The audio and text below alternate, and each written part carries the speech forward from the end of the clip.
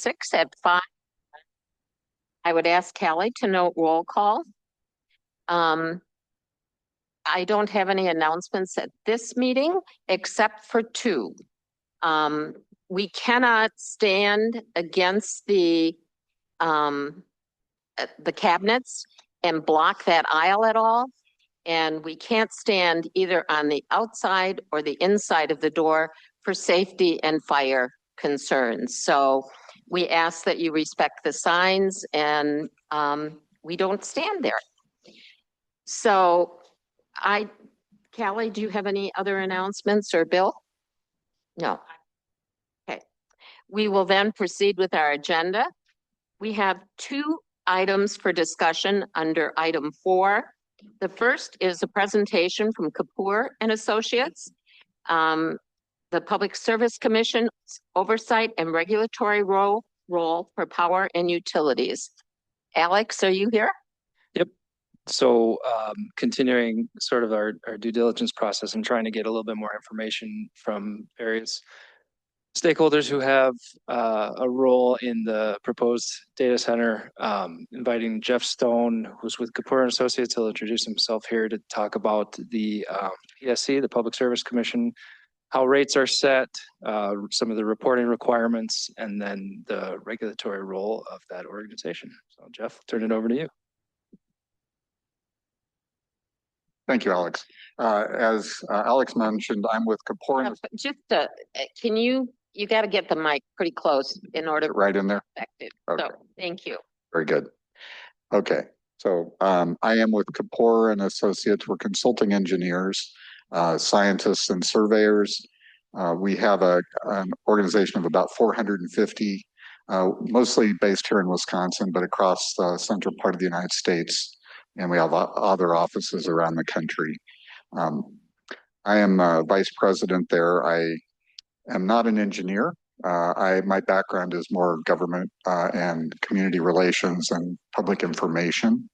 And so I've been asked to present today on the Public Service Commission and their regulatory authority and process here in Wisconsin. So my background personally is one that brings what I think is a pretty full perspective that I hope to share with the board tonight.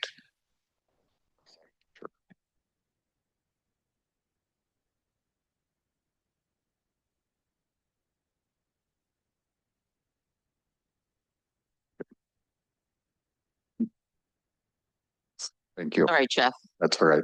So I spent 3 years as a division administrator for water, telecommunications, and consumer affairs. And I was a member of the executive committee for the agency at the Public Service Commission. I had oversight as well of the PSC in a very general way in my time as a legislator in the state of Wisconsin. But I think of more importance for perspective tonight is I also have a background as a local elected official. So I hope to bring that perspective of dealing with development and interactions with the PSC as to this presentation for you this evening. In addition, I served as the executive director for the municipal electric utilities for the state of Wisconsin, as well as a board member and chair of the Metropolitan Milwaukee Sewerage District. So I've been around utilities and both energy, water, and regulatory and rate setting for a number of years now.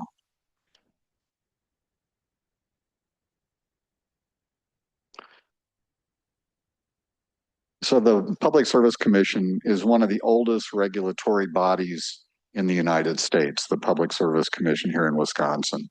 It traces its origins back to the 1800s. It started off as a railroad commission, and it regulated the rates and operation of railroads.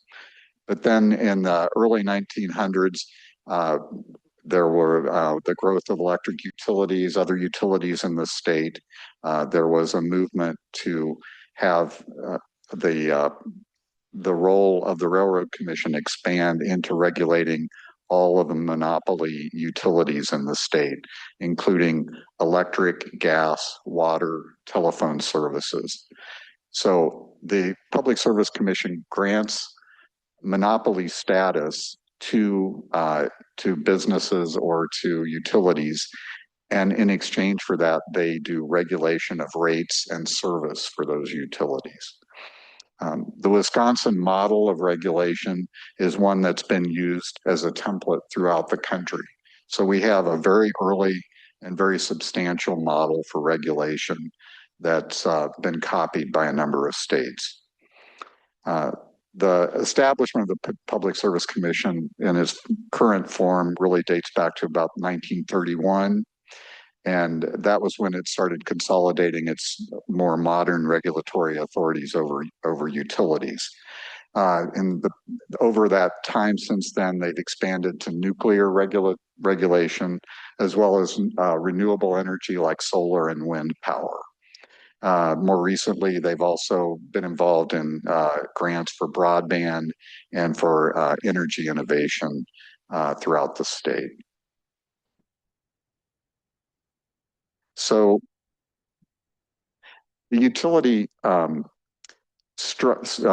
Public Service Commission, its structure and governance is one that's an independent state agency.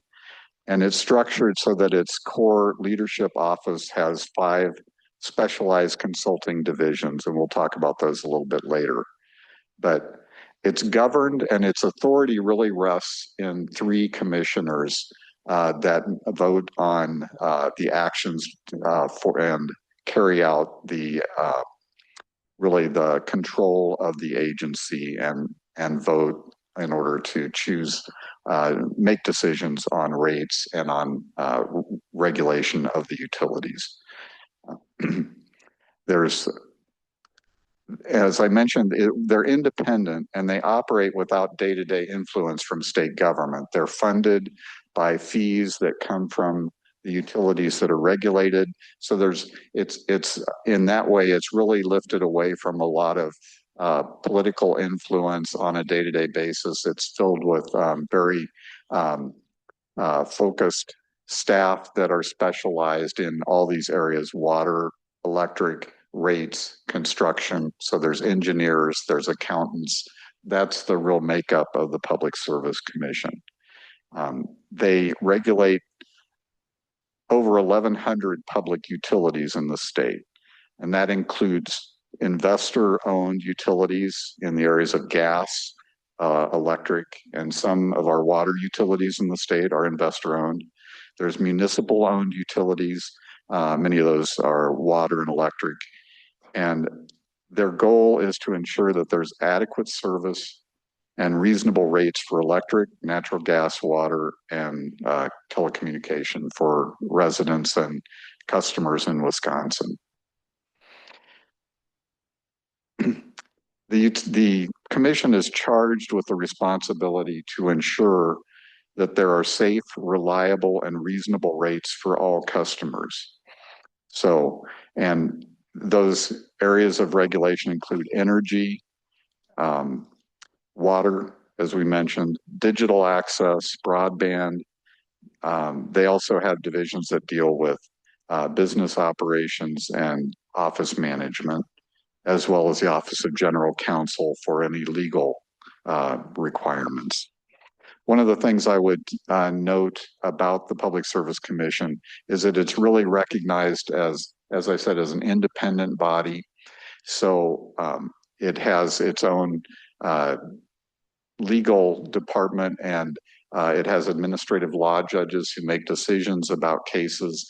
Those can be appealed into courts, but the courts regularly defer to the experience and the expertise of the Public Service Commission because it's such a unique area of regulation. Rate setting and construction authorization, those types of processes that the Utility Commission oversees really require a lot of specialized knowledge, and the courts are usually reluctant to overturn decisions that are made by the Public Service Commission. So for the most part, it kind of points to that independence of the commission.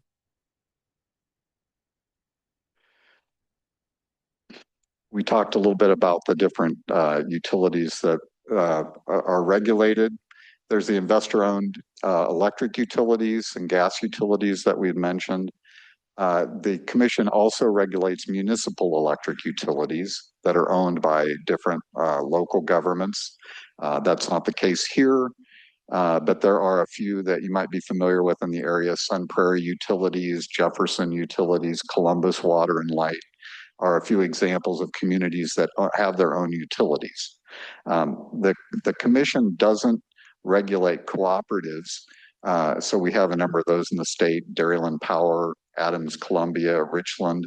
And the reason I mentioned those different types of utilities and the regulatory authority is that there may be some of you or residents who've lived in different areas, and you might, the way that development or expansion of service and rates would impact you as a municipal utility or as a cooperative might be different than it would be under the regulatory structure of the PSC.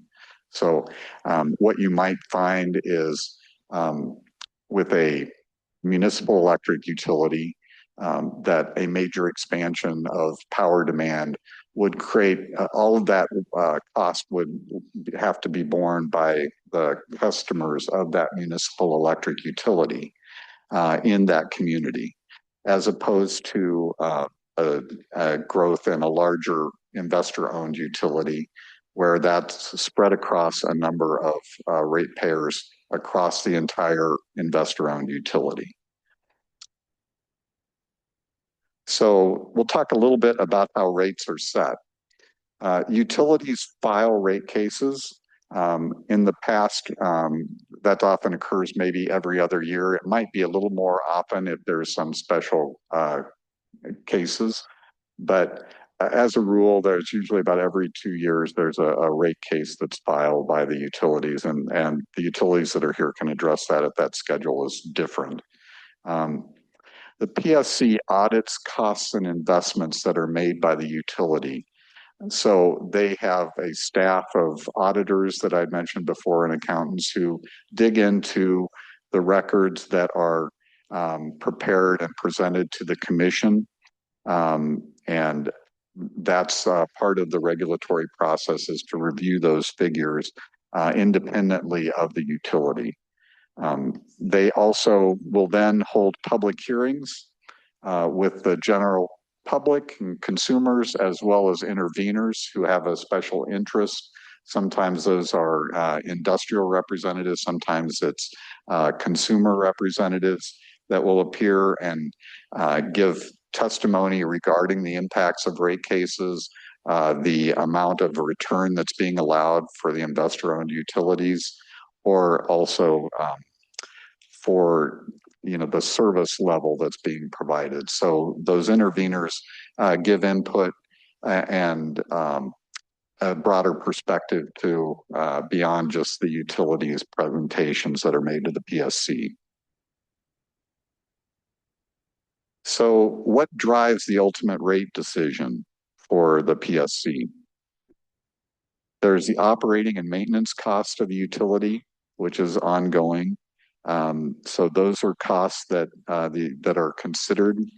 There's also the capital investments that are required for the utility to make to continue to oftentimes improve or expand its operations. Then there's return on equity, which is an amount that's set aside as really kind of the profit for the utility to make. Even the local utilities that are owned by municipalities get a rate of return on the investment the community makes into the utility. So those are established by the commission and also by looking at rates of return for utilities across the country. Finally, the commission will vote and issue an order that includes a rate tariff for different classes of customers. Some are residential, commercial, industrial, and those costs, as a part of that rate case, those tariffs are established to fairly distribute the costs of operating the utility to a number of rate classes.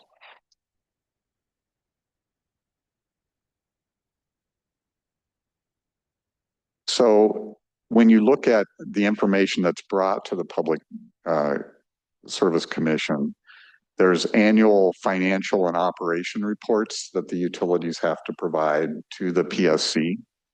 There's also a uniform system of accounts. And what that allows is for the staff at the PSC to look at what money is being expended in each area and compare it directly to what other utilities are doing. So it creates consistency and clarity in the information that's being presented about the costs of operation and the investments that are being made for the utility. So that uniform system of accounts is provided for all the utilities to follow. And finally, there's also ongoing regulation of the service quality and reliability. There's meetings normally throughout the year monitoring service outages, also looking at responsiveness to consumers, whether they're calling in for information or if they're sending information, requesting information through a web request or an email.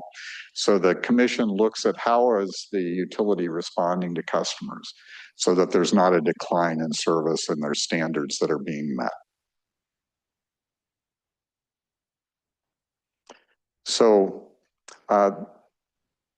when you look at, I mentioned the different types of utilities are regulated. The municipal electric utilities are regulated similarly to public utilities. The PSC approves rate changes that are required for them and also has the same annual reporting. The co-ops are treated differently because they're owned by the members. And so those members have their own governing boards. They set their rates internally, and the PSC doesn't approve those rates. There's a few other elements there, but I mostly wanted you to understand that your utility, if you're working with an IOU, is subject to all of those regulations and controls of the PSC for rate setting. Excuse me.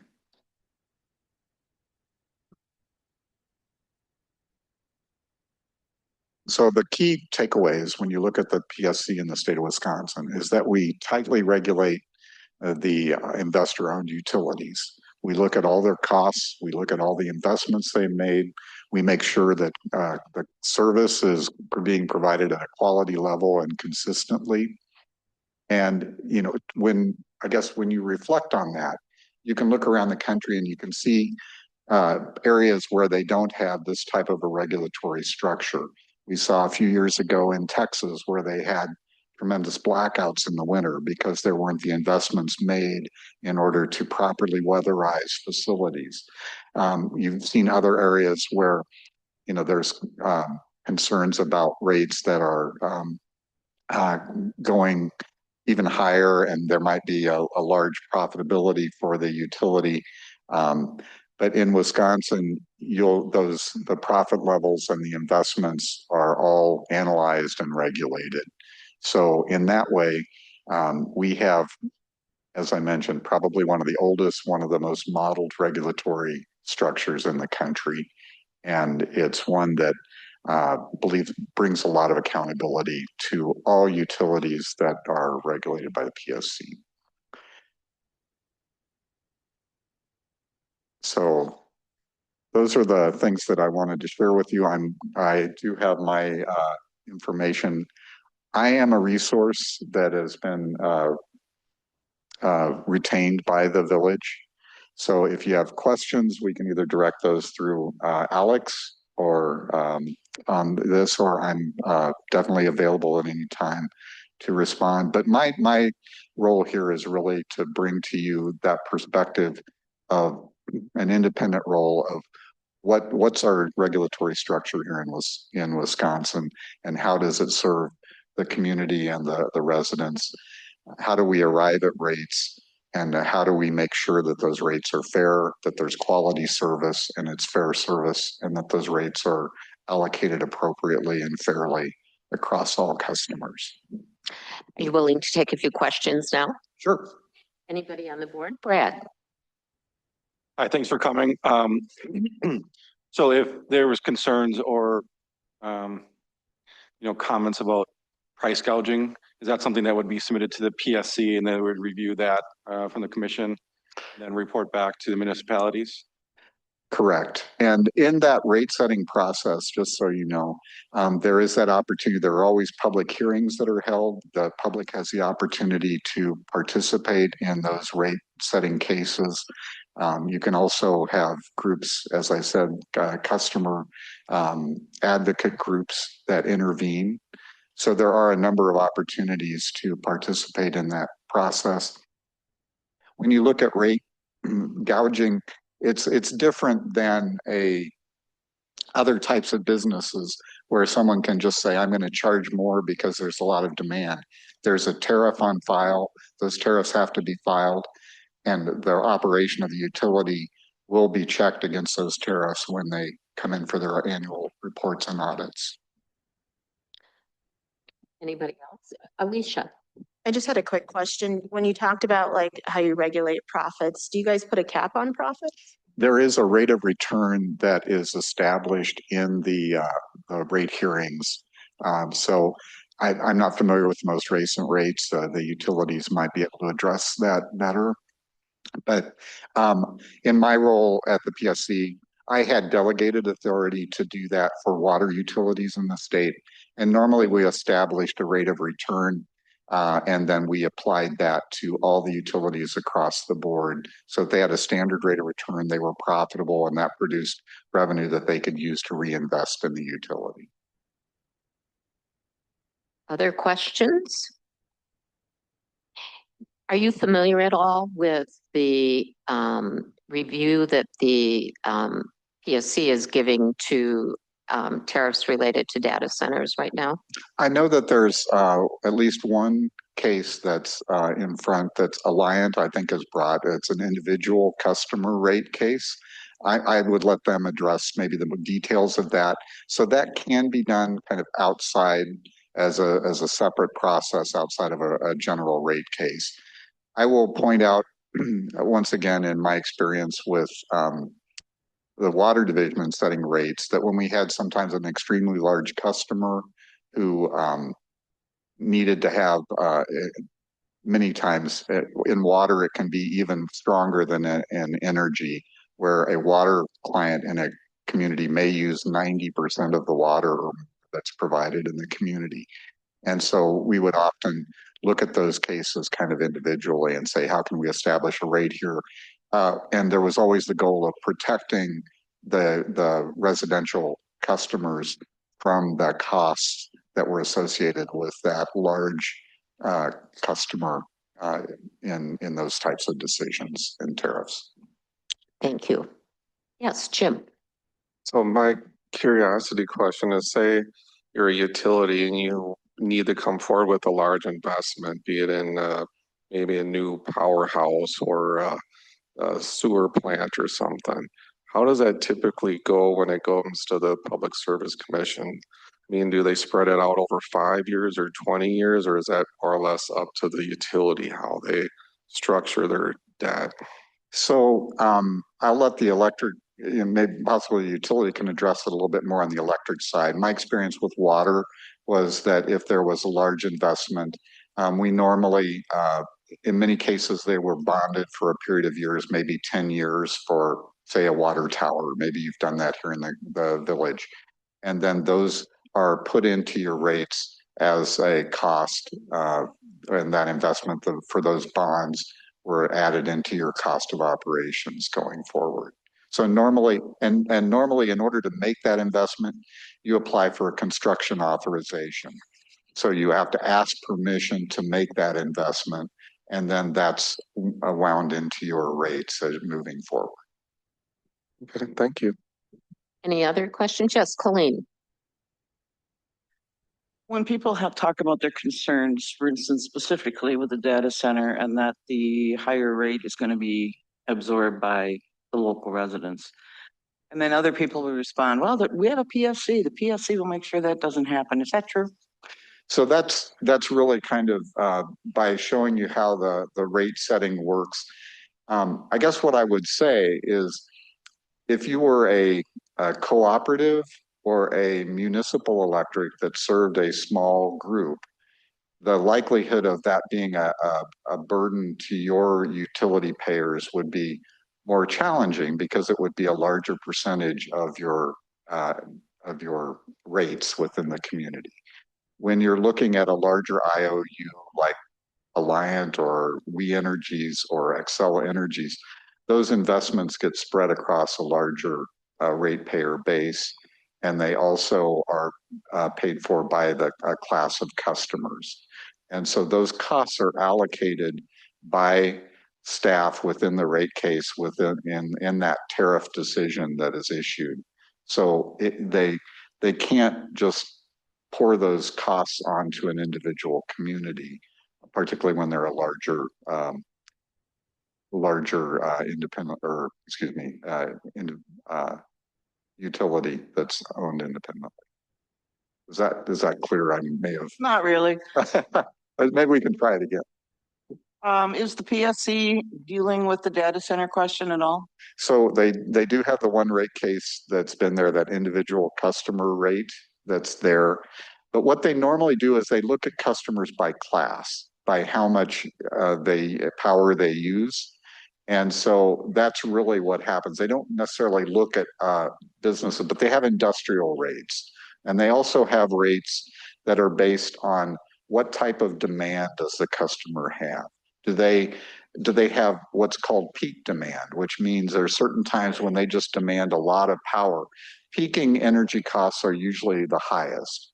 And I can relate to that. My role with the Metropolitan Milwaukee Sewerage Commission is we tend to need all our power for pumps when it's raining.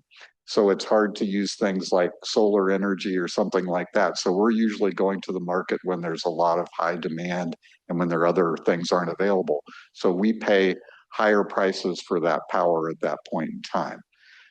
So, the rates are really structured so that those who are requiring the power pay the costs for that power. Maybe I could ask, and maybe it's Alex or Bill that takes responsibility for this. My understanding is that both the legislature and the PSC has been looking to make sure that the data centers, which are large and generally well-funded, pick up any infrastructure costs so that that doesn't fall on the ratepayer, but rather on the data centers, and that is something they're looking at across the whole state.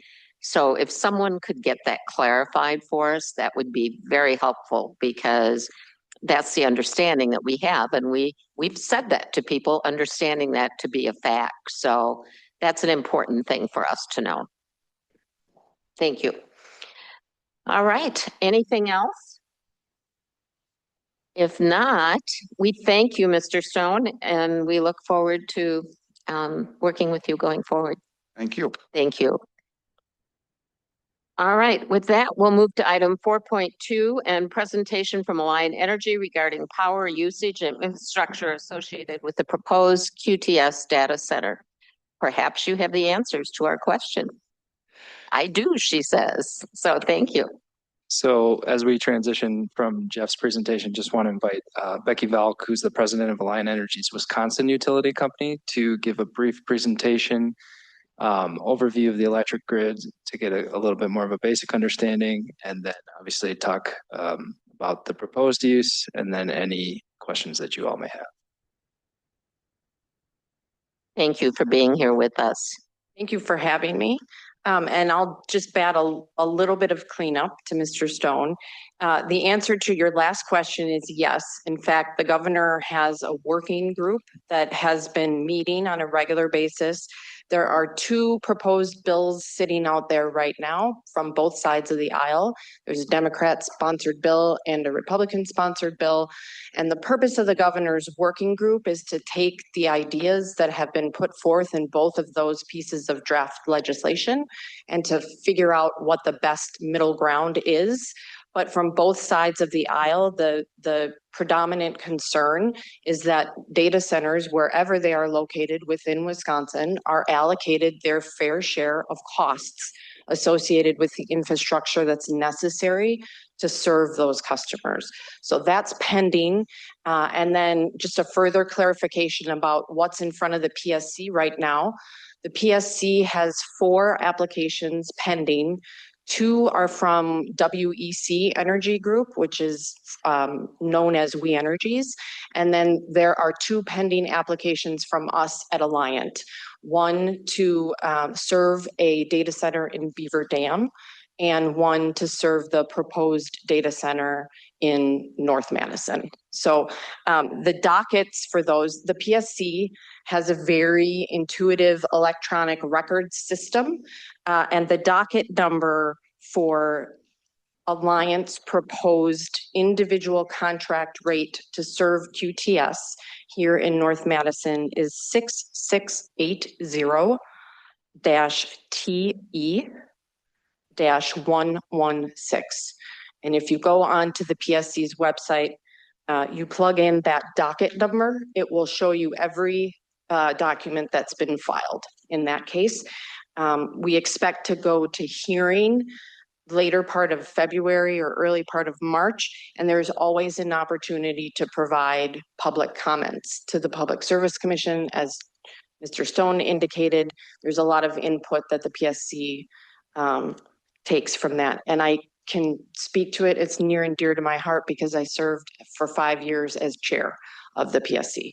So thanks again for having me here. I'm Becky Vach. I'm the president of Alliant Energy's Wisconsin utility, known as Wisconsin Power and Light. And I'm entering my 27th year in the energy industry.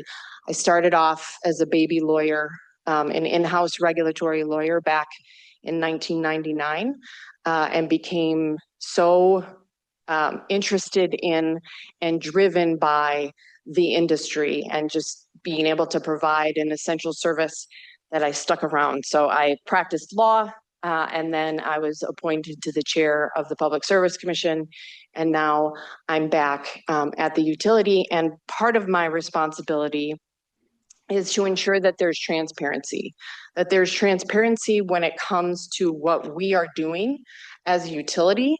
But more importantly, that, am I doing this? I'm not. This is, oh, Should be able to just scroll down. so can I do? Hey, There you I'm better. So really, my goal and my passion is to ensure that there's transparency and that we're all working from the same set of data, because there's a lot of misinformation out there, and our industry is complicated. And it's really easy to try to sort of boil things down into little bitty sound bites that sound good and sound simple. But when you start peeling back the layers of how our grid works, you realize very quickly how complicated it becomes. And so I want to put myself here as a resource. If I can't answer the question, I will endeavor to get you the correct answer so that everybody's working from the right set of data. I also think Mr. Stone did a really good job of explaining Wisconsin is the model in terms of the regulatory compact that we have here.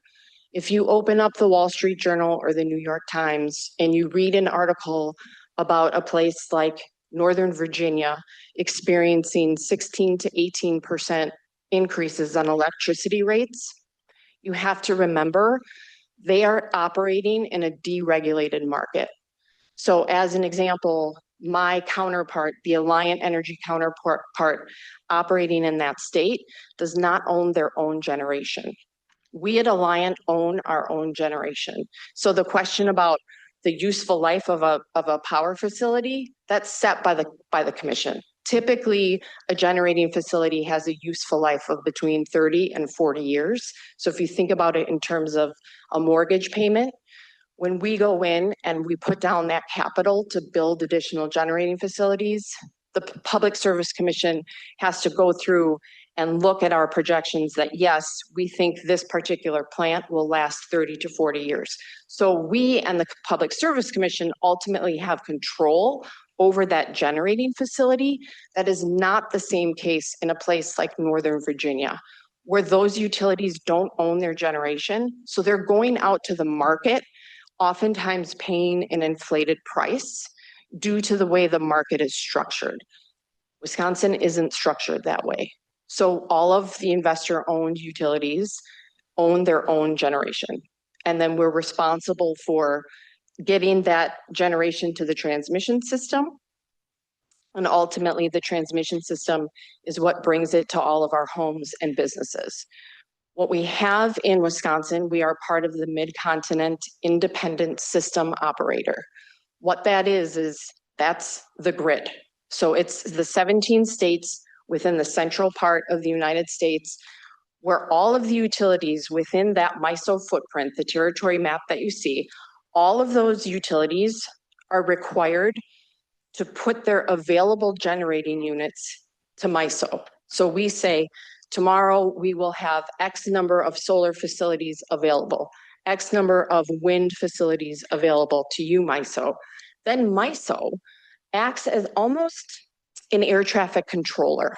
So if you think of all the generating facilities within the MISO footprint, if you think of all of those facilities as airplanes, MISO's job is to say, Alliant, flip on 200 megawatts of solar.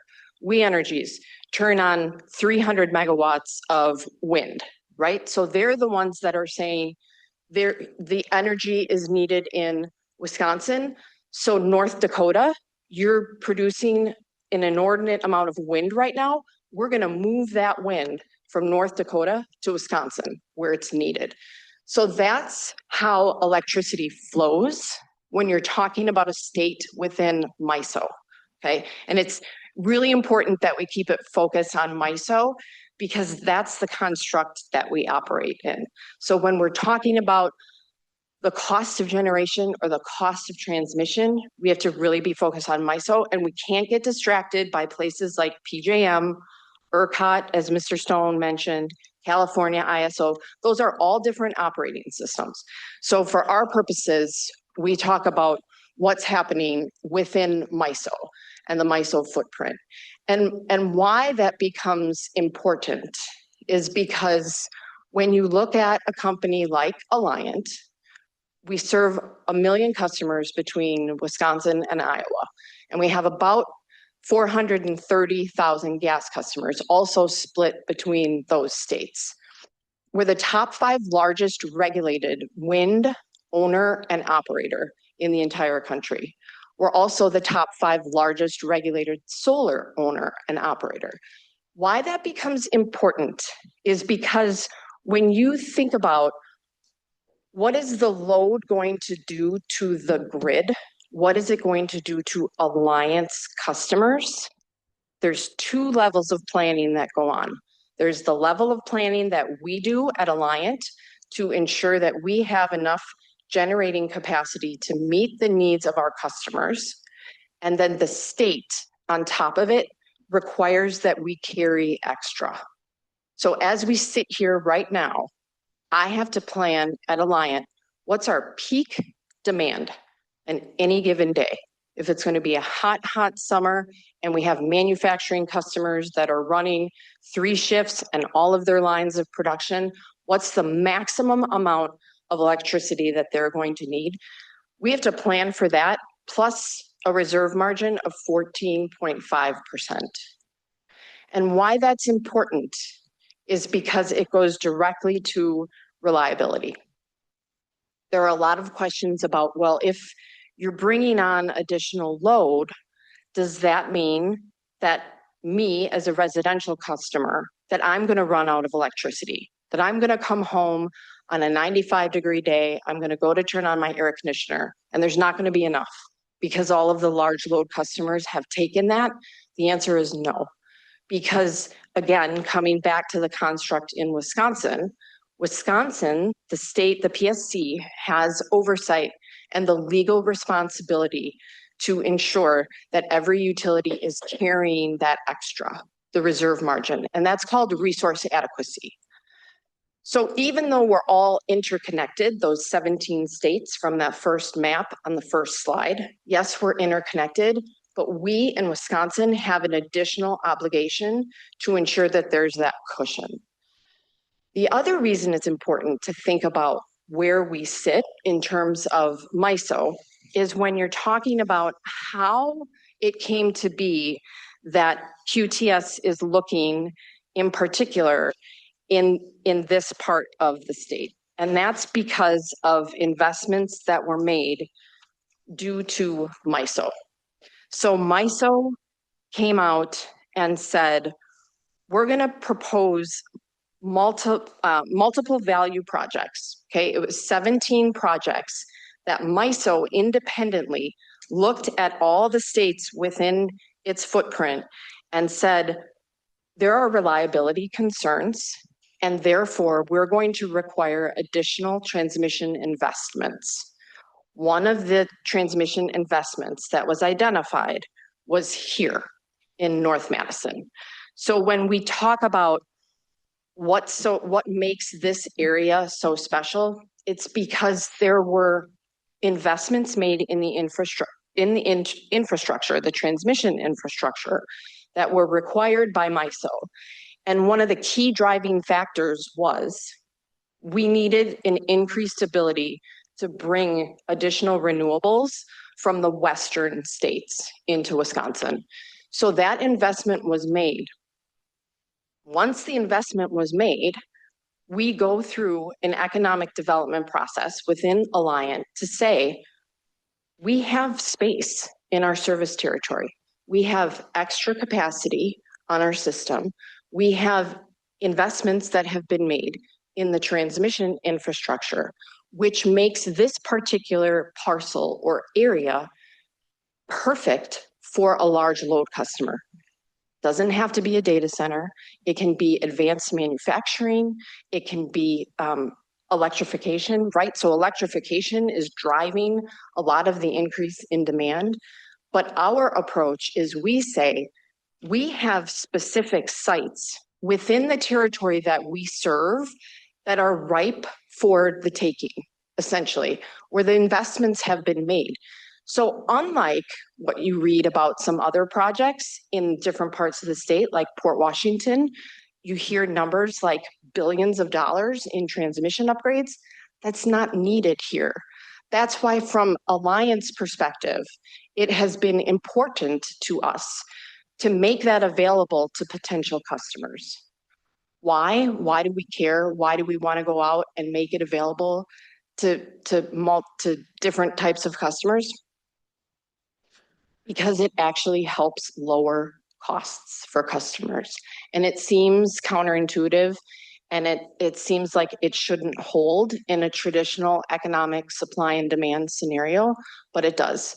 The reason why is because the majority of all of our energy bills are made up of fixed costs. So when Mr. Stone talked about the infrastructure that has to be made and that utilities are granted an exclusive monopoly, in exchange for that monopoly that is granted to utilities by the government, the other side of that coin is that the utilities shareholders then have to put the capital up front to pay for power plants, the distribution system, the meters, everything that it takes to get the electrons from where they're generated to your home where it's eventually consumed.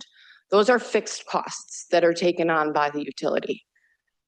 To the extent that you can grow the denominator, that you can spread out those fixed costs over more customers, the end result is going to be it will lower the costs for all customers, right? Because you're dividing that fixed number by a greater amount. There are a couple of studies that have been commissioned by independent bodies. The Lawrence Berkeley National Lab came out with a study, and that study indicates that same phenomenon, where states that have strong electricity load growth often have lower or declining prices. In states that have taken the tact of, we're going to separate a utility's generation from its distribution, we're going to mandate that a certain percentage of electricity come from certain types of sources, those policy decisions often lead to higher prices. So why do we at Alliant care about economic development and growth? Because it helps keep our customer costs low. Because as the regulated utility, we have an obligation to serve each and every customer that comes into our service territory. We don't get to choose. We don't get to say, oh, you're going to manufacture cheese, we're not going to serve you. Oh, you want to build a car manufacturing plant, we're not going to serve you. We think that's too much. We don't have a choice. If a customer comes into our service territory, we have a legal obligation to serve that customer. Because of that obligation to serve, we also have an ongoing obligation to continue to invest in the infrastructure that's necessary to serve customers. So those two obligations then put the onus back on us to say, if we can attract more customers to our service territory, we can continue to invest in the system, and ultimately those investments will be spread out across a greater number of customers. So that's why when we talk about why is a utility interested in growth, if you're a regulated monopoly, if nobody in the service territory has a choice, you don't get to pick who your provider is. Why is the utility out there talking about growth? Because it's good. It's good for us because it helps us continue to invest at the right pace to ensure reliability, and it helps our customers so that we don't have to go in front of the Public Service Commission more often than 2 years, because nobody wants to go in for a rate review every year, right? And then finally, a question that we get often is, what about reliability? Okay, so if a large load customer comes into the electric utilities service territory, what's that going to do for the reliability of the system? And if, for some unforeseen reason, something horrible happens on the system and you have a blackout, does that mean you're going to plug in that new large load customer first? And then the hospitals and the schools and the emergency providers are going to be the last to hook up? The answer is no. Again, the Public Service Commission dictates that the highest priority electricity users have to be brought back on first. So from a reliability perspective, we are constantly, every second of every day, matching projected load with projected generation. And then we're feeding that into MISO. And MISO tells us, if you have solar capacity, dispatch that now, because there's no cost to the sun, right? There's no fuel cost associated with that. So our job is to constantly be balancing supply with demand. We don't get to tell the electrons where to go, right? We produce it, it goes onto the system, and it goes where it's needed. Actually, from a reliability perspective, utilities want large load customers because they're a steady hum. They have what's called a high load factor. So they're consistent. You can predict. They're going to pull the same amount of energy every hour of every day, versus a place that might run off shifts where they're going to come in, they're going to run a line for the first 8 hours, their usage is going to spike, and then they're going to skip that second shift, their consumption drops. That's hard on the system to manage those spikes. So from a reliability perspective, it's also beneficial for utilities to try to go out and attract large load customers because of that high demand that they provide and the consistency that they provide to the system as a whole. So that's all I have from a very high level. I hope that was high level, I hope it was helpful, and now I'm happy to answer any questions. Okay, yes, Jan. Thank you, Becky, for all that information. There was a lot, and a lot that I have never known or heard of when it comes to electricity and energy. And it's difficult to take all of that in, hearing it for the first time, because there was a lot. But one of the things that I wanted to know is you're talking about the MISO system, and currently, do we have anyone on the system that's a data center or anything similar as what is being proposed by QTS? In Wisconsin, we have multiple data centers already in existence on the system, yes. And are they as large as what QTS is proposing? I don't know the answer to that. I do know that the size that QTS is proposing is not abnormal, but I don't have the information readily available. Then one last question. Regarding solar, does Alliant have the say of what solar would be put out by QTS? If QTS wants to build their own solar. So if QTS wants to build solar, we have a community solar program that we could partner with them on that type of a tariff offering. As Mr. Sohn indicated, everything that we offer is on file with the Public Service Commission. So you can go out and you can see, okay, we do have a community solar program where we have one in Janesville as an example, where the way that it works is we go out, we build the solar, and then we make blocks available for customers to subscribe. So if you're a renter and you don't have availability on your rooftop, but you want to have the benefits of solar and you want to support the development of solar, you would subscribe to one of those blocks of community solar. And that essentially goes to pay for us to go out and build that system. So we do have a say. And then in Wisconsin, third parties are not allowed to build and own and operate generating facilities. So if it's over a certain size, any new solar generating facility within our service territory, we would have to be involved. Yes. Okay, thank you. One of the questions that came to me, and then I'll ask for other questions, but was how does a must-run facility fit into this scenario? And can you just elaborate on that a little bit? Sure. So a must-run facility from the MISO's perspective Right. is designated as such. It's needed for reliability purposes, meaning you're not allowed to turn it off. And so if there were periods of constraint within the MISO system, there are steps that they have to go through, warnings that they would have to issue, and they would designate if a certain generating facility is a must-run. There aren't any consumers. In other words, a data center would never be labeled must-run because the data center is the customer. Okay, great. Thank you. Other questions, Jim? I got I'll say 3 or 4 questions, but I think they all sort of interrelate to each other. So you mentioned how you got the 14.5% reserve margin, and the way you portrayed it, Alliant is carrying that, say, over their peak usage. And what I'm curious about is that usage, say a large user would come in, it might be hard to, say, anticipate how much usage that is. So you might, say, lose that 14%, or maybe it gets down to 5%, or maybe you actually go negative.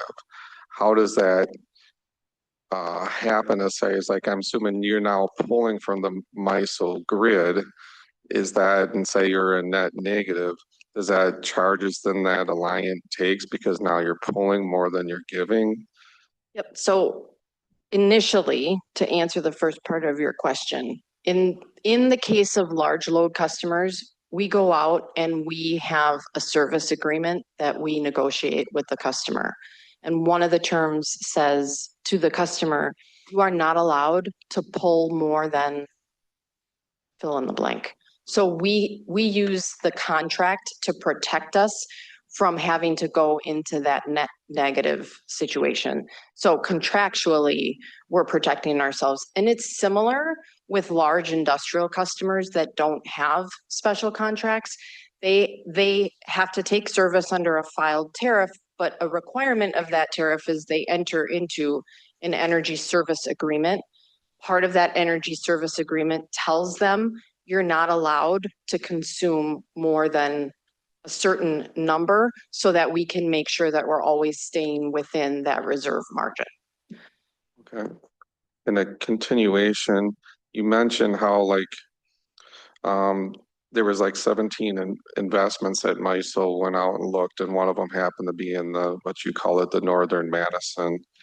And during that conversation, you mentioned that it was set up to pull a lot of, let's say, the solar and wind from the western states or western territory of MISO. Is that something that we're looking to offset? I know there's a solar farm going up now, and I'm sure there's other ones that I'm unaware of. Sure. And I guess really I just want to talk about, is that way MISO is always going to be set up, just that the western portion is always going to be passing this way, or are we trying to counteract that? So Wisconsin's in a bit of a unique position just because of our geography, right? So we can't pull anything from the north. We can't pull anything from the east because of the Great Lakes. And then on our southern border, Illinois, it's a deregulated state. So they're not required to carry reserve margin. So if and when we ever get to the position where we're looking at our supply and our demand and we're saying we need more supply, the only place we can look is to the west. And that's why MISO is constantly looking at the transmission infrastructure that can bring energy from the western part of MISO into Wisconsin in particular. Now, our goal as a state has always been to get us back to a position of being an exporter. You always want to be an exporter of energy. We are an importer in Wisconsin. It's largely because of our geography. I guess my last quick question, you mentioned a Lawrence Berkeley study. I don't think I quite have that. I'm wondering if you can provide it or if we've already got that. So Sure. It's the Lawrence Berkeley National Lab. It was featured on PBS not too long ago, and the Washington Post also published the results. But I think if you just Google Lawrence Berkeley National Lab and then data center study, it'll pop right up. okay. Thank you very much. Yep. Okay. Anybody else? Yes, Alicia. Okay, I think I was trying to pick up what you're putting down. So, really just have a quick question. So you can't say without uncertainty, because a lot of people have sent me a lot of emails that just say, with this large load customer coming, can you guarantee that my rates are not going to go up? And I think you said that you can't say that, right? I mean, Yeah. I can't guarantee that any of our rates won't go up. I would, unless we were in a rate freeze, the likelihood that rates are going to stay stable are probably very low. Because as Mr. Stone went through, anytime we build a new facility, right? So we have to build it first. Then once it becomes operational, it moves into our rate base and we start charging customers for it. So it's not the existence or the addition of new large load customers that has a direct relationship to rates. It's the investment in infrastructure that's being made. Okay, so secondary to that, you said you have an obligation to serve, and what was the second obligation? To carry that reserve margin. Okay, thank you. So really then on the other side, what you're saying is that this area is prime, has always been prime for a large load customer. And by bringing a large load customer into the area, as crazy as you said it sounds, right? It doesn't make sense, but that's going to allow for infrastructure investments that would ultimately lower the cost for consumers. Right. So what's going to happen is if we are successful in attracting a large load customer, whoever that customer is, Right. the revenues that we will get from that customer because it's going to be revenues that are contractually negotiated. Ultimately, it has to be approved by the Public Service Commission. But the way that the rates are structured is to make sure that we're bringing in more revenues than our marginal costs to serve those customers. Okay. So we always want to bring in more than it actually costs to serve them. That then helps drive down everybody else's costs because we're bringing in more revenues and the cost, the cost to us to invest is going to get lower. Okay. One last thing or two more, if that's okay. Sure. Okay. Go ahead. So this project aside, you're saying that you guys pretty much, it sounds like, are trying to attract large load customers to this area, right? Yes. So that should be something that should be like, if not this one, it's another large load customer that is primed to come here. Yes. Okay, thank you Because for of that. the infrastructure. Yep, because of the infrastructure. And then secondary would just be, let's look at Iowa, for example, because Iowa has a lot of data centers. So are there any in Iowa that are similar to this large load? QTS. Yes. In Already in Cedar Rapids? Mhm. Okay. Yes. And so and when we're thinking about MISO and how that works with Illinois, you said is not regulated. And we are not, like, where are they getting their power from? Yep. So Iowa is exactly like Wisconsin.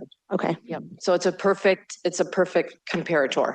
Iowa and Wisconsin are same regulatory construct, same sort of, I would say, economic development efforts, same rate structure. Iowa and Wisconsin are the same. Okay, but lastly, just so I know where we're at, because we are working on both of these issues on both sides of the aisle, it's kind of like we're regulatorily, like, sorry, that's a weird word, regulatorily. They're working on it right now, right? So the PSC is, everybody is working on it because these issues are coming to us, but we can't say without certainty, what it is.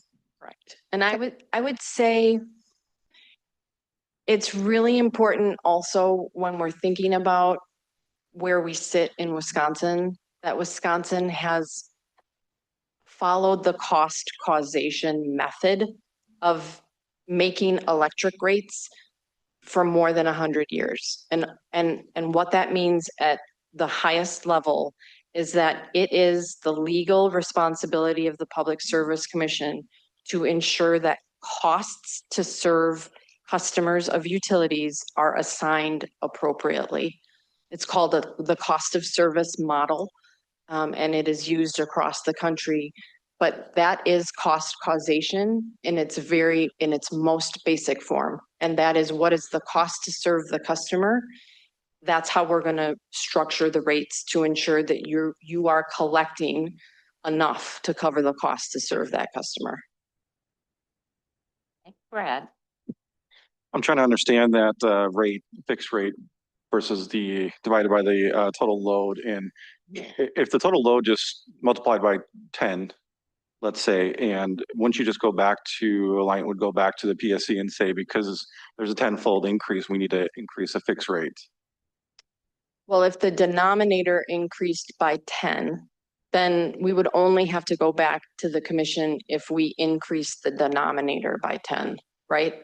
Because what I'm saying is that denominator is the amount of load. The numerator is our generation investments. So as the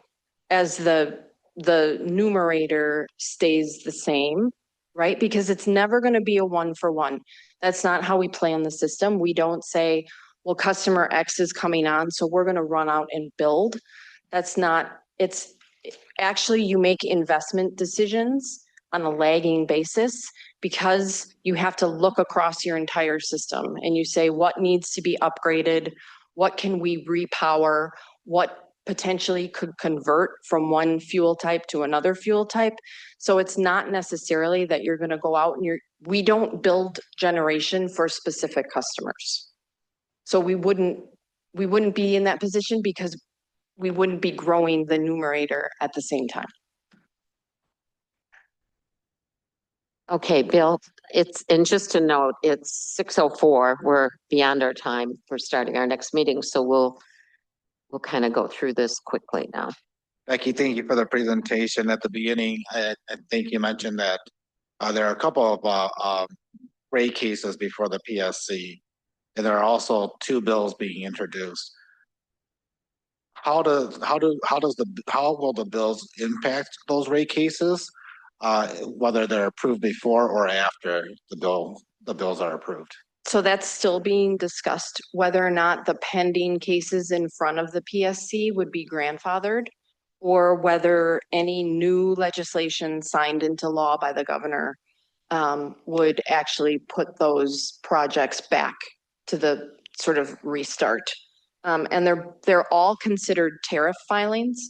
They're not rate filings. So this is happening outside of a traditional rate review. They're single tariff filings. Okay. Any other questions? I would ask staff if they had any burning updates to give us. Bill? I don't talk about that during our presentation during the regular meeting agenda. Okay. Anybody else? Callie? I just have a really quick update. We will be having a spring primary election on February 17th. That also is our second February board meeting, so that will be moved to Thursday, the 19th. It's typically how we always. Thank you. And thank you for being with us and making that presentation. So we appreciate it. It was good information. I worked in the energy industry for 45 years, so it's all good to hear again. Thank you. Yes. Can I ask Callie, what is the primary that we're having? And could you tell us how many people are running for trustee and stuff? Yeah. So the primary we're having is for the Circuit Court Judge Branch 1. It is a county race. And for Village Trustee, we have 4 candidates. We have Colleen Little, Tessidra Allen, Alicia Williams, and Melanie, I'm going to say her, Barkoff. Sorry if I said your name wrong, Melanie. But that's who we have for Village Trustee. All right. With that, if there's no other business to come before this committee, I would entertain a motion to adjourn. But before we get that motion, I want to note we're going to take just a short break before we have our village board meeting, and that will start in about 5 minutes. All right. Is there a motion to adjourn? Motion to adjourn? Is there a second? Second. A motion and a second. All those in favor signify by saying aye. Aye. Opposed? Motion carries. We're adjourned at 6:08 p.m.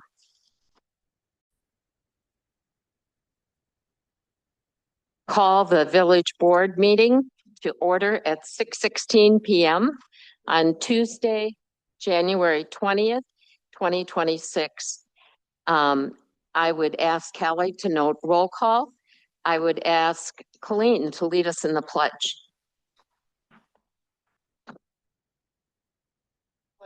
To the flag of the United States of America, to the republic for which it stands, one nation, under God, indivisible, with liberty and justice for all.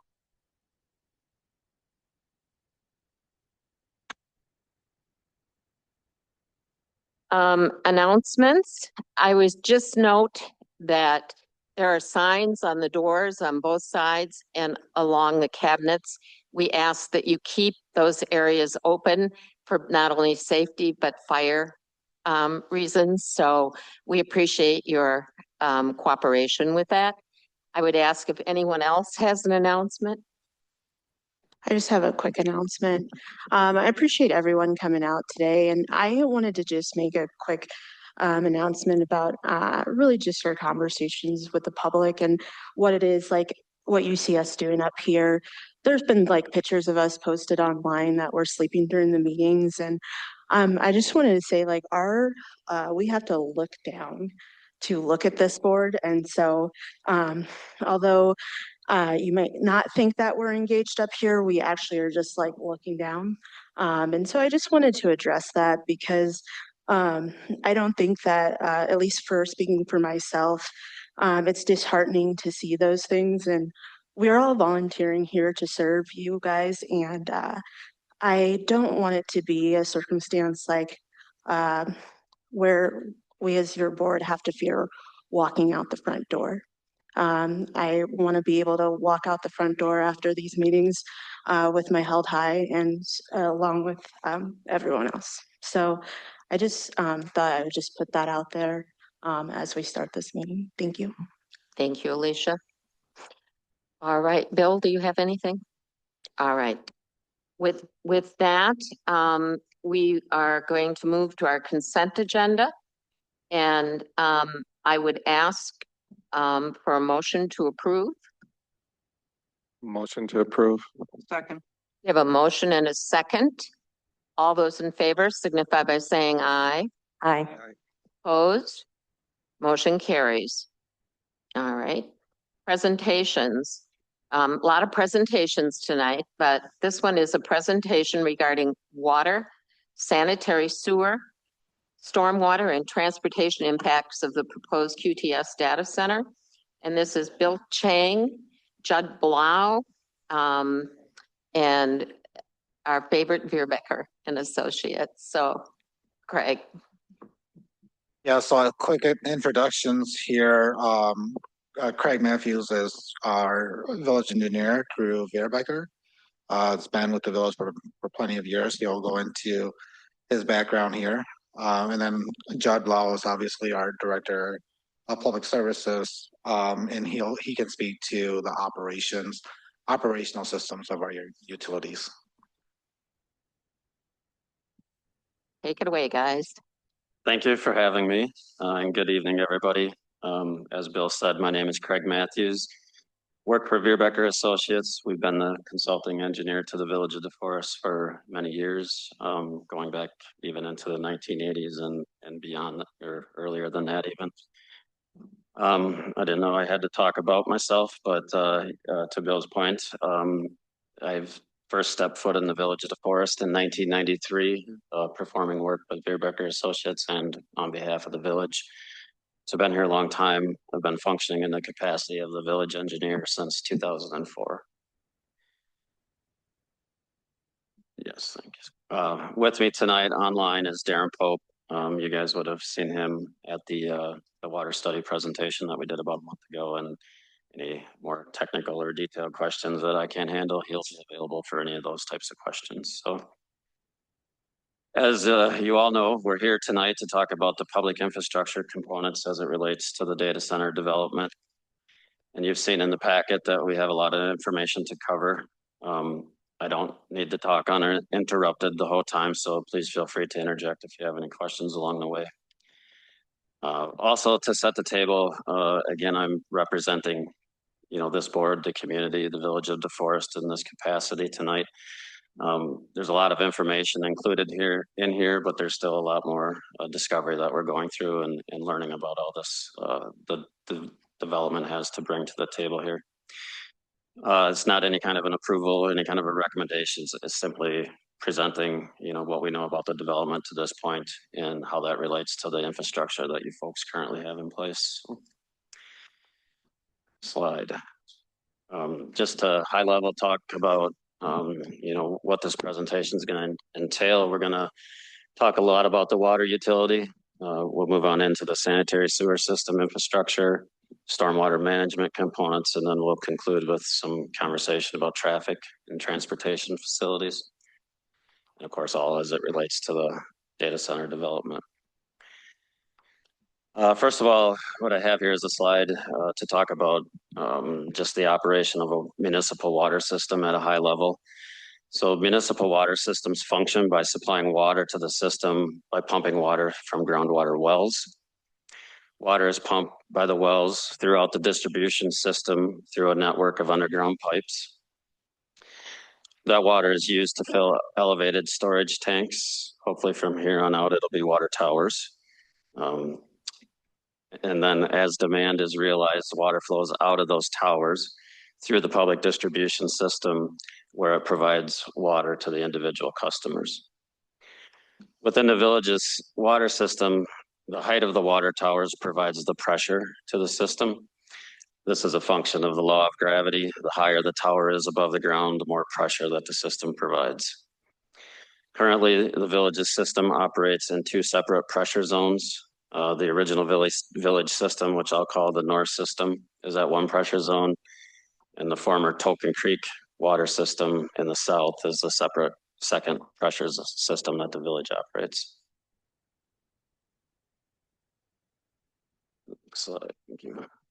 So the village's existing water system includes 4 water supply wells. On your slides, those are the red symbols. They're all located east of the interstate at this point in time. There's 3 water towers also shown on the map.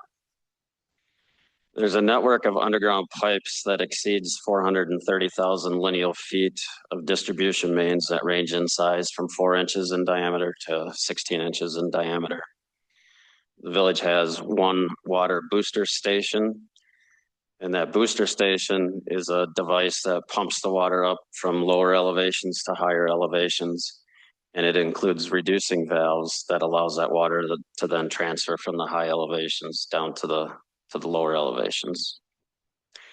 Well placement is restricted locally through zoning ordinances and by the DNR with the goal of limiting wells from being in locations where there's possible pollution concerns. We avoid placing wells in areas that may present these pollution risks, specifically avoiding industrial land uses where practical. And elevated storage tanks are often located in areas of high water demand or high water usage. And in DeForest, we have the unique opportunity to watch out for airplanes. So the flight paths from Dane County Regional Airport do affect where we place our towers. As of 2024, the village serves 4,365 total water customers. The breakdown includes residential, commercial, industrial, and public authority customers, the numbers of which are indicated. And as of 2024, you'll hear this number probably too many times, but the village uses on average 868,000 gallons of water per day. Over the course of the year, that comes out to be just over 316 million gallons of water annually. The table on the slide shows a breakdown of water use by customer. And as you can see, residential customers represent the largest water users in the village system. By land use, residential customers use approximately 550 gallons per acre per day. And commercial and industrial land uses use on average 300 gallons per acre per day. Now, to relate this to the data center development, based on information that we've provided to this point through their consulting engineers, would suggest that their usage would be 83 gallons per day per acre over the course of the total development area. Slide. This slide is a table that shows the 10 largest water users or water customers in the village as of 2024. And the top 10 users range from 3,600 gallons per day to over 45,000 gallons per day. So relating this to a per acre basis, it amounts to about 276 gallons per day per acre. So over 3,000 gallons per day per acre based on your top 10 existing customers. And again, the data center, we project with information provided to this point at 83 gallons per day. Last month, I had a question. Again, that's per acre, so we're assuming all 1,600 acres? Yes. Okay, 83 gallons per day, okay. All of the per acre usages I've tried to equate to the total area of land use. So there's probably some ins and outs to that, but. So last month we presented the 2025 update to the water system study. Again, this information is based on water usage at the end of 2024. And from that evaluation, we determined the water distribution network to be adequate. A new well was recommended to be added to the system currently. And this was without consideration of water use associated with the data center. The construction of the new well is planned to begin in 2026 with the drilling of a test well. And depending on the results of that, the production well should go into construction in 2027 or 2028. The new well site that's being evaluated is in the Conservancy Place residential development on a lot that's currently owned by the village. In terms of water storage, it was recommended that somewhere between the years of 2030 to 2035, based on growth assumptions, that a new water tower would be required. And it is recommended that this tower be placed west of the interstate based on the location of your existing towers and then anticipated growth patterns. Water needs from the data center, again, based on information provided to us at this point, would include daily domestic use of 125,000 gallons per day without respect to area. That's total water use that we've been provided with. This is domestic use that would go towards restroom, showers, drinking water, and other day-to-day needs. And this again compares to the 868,000 gallons per day that the village uses. And so at full operation, the data center would result in about a 14.5% increase in daily water use. Consideration to protect against changes in land use. The village may consider deed restricting the lands to a reasonable maximum daily water use to serve as a guardrail for the data center development, as well as any potential future changes that could result from redevelopment or repurposing this land in the future. Touching on the cooling system, so this is proposed to be a closed loop cooling system. And so this system would require an initial fill with water. It's estimated that the volume of water in the overall development, all phases, all buildings, would require upwards of 1 million gallons per building, per phase, per individual unit. And so that would be upwards of 1 million gallons to fill one of the cooling systems associated with the development. And I will, in full transparency, hope to get better information on those numbers, but that's kind of where we're at today with what we've been shared. And again, 868,000 gallons per day is what the water system users use today, or 316 million gallons per year. Since you don't want to hear yourself talk the whole time, I'll just interject that we are requesting a full engineered spec of what that closed loop system looks like so that we can better evaluate that too. Thanks, Alex. I needed a drink if nothing else. So.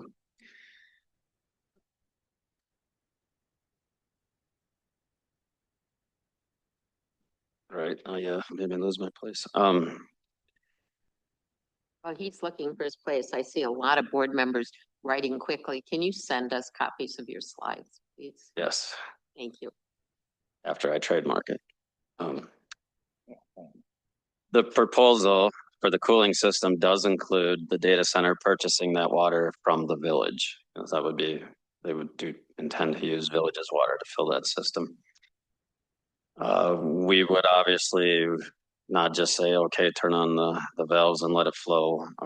We'd want to make sure that we phase that or, regulated that. So you don't want to turn on your faucet and not have water. So we would require a phased approach for that filling of the system. And again, particularly regarding the cooling system and other elements, seek to gain more information as we move along and continue to evaluate this. Jim's got a question. Just a quick question. Say part of that engineering research, how much does it cost to fill or take to fill? And if there's like a one-time flushing or something like that. I'm just guessing there might be a cleaning of the whole system before they even get into using it. Yeah, all that information we would expect to get with the engineering. All right. Moving on, To serve the data center, there's obviously going to be need to be new water mains installed and extended to the site. Currently, the village has existing 12-inch diameter mains west of the interstate that have the ability to be extended to serve the data center. The water main schematic are the blue lines on the map on the screen, and where they dead end to the right there, that would be connection points to the existing village's water. The data center is anticipated to require approximately 35,000 lineal feet of new water main to serve the development. And this amounts to about an 8% increase in the length of the existing distribution system. No additional wells are required to provide service to the data center. We talked about pressure zones earlier, so the data center will require a new water tower. And that water tower is required to provide adequate system pressure to the development area. So system pressure, as we said, is determined by elevation difference between ground elevations and the height of the tower. And the existing village water system provides adequate water pressures to ground elevations ranging from approximately 905 to 995. The data center lands range in elevation from approximately 970 to 1065. So those lands are above the elevation at which we could provide adequate pressure at this time. So due to the higher ground elevations, that's the reason for the new water tower specifically related to the data center. I'll just add too, I know you mentioned this earlier, Craig, but just to confirm, because I think I've heard different things in the past too, these towers are not drawing directly from the lands underneath in terms of drawing water, it's simply a pressure boosting.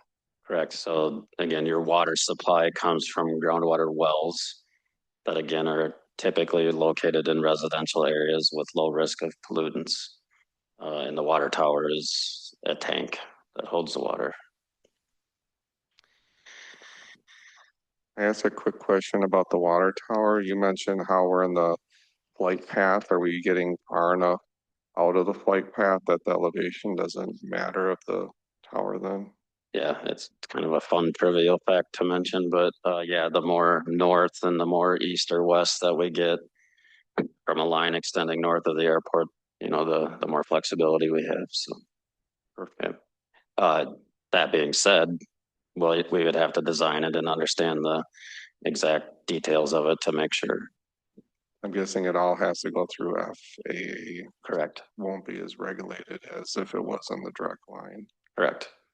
You know, and obviously the data center development spans quite a distance east to west, and so there's probably some leeway in there too that it can shift one way or the other if that becomes an issue. Again, this would be a third pressure zone introduced to the system, and so there would also be required a pressure booster station and reducing valves that would allow that water transfer between the existing system and the new system that would pump it up to the higher elevation and reduce it down to the lower elevations.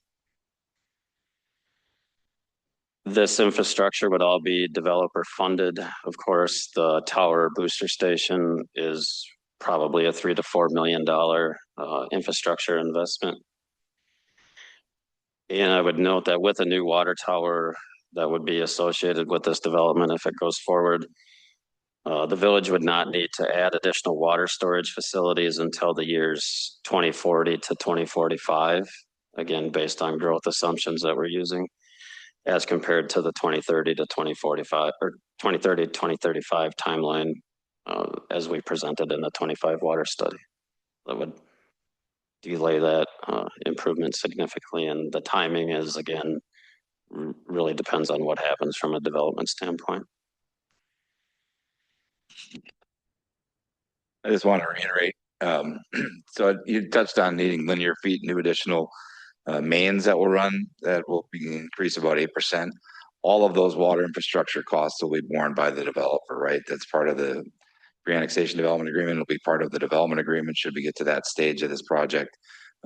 So none of that will be funded directly by the utility, but all those improvements will come to the utility and benefit us for years to come after that. Next, agency review. So all of this infrastructure goes through numerous review channels. Water system infrastructure would be reviewed by engineering and public works for local design guidelines and operation. CARP-C through the urban service area amendment process. And the Public Service Commission reviews certain large water infrastructure projects to protect the ratepayers. And so the towers, booster station, and large diameter mains fall under the purview of PSC. And so basically what the PSC would do is review that and, if approved, issue a construction authorization for those components. And then the Department of Natural Resources has review for new main extensions, towers, booster stations for statutory requirements. And that concludes my water conversation. So we can address any additional water questions. Otherwise, we'll move on. Are there questions? Alicia, do you hear? I have a couple questions. Some people ask me, who's financially responsible if stormwater systems fail decades from now? Yeah, and we'll talk about that when I get into stormwater, but I'm just going to answer it now, and it'll be fun to talk about again. There's detention basins that are publicly maintained, and the Village of DeForest will maintain those. And then there's basins that are privately maintained. We don't know the makeup of what we're looking at here yet, but then those, if you implement a private detention basin, you have to sign a maintenance agreement that's recorded against the property, and you're required then as the private landowner to take care of those. The other thing I'll add is the village has a stormwater utility, which collects fees for based on impervious surfaces. And so I did do a calculation. I have no idea if it's right or wrong at this point, but it's $500,000 to $750,000 in annual stormwater fees that would go towards that particular question that you asked. Thanks. Getting ahead of myself, you were talking about improvements, so I thought I'd hit the other side. Can I ask another one, Madam? Sure, and then Greg. Okay. So on the total charge, you had said like 120 gallons, but 83 gallons per day at 1,600 is 132,000. Is there like once they use the water, are we putting a cap on how much water they can use? Yeah. Once full build out, like is there I know they have to charge the system, but are we capping them at all? So that won't be me deciding it, but what I did mention is that, The village? yeah, had some conversations that we can deed restrict the property to limit water use. Okay. Yes. I can chime in on that. So our planning team, as part of the rezoning application that's been submitted, one of the things that we're contemplating, which would take effect in a deed restriction, is conditions placed upon rezoning that would cap water usage. And so the thought being there is, if in the future a different form of development took place, say that development ceased operations, we'd still have some protections against a heavier water usage that would potentially place higher demand on our system. And our current water system is monitored by remote, right? Everything we can see every day usage of the water and each individual user, so we can understand what their uses are. And should we see a spike, just like in a consumer home, we see a spike, we'll reach out and say, hey, what's happening here? You might have a leaky toilet, you might have a faucet that's dripping, something like that, that ends up saving the homeowner some money. In the case of a business, we may, hey, what's happening here? And they may say, oh, we had this happen.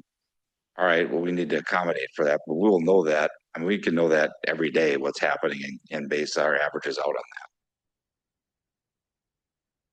Yes, Bill. So to address Alicia's point, between the difference of kind of the everyday usage cap versus the initial fill cap, the way that we have it set up in the pre-annexation agreement right now is that there would be a separate agreement for that initial fill. So that's going to set up the phasing of it, the cost of it, which is determined by rates through the PSC currently in our tariff. So that's a separate, we consider that as a separate issue from the system water usage, which is the daily use. Greg has been trying to say something for a while now. Oh, that's all right. So part of the private stormwater basin maintenance, and our MS4 permitting through the DNR, with the stormwater agreement that's put in place with a developer or a business, every year they have to send a report of the stormwater basins to the village with pictures and saying that they inspected and it's working properly. So I just wanted to mention that. Good. Thank you. Yes, Brad. Just from my own knowledge, is well 1 and 5 closed for various reasons? Correct. Well, one was closed a long time ago.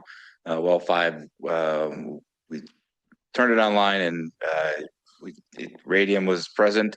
We couldn't get the radium to stop, so we ended up closing that well and capping it. Okay, just want to make sure I wasn't missing it. And then was there any considerations that we would have QTS truck in water instead of using our own supply? Yeah, so initially we were considering that. It's still an option at this point as we negotiate through the pre-annexation agreement and eventually the development agreement. But we saw a benefit of having the water supply there and then being able to realize the revenues from the sale of the water to help supplement and stabilize the water fund for years to come. Just to add one other aspect to that, one part of the discussion was the environmental impact of transporting 1 billion gallons of water by truck. It's diesel trucks traveling, a lot of diesel trucks traveling a lot of miles to deliver a lot of water. Thank you. Yes, Jan. While we're talking about QTS and the closed loop system, do we know what the largest QTS loop system that they operate? Did that come out right? I understand what you're asking, but I don't know the answer to that. I don't know that. We don't have that information. We can certainly ask, but again, I'm hoping that we would request the specific information for the system that would be proposed here too. Sure. I guess another important question to go along with that would be to know the age of their oldest system and longest system.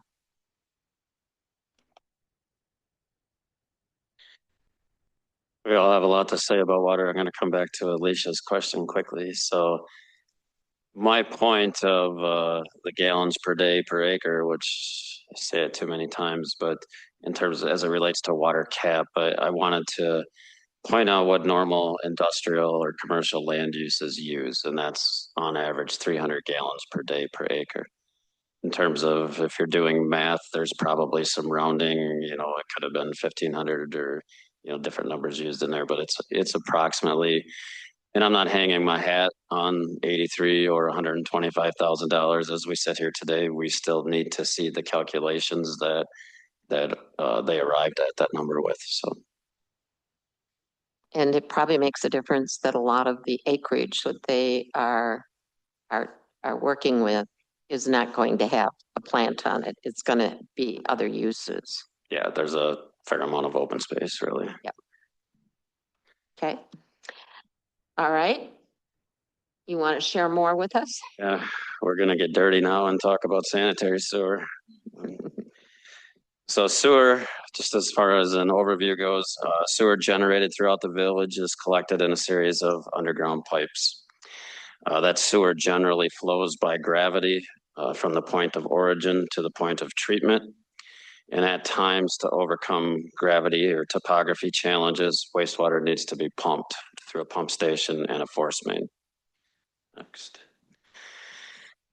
So the village currently has over 370,000 lineal feet of sanitary sewer collection mains in place that range in size from 4 inches to 24 inches in diameter. There's one pump station in the system, which is down in the south system near Token Creek. And wastewater from the village of DeForest is treated by the Madison Metropolitan Sewerage District at their Nine Springs treatment facility. It's located on the south side of Madison, south of the Beltline. Sewer generated from the village is conveyed to the treatment plant through a series of interceptor sewers and pump stations that are owned and maintained by MMSD. So the village has an adequate network of appropriately sized collection mains under existing conditions. We have 12-inch up to 18-inch diameter mains west of the interstate that have sufficient capacity for new development. MMSD sewer interceptors are in place and have additional capacity to handle growth, including that would be generated from the data center. The MMSD's treatment facility currently treats approximately 40 million gallons per day, 40 million gallons of sewer per day, with the capacity to go up to 56 million gallons. So there is capacity at the treatment plant. MMSD collects fees from new developments for maintaining and upgrading their existing facilities. This fee is a per acre, per square foot charge. It's billed to the village. The developers are required to reimburse the village, and this provides a long-term reliable funding source for upgrades to the treatment plant system.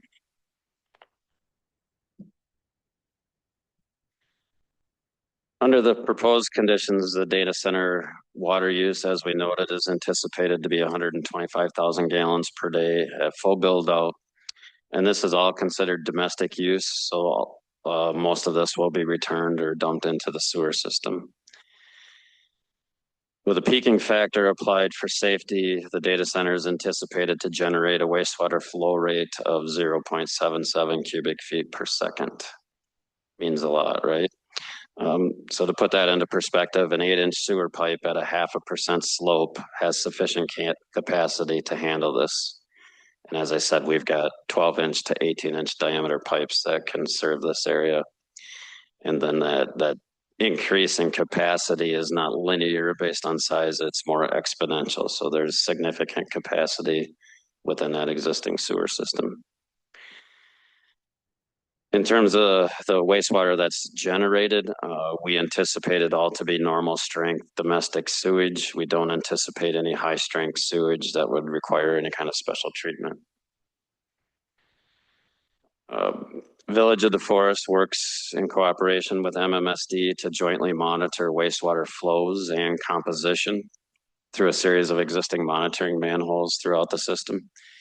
And this development would be required to add additional monitoring manholes for the village and MMSD to access for that monitoring. The data. I'll just interject quick. That is something that we do on a regular basis already, is monitor several high strength users that we have in the village. So this would just be one more site that we could add, and my team is fully capable of handling that. So, and MMSD has said they can continue to do that testing for us as well. So the data center through development is anticipated to require approximately 18,000 lineal feet of new sewer mains to provide service. This constitutes a 4.8% addition to the length of the overall existing collection system. There would be 2 new pump stations required to serve the data center to overcome topography challenge where gravity sewer can't be achieved. All of the sewer system would also be developer funded. And per the proposed agreements, the developer would be required to provide funding for operation and maintenance of these pump stations. That would include operating expenses, pump maintenance, and replacement costs. Review of the sewer system would fall under our engineering and public works teams for local standards and operation. CARPC as part of the urban service area amendment process and for individual sewer extensions, MMSD for capacity and design guidelines, and the DNR for statutory requirements. If there's any, sewer. I wanted to ask about the MMSD, say funds or fees, I think they're more rightly so. When somebody wants to join MMSD or pay those fees, it comes in as a per lot, is that correct? It's like you mentioned how there's different sort of uses. There's like more of an industrial and open space. But if it's on one lot, they're paying for the entire lot, correct? Correct. So there's a few minor exclusions, but it's basically gross land area. So they can exclude right of ways and they can exclude wetlands and environmental corridors. But other than that, even if it's green space on a lot, it's paid for. And since you asked, because I was interested, I think that this number could approach $15+ million one-time payment for that, basically that ability to connect to the system. Mm-hmm. Thank you, Craig. Okay, thank you. All right, stormwater management. So the Village of DeForest and the development are located within the Yahara River watershed. Water generally flows northwest to southeast through the village, through the Yahara River, the Madison Chain of Lakes, into the Rock River, and ultimately the Mississippi River. Key considerations within the watershed today include water quality degradation due to high phosphorus and nitrates from agricultural runoff, flood management, and water temperature. The development occupies approximately 1,572 acres of mostly undeveloped agricultural lands. There are 29 acres of delineated wetlands within the development area. There are no mapped floodplains. And water quality, as stated, is currently impacted primarily through agricultural practices, including phosphorus and nitrates through fertilizer applications, other potential contaminants through herbicides and pesticides, and sediment due to soil runoff and erosion.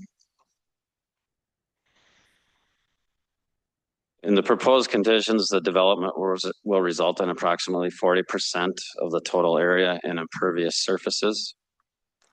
Typically, industrial developments, obviously on a much smaller scale, result in about 70 to 80% impervious surfaces. So just a frame of reference there. There will be approximately 140 acres of land dedicated to stormwater management that would include stormwater basins and conveyance systems. All but 1 acre of the 29 acres of wetland would be preserved with a 75-foot vegetative protective buffer provided around the wetlands. The 1 acre wetland fill that would be proposed would have to go through DNR and potentially Army Corps of Engineer permitting processes. There's really no local purview on that piece. 75-foot buffer, that's a DNR regulation as well. More locally, it's CARPC environmental corridor requirement. Okay. And the development proposes to set aside approximately 160 acres of natural area that will include some level of wetland restoration. Stormwater runoff from the development would be mitigated through wet detention basins for water quality improvements, detention basins for flood prevention, and infiltration basins for groundwater recharge and temperature reduction in the runoff. And in addition to these regulatory requirements, the development is advised to incorporate gray water reuse and recycling measures, participate in Dane County's SaltWise program to reduce chlorides in the runoff, and incorporate native plantings into open areas to promote infiltration, water filtering, and habitat improvements.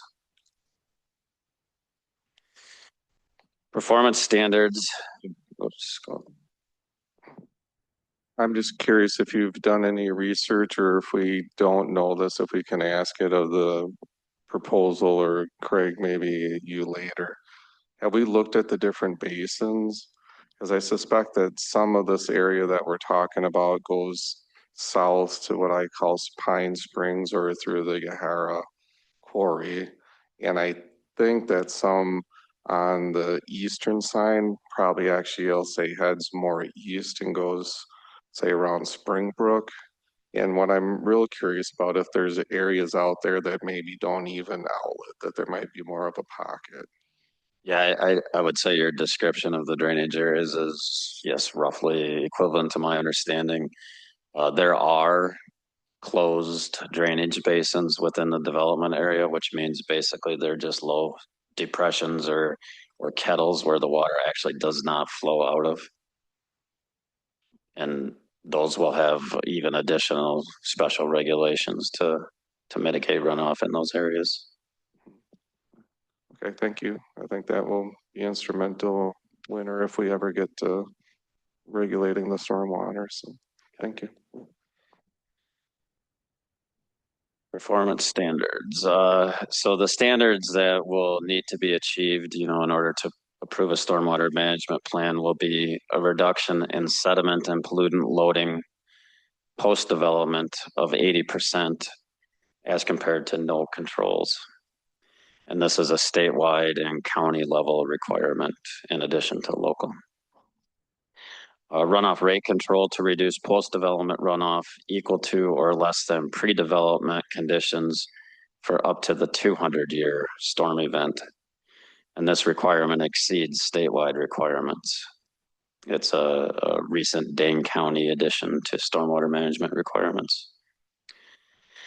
The development will achieve 100% of the pre-development infiltration and groundwater recharge, and this exceeds the state and county ordinance of 90%. Water runoff temperature reduction would be achieved through infiltration practices, and development of a stormwater pollution prevention plan and spill prevention and mitigation plan will be required as part of the development, likely on a per building, per site basis.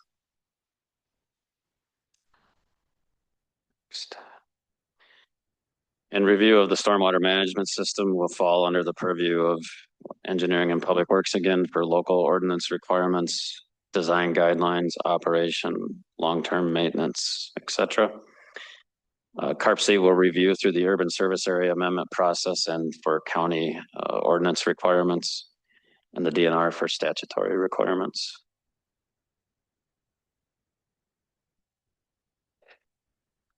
I'm gonna move into transportation unless there's questions here. So, sorry again, but with stormwater, I remember I want to say 15 or 20 years ago, whenever we redid our stormwater ordinances, we had some pretty stringent ordinances. And at that time, different other communities were also putting rather stringent ordinances. And some of them were put in place, say, by like the CARPC review and things like that. I guess I am looking at you, Alan, because when I sort of got out of that end of my career, there was some sort of regulations being put in that you couldn't go stronger than what the state was. Are we still in that situation? Or I guess I'm sort of looking again at you, maybe, Alan, if they're willing to go over and above what is required by the state, is that something that we can hold to in an agreement, or is it already in place with our ordinances? First of all, your recitation of the history is spot on. We used to, there was a period of time when DeForest and some other municipalities were pushing the envelope in terms of the infiltration rate that was required in new developments. And we got to the point where we were requiring 100% infiltration. The DNR came out with new regulations that said you can't require more than 90%, which means that from a regulatory standpoint, if this were a development that had the right to develop, somebody is in a industrial area and wants to put up an industrial building, we could not require them to do more than 90%. QTS has agreed to do 100% or more. And because it's being done by agreement, not by regulatory control, we can enforce that. Thank you. What he said. All right, let's move on to transportation. All right. The proposed data center is bounded by County Highway B to the south, County DM to the north, and the interstate to the east. Hahn Road would be the primary east-west road through the development, WIB Road being the primary north-south road. Patton Road would also serve the development on its west end. And the existing roads are generally rural sections with 2 travel lanes roadside ditches for stormwater conveyance, no curb and gutter. And there are no dedicated transit, bike, or pedestrian facilities that serve the area currently. A traffic impact analysis, or TIA, for the proposed development is currently being completed. The TIA is going to take into consideration other TIAs that are being completed in the area, including the TIA for Buc-ee's and the Hickory Lane corridor, all west of the interstate here. The data center will, by agreement, would contribute financially to the currently proposed interchange improvement associated with the Buc-ee's development. The TIA would advise intersection and on-street improvements both during the construction period as well as post-development. On the far right side of the map, there's a red road that's a southerly extension of Hahn Road, just west of the interstate, that's proposed as part of the process to enhance access and other road connections to future developments to the west and south of that road. And intersection geometrics would be analyzed and incorporated into the development as determined necessary. The TIA is going to cover both construction and post-construction, right? So correct. I know that's a question that was asked. So whether it's the traffic impact analysis will actually look at what's happening during the construction, as well as then what happens when construction's done and, shall we say, normal traffic resumes. And that TIA is addressing, the numbers of trips, traffic volume. And so Judd adequately addressed that. Another question that comes up is the type of traffic and heavy duty construction traffic and dump trucks accessing road or rock quarries and so forth out here. So the village has extremely robust design standards, in every infrastructure component as far as I'm concerned, specifically including roadways. All of our roadways are designed with 18 inches of gravel and 3.75 to 5 inches of asphalt. So all of the roads that you're putting in today's world are very robust and can handle that kind of traffic. So the road improvements, as we just got done talking, obviously they would need to be sufficient to serve construction traffic, and then anything that results from the permanent employees that are working there in daily operations of the facility. Hahn Road and WIBU Road would be upgraded to village standards, meaning curb and gutter and pedestrian facilities. Upgrades to the county highways would be reviewed and determined by Dane County Highway Department. Upgrades to Patton Road would be advised, but will require intergovernmental consideration, as much of Patton Road would remain in the town of Vienna. And we may have situations where roads are adjacent to municipal boundaries.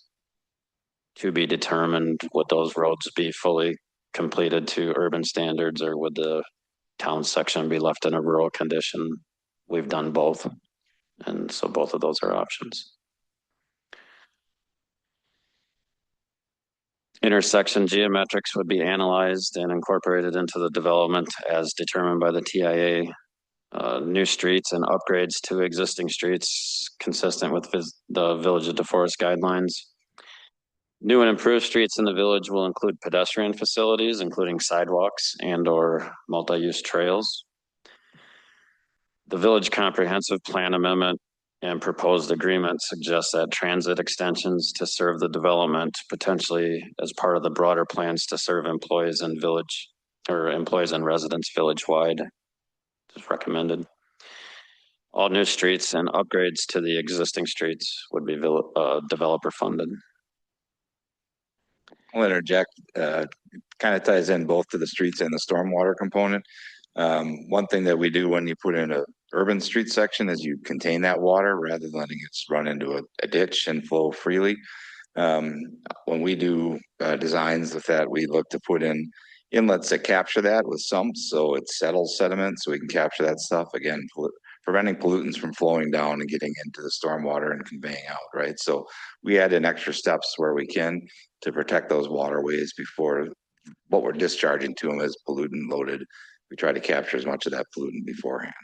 And so that's part of what happens when we improve street sections with curb and gutter, is it helps collect that runoff, like pollutants that come from cars, trucks, as well as debris that's in the area. In my last slide then is just a summary of the review agencies associated with transportation improvements and again, engineering and public works. According to local ordinances, planning documents, design guidelines, operation and maintenance practices. The Dane County Highway Department for the highways for their design guidelines. And then the DOT for potential review of the traffic impact analysis. Okay. Now we're open for any and all questions. Well, let me ask if there are any more questions. You do? Okay, go ahead, Alicia. I think you kind of answered this already, Jed, but you said that the traffic study includes multi-year construction, right? And heavy truck traffic. Right? Correct. Okay. I was going to make a question someone had asked me. And then does rebuilding of Hahn Road, this is this like a pretty detailed one, west of Patton Road account for dump truck traffic for the current quarry? Hahn Road is a bill to a higher standard currently. So is Yeah, when I touched on the 18 inches of aggregate base course, that goes into making sure that road is built to a robust standard that can handle heavy traffic. And the last one, I think this is addressed in our pre-annexation agreement, but road damage caused by construction and ongoing operations. Yeah, so as part of the pre-annexation agreement, we are requiring that after assessment by the village, if there's construction damage to that road, then they would have a year to repair it. I will say that during construction, it's, you know, whether it's this construction project or another, the intention is to not pave the final layer of asphalt until a majority of that construction is completed. And so we try to be efficient with how those roads are paved. And then just clarification, the question about Hahn Road, you said west of Patton Road? Yeah, that's a pretty specific question someone had asked. So west of Patton Road account for dump truck traffic for the current quarry. Yeah, so it depends on, because if you look at the annexation petition, half of that portion of Hahn Road, it was proposed to be annexed to the village, and the northern half was proposed to remain in the township. So that's one of those municipal boundary roads, whereby we would then reach out to Vienna to see if they would like to have their side of the road improved as we improve our side of the road. Generally, when we make that improvement, it is to the spec, the higher spec, so it'll be the village spec standards. Okay. Thank you. Any other questions? A lot of good information, Craig. Thank you. And Judd and Bill. Did you have anything else, Bill? Okay. Alex? This was an awesome presentation. We kind of touched on environmental and stormwater. I just wanted to mention that at the next village board meeting, February 3rd, we will be bringing on a representative from Kapoor, who has been with the DNR in the past for roughly 20 years, who is currently doing a deeper dive into some of that environmental as well. And hopefully we'll be able to answer some questions and provide more information on that front. All right. Thank you. All right. If we have nothing else on the presentation, and I'd note there's no old business.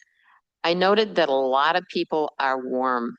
I am running a heater under my desk, so it's not me again.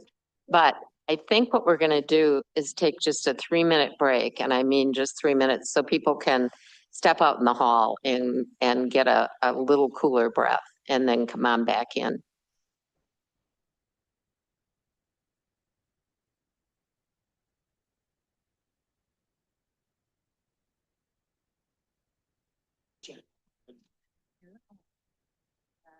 They're all the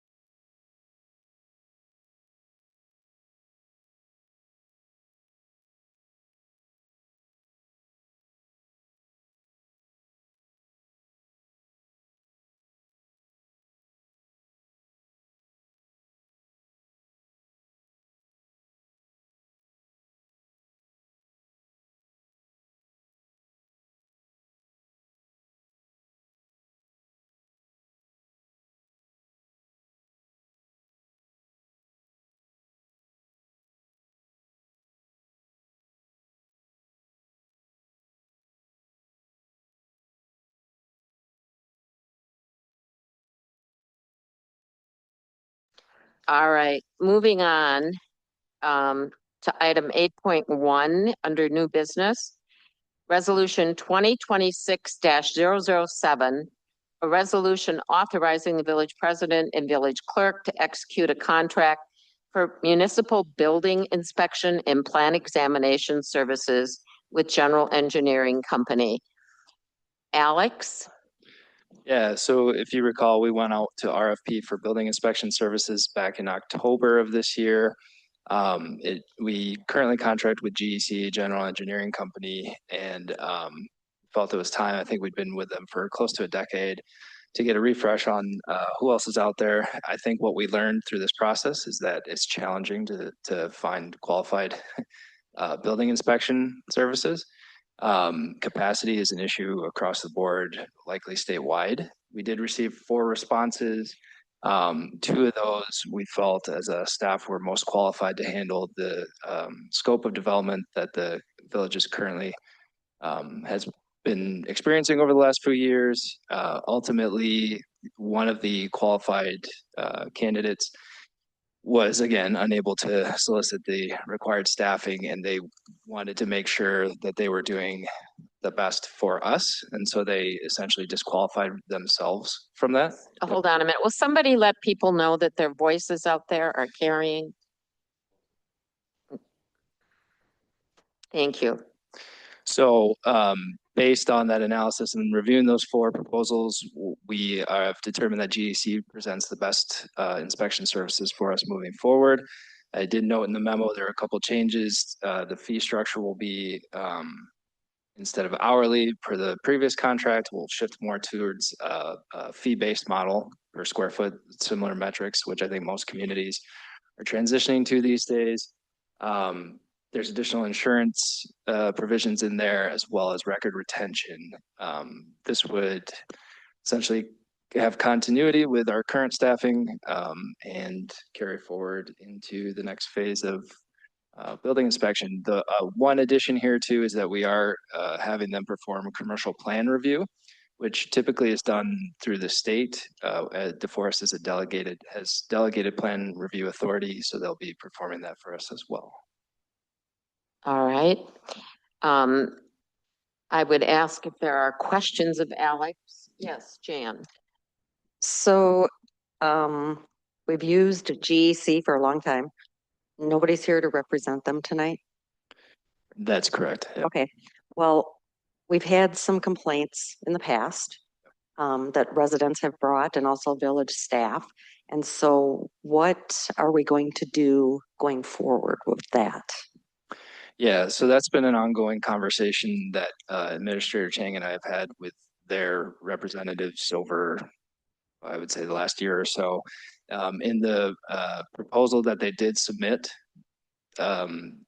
we felt that some of their staffing choices contained in there reflected some changes to where it is currently, and that was a key factor for us.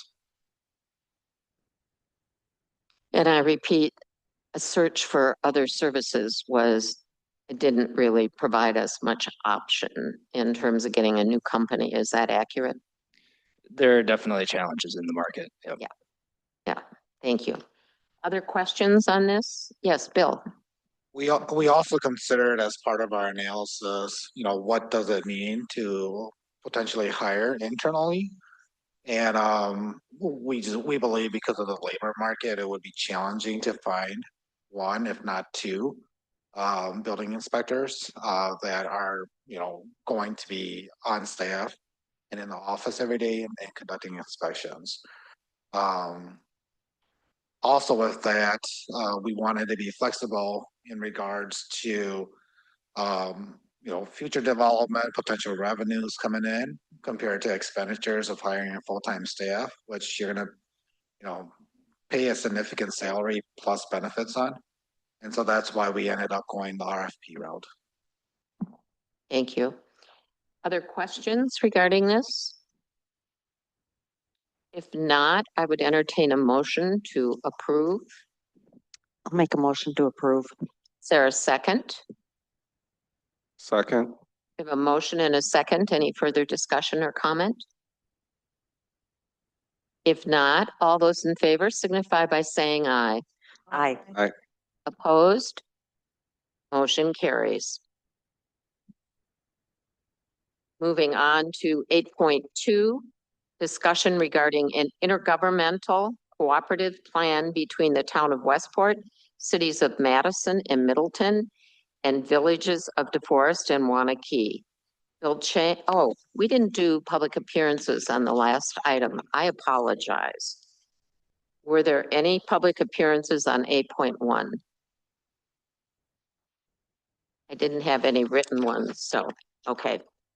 Thank you. Discussion regarding an intergovernmental cooperative plan agreement on Westport, cities of Madison, et cetera. So Bill and Al? So as you know, the town of Westport has filed their petition to incorporate into a village. As part of that process, they are seeking adjacent municipalities' approval or support or non-objection. And as part of that process, we then engaged in negotiation of a cooperative plan, which is an intergovernmental agreement to set up future boundaries of the municipalities and the township. And so that's currently at the stage that we are at. We believe that we have a tentative agreement that is agreeable by all communities. The attorneys have been working back and forth, including administrators on this. And so the next step in this process would be to go to public hearing. And then after public hearing, there's a set time for which folks can comment. Once that comment period is over, separate ordinances will go then to the village, the various villages, municipalities for adoption. And then thereafter, there potentially is an appeal process or a challenge process whereby anyone can appeal that. And it will then go to referendum, I believe. So that's the process. The document itself, including exhibits, which allocates the boundaries and the timing of when land transfers between municipalities, is in the packet. The agreement covers more than just the village of DeForest, obviously, because it is a cooperative plan. I'm happy, or Al's happy, to walk through provisions with that specifically impact the village of DeForest. But I'll take direction from you as to how you want to do that in respect to the time and the audience that we have. We can run through the whole agreement, or we can focus specifically on DeForest.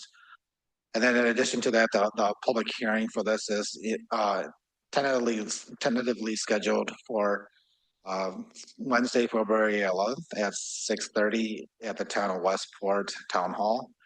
I think I have 4 of you that have confirmed attendance, and so we have enough for a quorum. For those that I haven't spoken with, please let me know. You're definitely invited also to that, and so that I can seek accommodations for you. Okay, let's maybe take it from the position of DeForest part of this agreement, unless, does that make sense to people?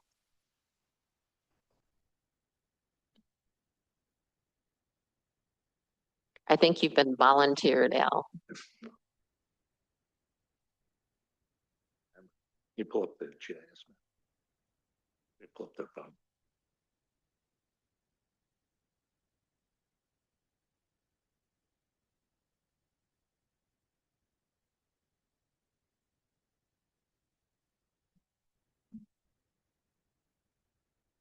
There's not a lot of magic to this particular agreement from the DeForest standpoint.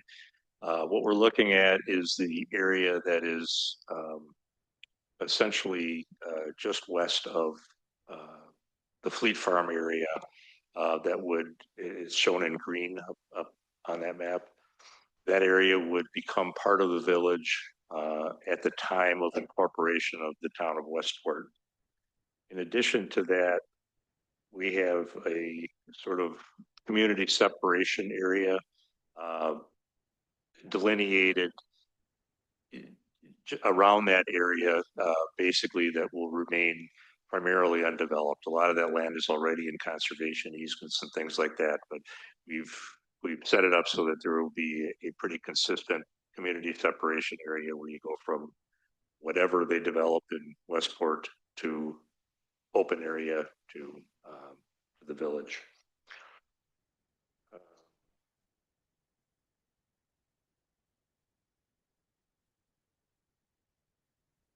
Other than that, we would not oppose the incorporation. That's essentially what the agreement says from the village's standpoint. All right. Questions? Jim? Can I ask you a bit of processing? Could you maybe pull that map back up too? I sent an email to you, Bill, on Saturday. I don't know if you want to address that, but I don't know if it needs to be addressed or not, because what I'm wondering is we're going to public hearing.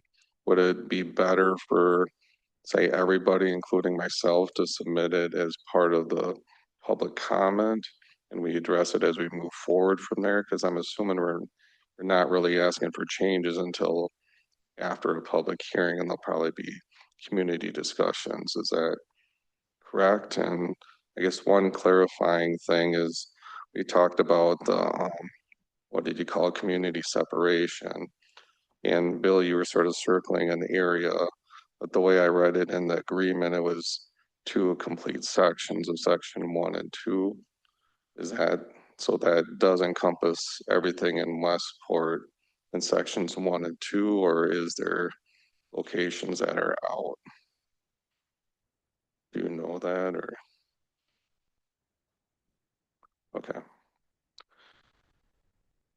So, in regards to process, I think you can do it both ways, but the proper way, since we participated in negotiating this, in effort not to surprise the other communities, would be to allow or provide them notice of the concerns, and then have the concerns made during the public hearing. Since I believe that there's gonna be there's, as part of the public hearing, there is a required public notice period. And so this plan as drafted is probably out there, and it's late to make those changes now before it gets notified. Okay. Well, that makes sense. And I just say for the trustees, I had 3 changes that I thought were relatively quick, just more or less graphical to the what we're looking at on our screen now. And then I had sort of 2 more policy questions that we can address in the future if we ever so choose. But, Alan, are you trying to find the section 1 and 2 thing, or?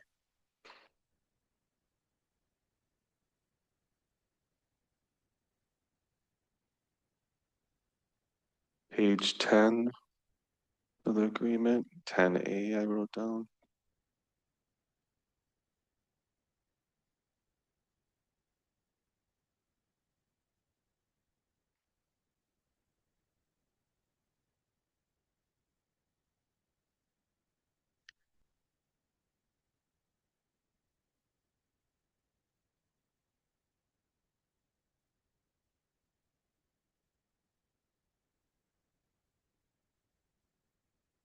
The way I read it, it's the entire 2 sections.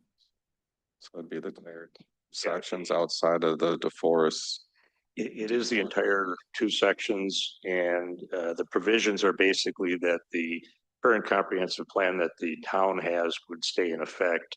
And in addition to that, the conservation easements that are on the land in that area would also become enforceable by the village, so that we could make sure that it stays conservation easement. It couldn't be released without the village's approval.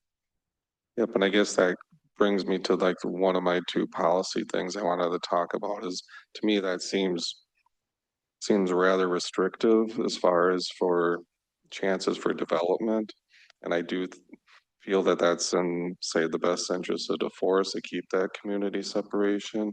Is there any concern that that ever could be developed? Because sorry to say, I think some of those areas, say, are better suited to develop into forest versus Westport as far as sanitary sewer connections and stuff. So to me, as long as it doesn't develop, then I'm good with the way as it's written. But if there's somehow could trigger development, I don't know how. I guess that's where I may be looking at you, Alan, is the chances like 1% to none that there ever could be developed in this community separation area? I would say that's a pretty good estimate. Okay, Yeah.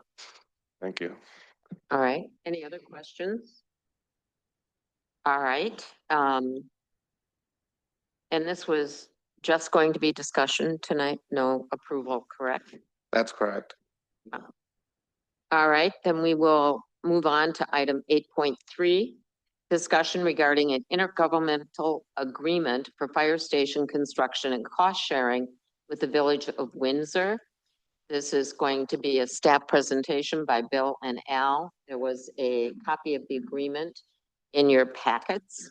And so I would ask Al and Bill to share with us anything that they want to share, and then we can ask questions. And this is just for discussion tonight.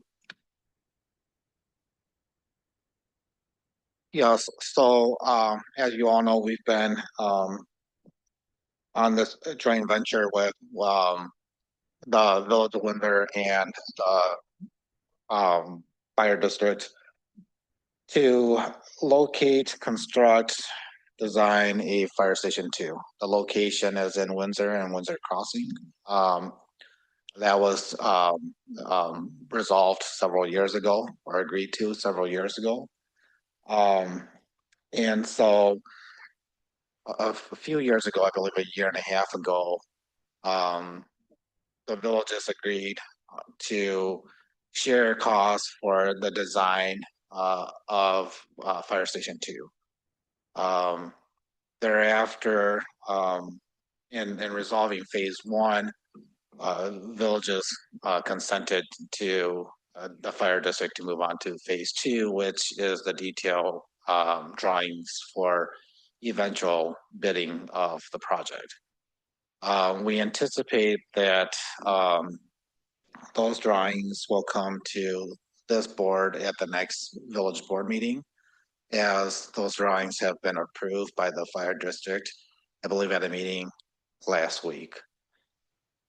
So as part of that process, and my recommendation would be that before we approve going to bidding or consent to go into bidding, that we settle how we're going to pay for this thing.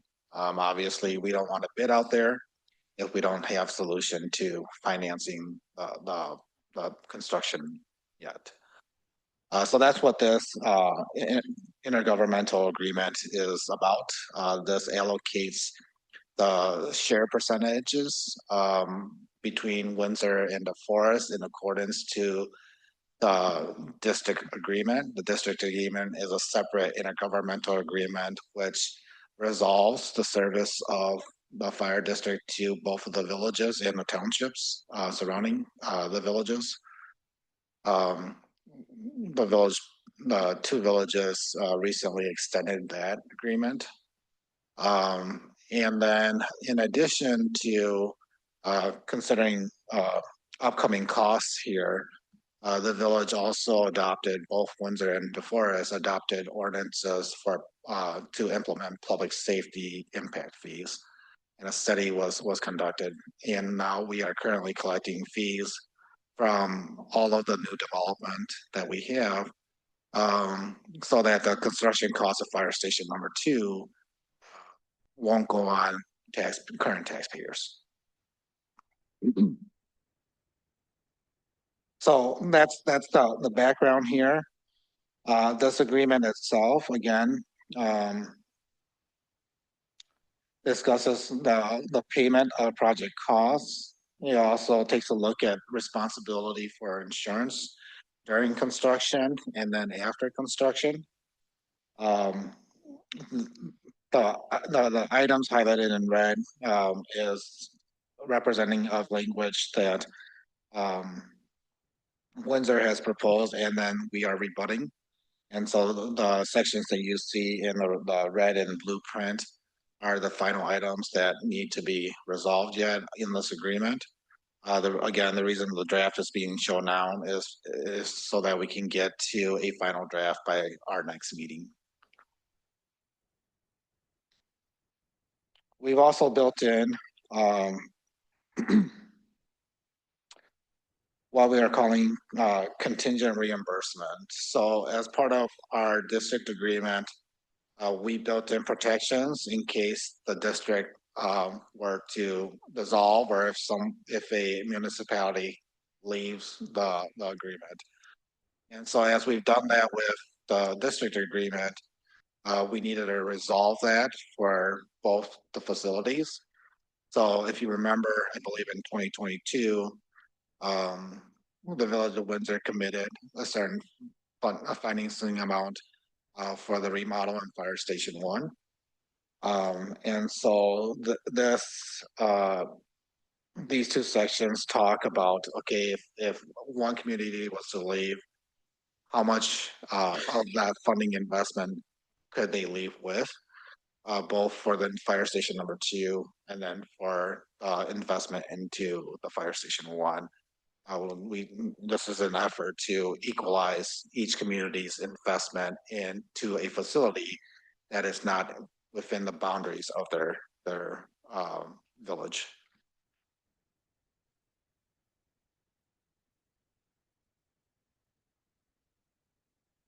We have a section about the particular use of the project. We want to ensure that what we're paying for as a village is truly what it's intended for.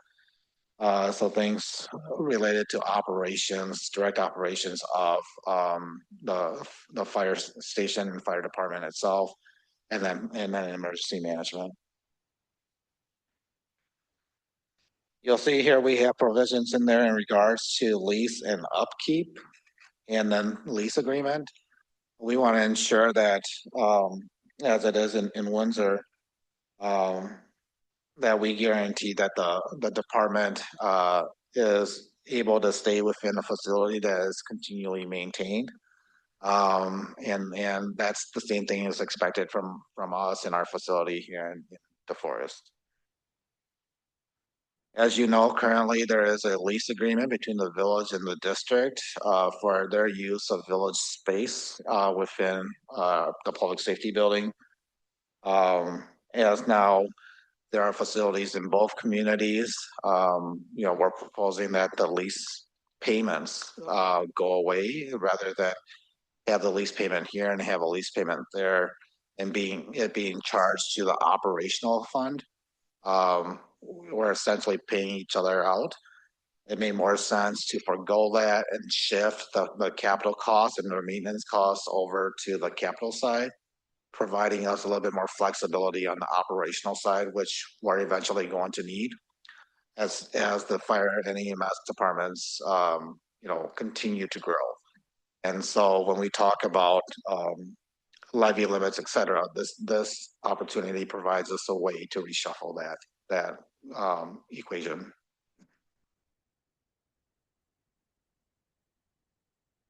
And then the last section here is in regards to terms. So we're trying to align specifically the term of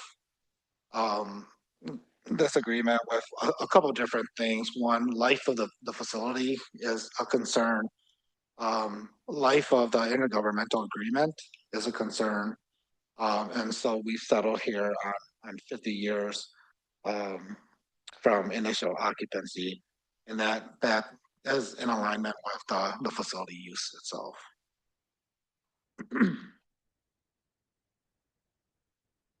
The rest of the the rest of the sections are legalese here. Pretty standard in our agreements at this time. Al, if you have anything to add, or if we have any questions, happy to answer. Just so for public, and then we'll move to Colleen. The reason this has been slated for the site it's at, is because a lot of our development has happened in that direction. You have Savannah Brooks, you've got Fox Hills, the Hooper area. We have a great big Bell Labs facility. There's a lot down there. And this increases or shortens actually our response time to get to those facilities. So as we were looking at where our hotspots were, where our calls were, it made more sense to go in that direction. So that's why that site was chosen. All right, any other questions? I think Colleen, you had your hand up. Yeah, I just wanted to ask why the completed no later than is blank. Why don't we have a projected completion date, like even the end of 2027? Because we don't have any information on the timeline that's going to be bid out at this point. At least I don't. Yeah, so you'll see, I believe one of the recitals refers to like exhibit 1, which will have the updated timeline. If you remember back, I believe the intention was to have bid out by now. And so I think it's been delayed by a couple months because of design. So once we see that updated timeline, we'll fill in the expected to be completed by date. I do know, again, in discussion with the district and with Windsor, that they want to try to get to bid at least by the end of March to be within the bid season. Right. I would imagine about a month's bid time, and then construction starts shortly after that. And then completion sometime in early 2027. Okay, other questions? Can I ask one more? Sure. On page 4 in red, and emergency management. My understanding is that the emergency management will be at the village halls rather than the fire station. Is that a big deal there, or what's that about?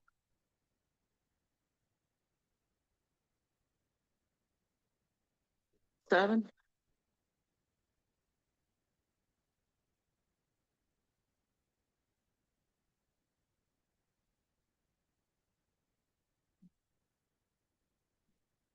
So I believe under this section, it is the allowed use within that facility. It doesn't necessarily dictate that it has to be in that facility. Okay. Any other questions? Well, this is just for discussion tonight, so we won't be taking any action on it. If you come up with more questions over the next week or so, feel free to send them to Bill. So, appreciate it. No, there was no registered appearances on either 8.2 or 8.3. All right, so we will go on to 8.4, Resolution 2026-008, a resolution authorizing the Director of Public Services to apply for a Dane County Urban Water Quality Grant for stormwater mitigation for the Acker Parkway Reconstruction Project. Mr. Blau. Yep.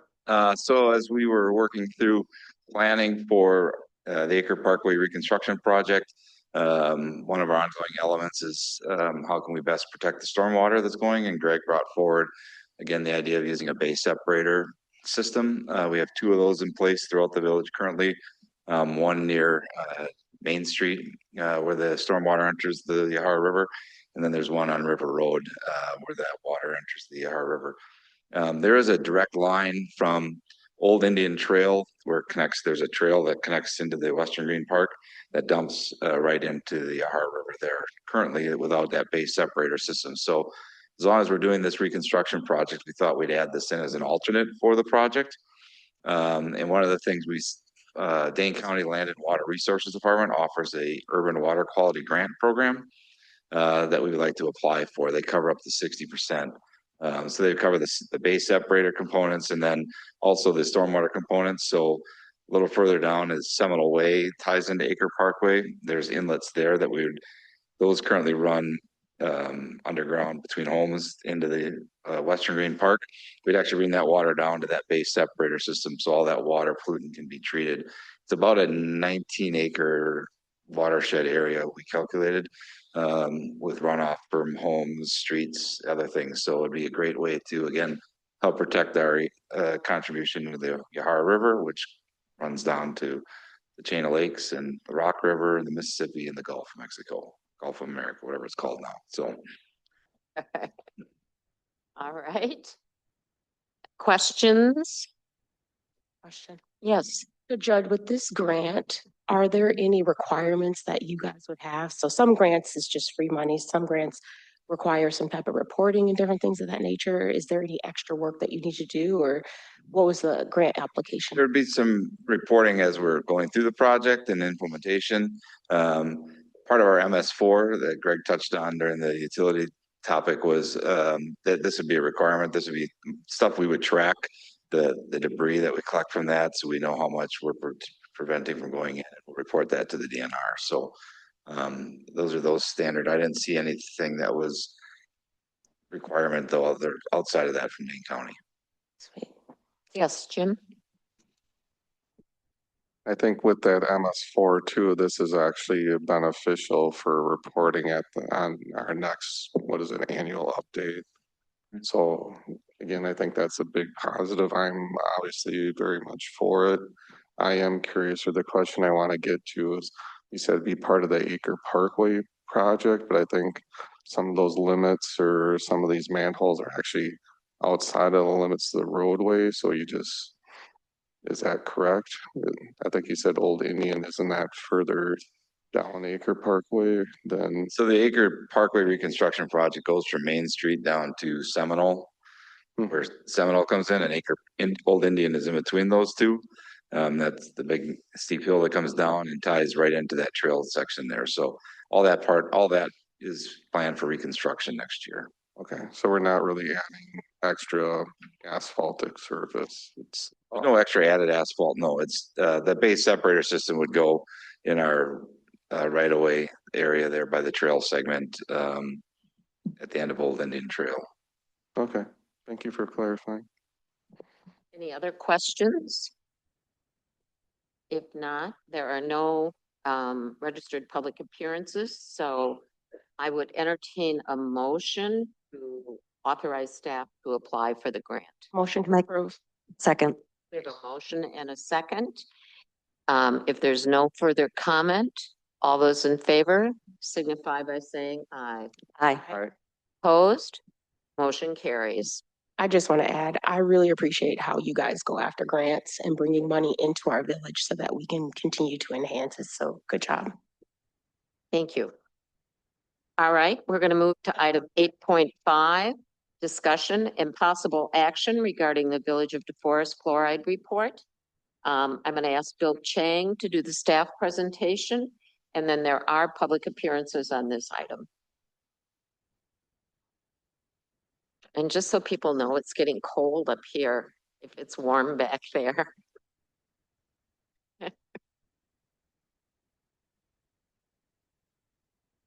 All right, so just a little bit of history here in summarizing this issue. I believe at the beginning of the year, the village board at the time voted to remove fluoride additives from the water system here in DeForest. At the time, only the north system. So as Craig had discussed earlier, the village's water system is actually two different water systems combined. One being the north system and then the other being the Token Creek system. The north system was fluoridated. The Token Creek system was not fluoridated at that time.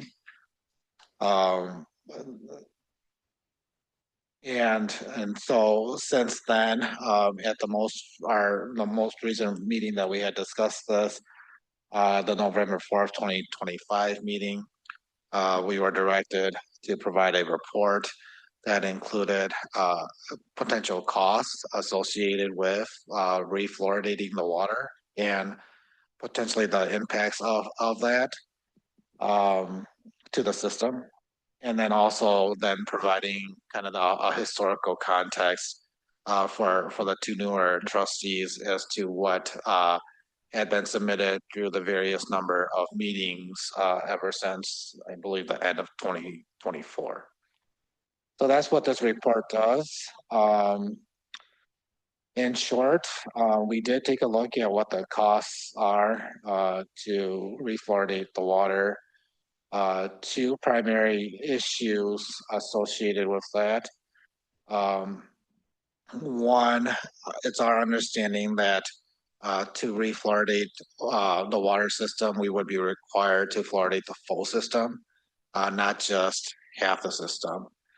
Joe, you can correct me if I'm wrong on any of this stuff.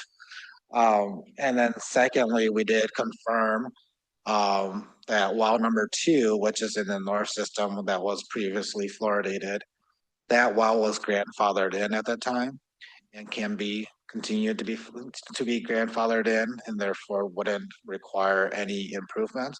However, the DNR is highly recommending that we separate the chemicals, and that's for the health and safety of our staff, and as staff we would meet that recommendation also.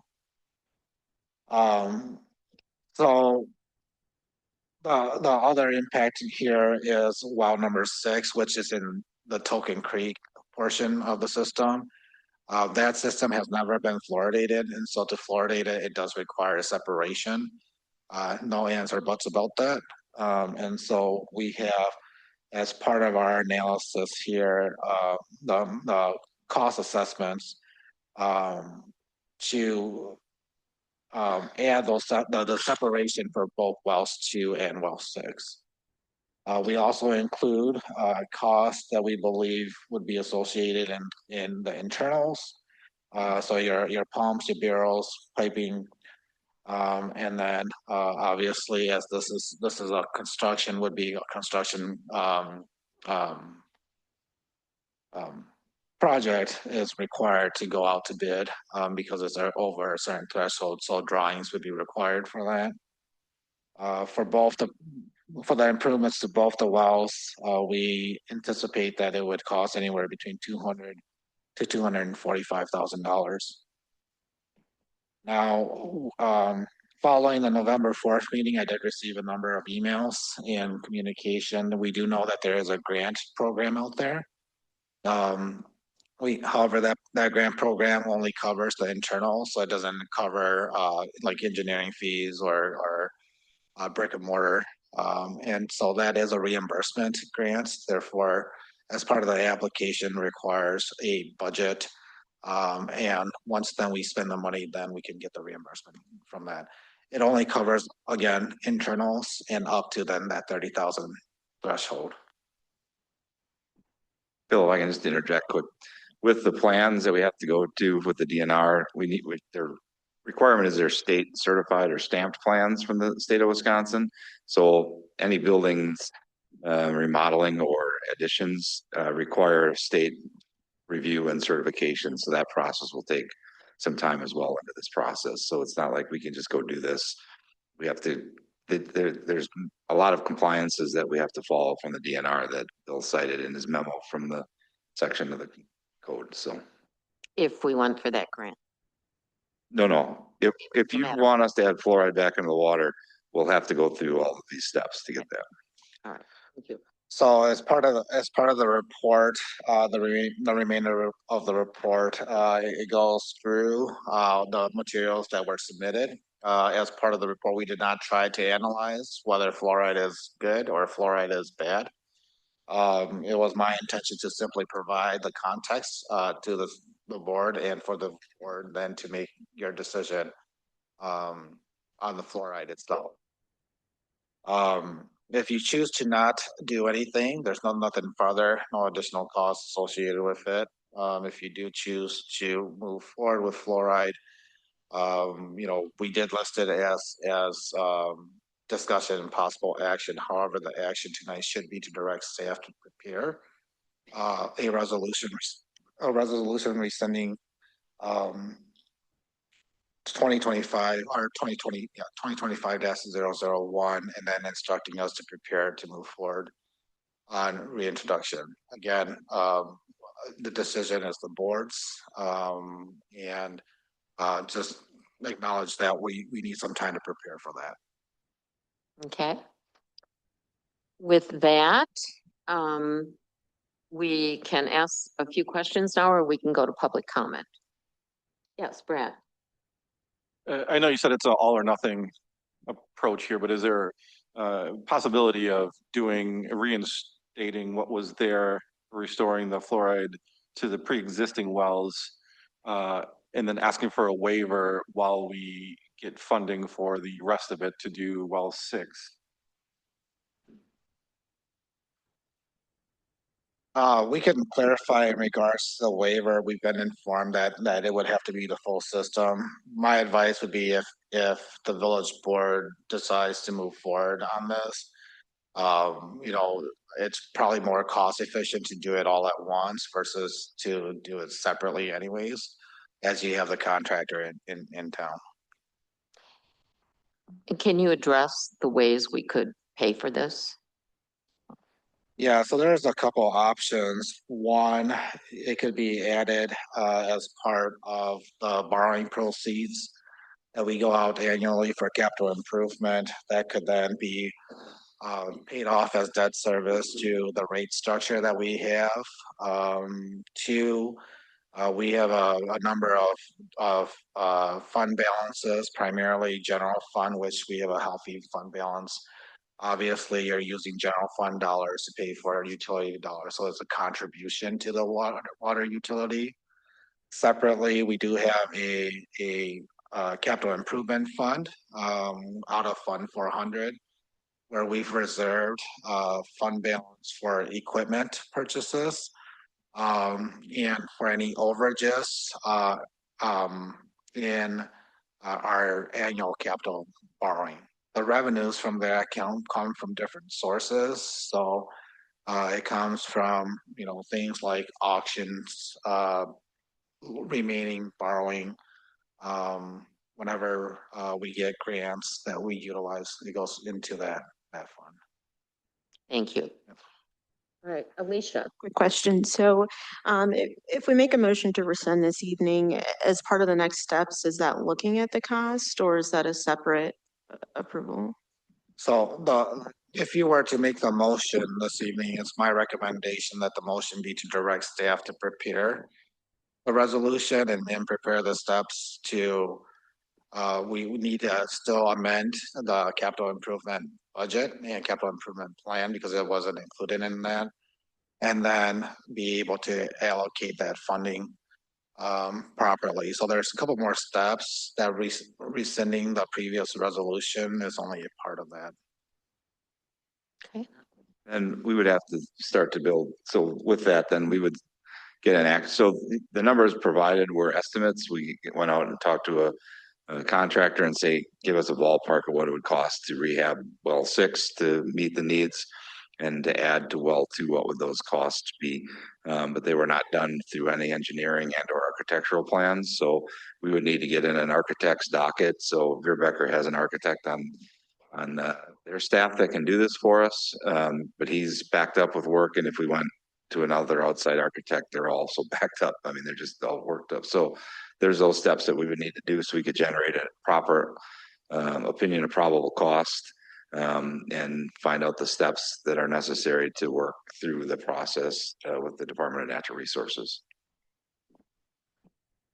Jan. Going back to the funding,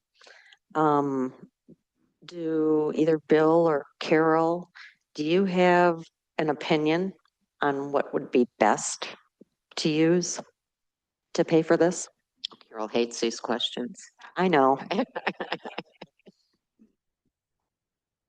I wouldn't say either one is better than the other. It's a matter of where do you want the money ultimately to come from? Because if the village pays for it and they contribute it to the utility, your taxpayers have paid for it. if you make the utility pay for it, we end up building it into the rates and they're gonna pay for it through usage.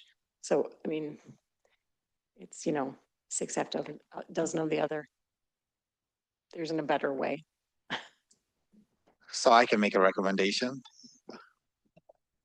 So my recommendation would be to come out from the capital improvement fund balance. You know, we are healthy there, and it's intended for these types of improvements, primarily facilities and equipment. Thank you. All right, Alicia, did you have your hand up? I think, yeah, I'll ask my question. So really with kind of what Judd was saying and really just all the other things we'd take into consideration, does anyone have an idea of timeline? Like realistic or? So probably by the time we got engineering and architectural, that's 2-3 months. We would then need to put that out for bid, and that's probably another month process.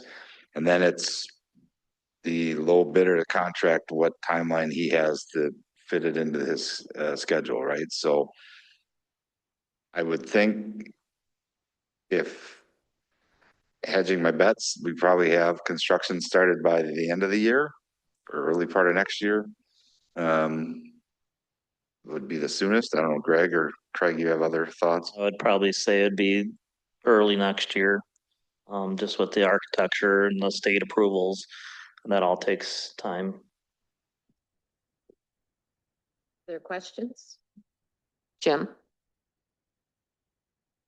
Just a couple questions and a bit of an opinion. You talk about which way would be better to fund it. I personally, we lean towards having it go on the water bill just because it's more of the users paying it rather than the taxpayers, and just remembering a lot of discussions about people were concerned about, say, their family using the water in the school district and things like that. So I personally feel it'd be a bit more appropriate to be on the utility rather than on our taxpayers.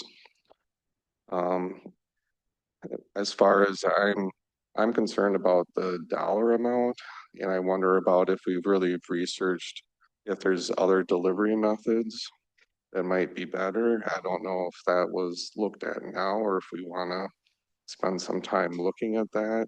I don't think we've really done that. Again, I'm going back to when this was discussion and there was different other people that spoke about different ways we could do topical fluoride treatments.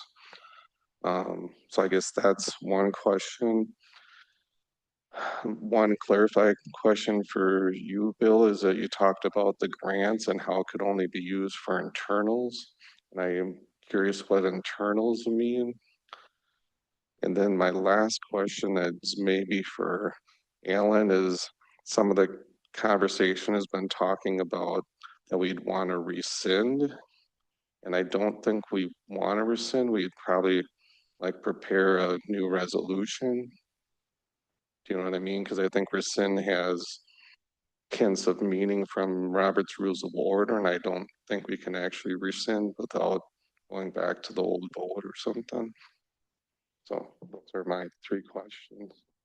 So in regards to internals, so anything like pumps, barrels, pipes within the facility itself, that's not a wall or brick and mortar. So tanks, etc. I think it might cover ventilation things, but I don't think it, yeah, the structure, the drains, like if there's significant construction costs, it's more all the incidental things that you use to contribute the fluoride into the water. Okay, and I guess Alan, with rescind, I think the rescind, doesn't somebody have to actually change their vote to go back to rescinding? Well, that's reconsideration you're thinking of. Rescission can be done at any time. So either a resolution rescinding the previous resolution or a new resolution reinstating fluoride, they do the same thing. It's not going to matter. Roberts doesn't stand in your way on that. Okay, thank you. As to your first question of other things that we might have looked at, we did explore other ways to add fluoride to the water. They are far greater in cost and time to manage those things.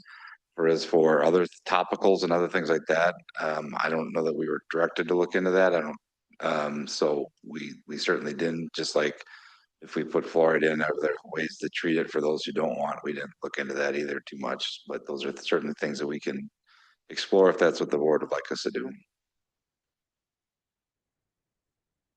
Yes. Tashidra. Yes. So one of the things that I remember is that this was a pretty contentious discussion that went on for a really long time. And what we're learning right now is that the public is awake and they want to speak and they want to share their opinions.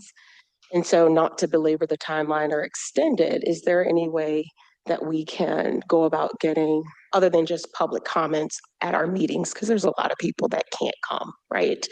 Is there a way for us to learn from history from this topic and just really go after public opinion in this matter before we just move straight ahead? And the reason I say that is because this discussion, this decision nearly tore our community apart, you know, and I don't want to see that again.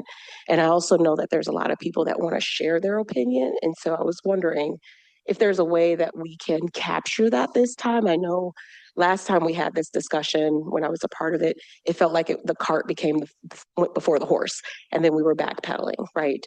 And so is there a way, not to belabor it or delay it or make it seem like we're not looking into it, but just to really reach out to the community as a whole? Because there's arguments on both sides, right? And then ultimately 7 people have to make a decision one way or the other. And so I'm looking to you guys because I know Engage the Forest is very powerful. I know that Facebook is pretty powerful, and we've had different, you know, public meetings and different things of that nature. Is there any way that we can do this so that we, at the end of the day, say that we did our due diligence, we weren't capricious in our decisions, and we can just come at this as a community, like we want to do with any big decisions? Yeah, so this initial report, addresses specifically the costs and the historical context. It's up to you whether or not you want to set an additional process to this and the timing of when the board wants to make a decision on this. I must remind you that through the previous process, there were things like listening sessions, public commenting, emails, Engage the Forest was utilized. That will actually turned out to be a black eye for the village, I believe, and that it really pulled some negatives from participants within Engage the Forest. I guess the question is, if we revisit those methods, what are the parameters to it? And at what point, and how do you weigh those comments coming in? Again, as part of this process in the short time of February through November, the village has gone through a lot of significant change, which has actually caused, I believe, division within the community and ultimately led to where we are. So if the village board was to go through that process, I'd like as staff to understand what parameters are, what are the guidelines, and for what and how do we intend to measure those, so that we can clearly set out that path for the constituents to be able to respond and for you to make use of that response properly. Okay. Madam President, can I speak? Go ahead. The question. I just want to say something for the record. When this issue first became before the board, members of the public asked us to slow down and to fully understand the implications before making a decision, which I believe the board did, and take more time in listening sessions. At that time, the cost, I think when we look back, being discussed was relatively small. I think I noted around $9,000. So now that we're back before the issue, we're looking at a very different reality, a six-figure capital investment to reintroduce because we have to go full fluoride. So it's not to kind of assign blame, but I'm just like more talking about it because it shows kind of why pacing and process matters. You know, I think that I definitely think that there was an answer from the community on how they wanted us to move. So to go back through the process again, I think would, you know, I offer that and say I don't think that would be constructive. Okay. Colleen, I have to say that I'm not in favor of going back and going through all that all over again. That just keeps stretching this out too. thank you. All right, Brad. Another question I had, and maybe this is for you, Al. RFK is pushing to eliminate fluoride nationwide. Is that something that could eventually affect what we're trying to do here or proposing, or would that more be a state right or village decision to make? Well, generally, health recommendations by the CDC or Department of Health and Human Services, whatever it is, those are generally followed by the states, and the states are generally who regulate things like drinking water and groundwater. So I think I would have to say there is a possibility that the feds could step in and ban drinking water.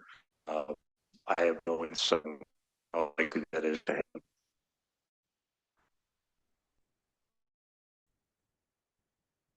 Okay. So with all of that, I would suggest we move to public appearance. If everyone's back, and like to begin with our Zoom, which is Rick North.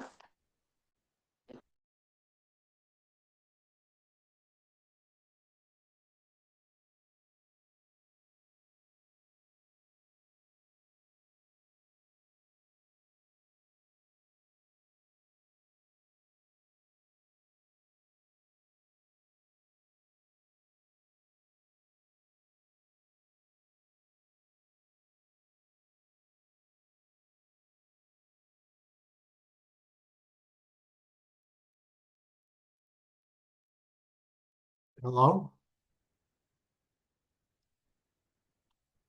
What? Hello, can you hear me? Hello? Can you hear me? We can hear you. Oh, okay. Okay, I didn't know. Okay, just go ahead. Okay to go ahead and start? Wait a minute, Rick. Can you identify your name and your municipality? And then also we'll start the 3-minute clock. Okay, sure. Can I get on video or not?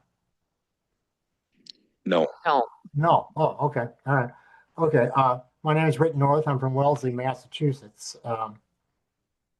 Okay. I'm not from DeForest, and I'm not even from Wisconsin.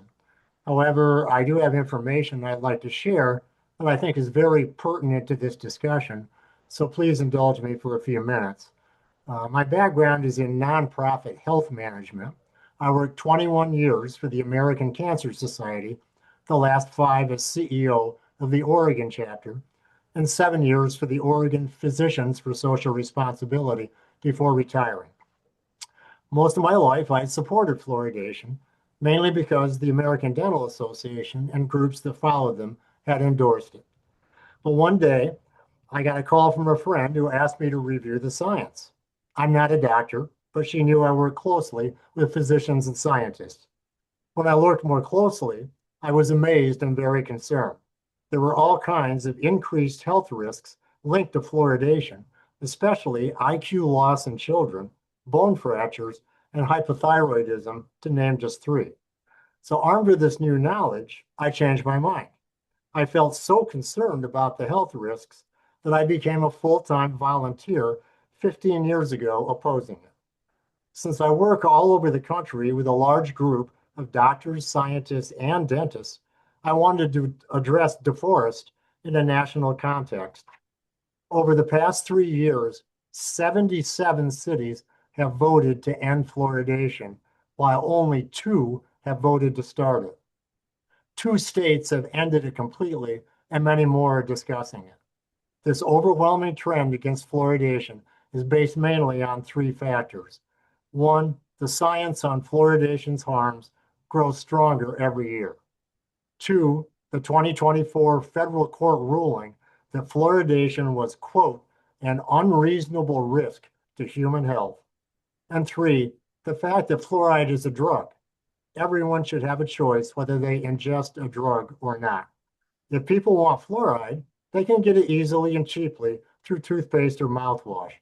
But no one should have the right to force it upon others who don't want it through the water, especially low-income families who can't afford an expensive filter to avoid it. This isn't right. The US is catching up with most of the rest of the world. Out of 195 nations, only 23 have any fluoridation. In Europe, only 3 out of 44 countries fluoridate, and many nations such as France, Germany, Norway, and Sweden have prohibited it. DeForest made the right decision before by ending this outdated practice. Please stay the course. You're on the right side of history. Thank you. All right, thank you. Mark Storch. Please give us your name and your community.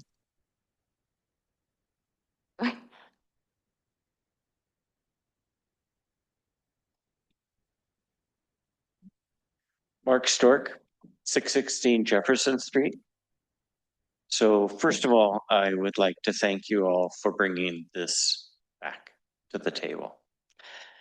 This is something that both myself, my wife Beth, our daughter Kate, really respect the board for looking at things when the residents say, we'd like to have this revisited. In discussions prior to the fluoride being removed up to that point, there were many dentists, other scientists, other residents with experience in this area that wanted fluoride to be maintained. I can tell you from my own personal experience walking the village during the recall effort, how many residents said, and what the heck happened with fluoride? That was loud and clear. Likewise, I do respect the fact that the cost is not inconsequential. But doing things for the public good, which is where the science actually indicates when fluoride is used properly, which is what we would be doing, it is in the best interest of the public. Likewise, I would like to note that we all make decisions that sometimes we come back and we change our minds on. There's nothing wrong with that.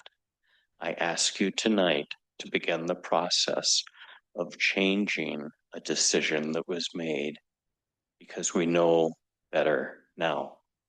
And lastly, because I have time, I want to thank you all. You've been tremendous tonight. You've been engaged. You've asked great questions of the individuals that have been presenting.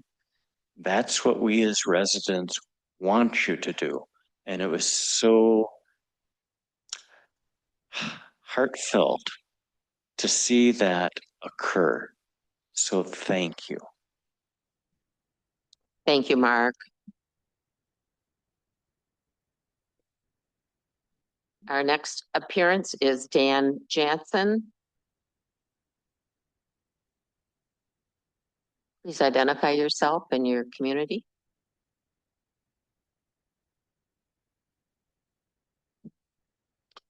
My name is Dan Jansen, and I am a 20-year resident of DeForest. I too would like to thank the board. It was wonderful to hear the questions tonight.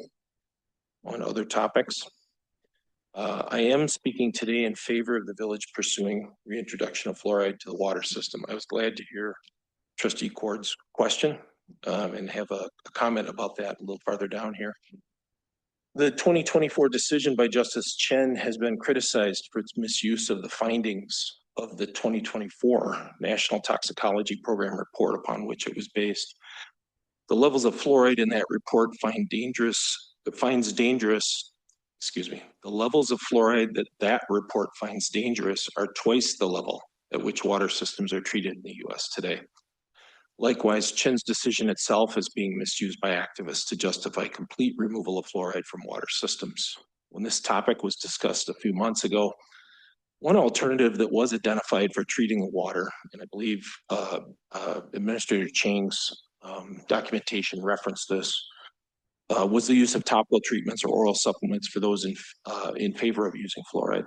Unfortunately, the current national administration has weaponized the FDA against the industry that produces these types of products, going so far as to issue warnings to makers of those types of supplements and publishing unsubstantiated guidance recommending that supplements not be used. This was the alternative that was proposed in the absence of having fluoride in the water. Moreover, like-minded state governments have initiated investigations of makers of fluoride toothpaste. Finally, the recent and inaccurately named Big Beautiful Bill has made it even harder for lower income families to obtain affordable oral and dental care. The CDC under previous administrations identified fluoridated water as one of the most significant health benefits in our history, and the American Academy of Pediatrics continues to recommend it as a preventative measure. Please support the reintroduction of fluoride into the Village of DeForest water system. Thank you. Thank you, Mr. Jansen. Our next appearance is Bernard Coxhead.